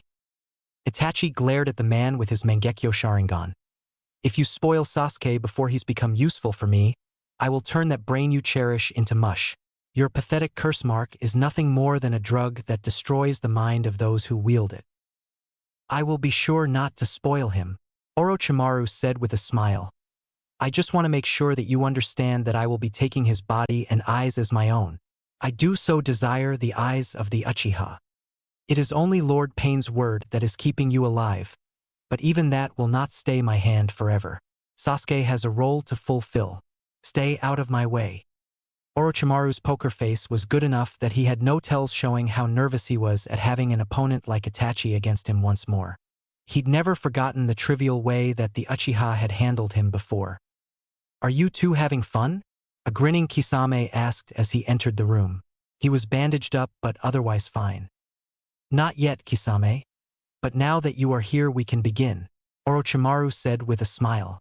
As you both know, my country is being attacked by my former teammate and a squad of ANBU Black Ops. Likely Rho or Alpha. I would greatly prefer to kill them and keep my hold over this land. With that in mind, we should deal with them. Kisame's grin turned feral. I too would like to kill that old toad. Itachi, however, had to be the voice of reason. Jiraiya is a very powerful opponent. I do not believe, unless outnumbered, we can expect anything better than mutual destruction in a one-on-one confrontation. Even I have no real counter to his sage jutsu. Yes, grimaced Orochimaru. I will seek out Jiraiya with my summons. If we know where he is, we can take out the ANBU without issue. Once he's alone, or at the very least without a regiment of ANBU backing him, we should be able to deal with him quite soundly. Just tell me where I need to go, Kisame said with a wave of his hand. I'll let the two of you do all the strategizing. I don't care for it. And if Jiraiya gets back up? Asked Itachi, not even bothering to voice the name of who he meant. Orochimaru and Kisame grimaced. Then we kill that little twerp. Remember what Leader Pain said. The Shark Man said with a frown. And that jutsu will work? Asked Orochimaru to Itachi. You've experienced his infinity jutsu. Do you think that will work? Itachi took a deep breath. The logic behind it is sound. However, knowing this, Naruto is far less experienced than us, yes, but he is very adaptable and highly capable of learning on the fly. We will not have many opportunities to take him off guard with this jutsu nullifying field. Orochimaru smirked as he eyed the scroll containing jutsu notes and fuinjutsu formulas. Ah, what a fascinating creation, domain.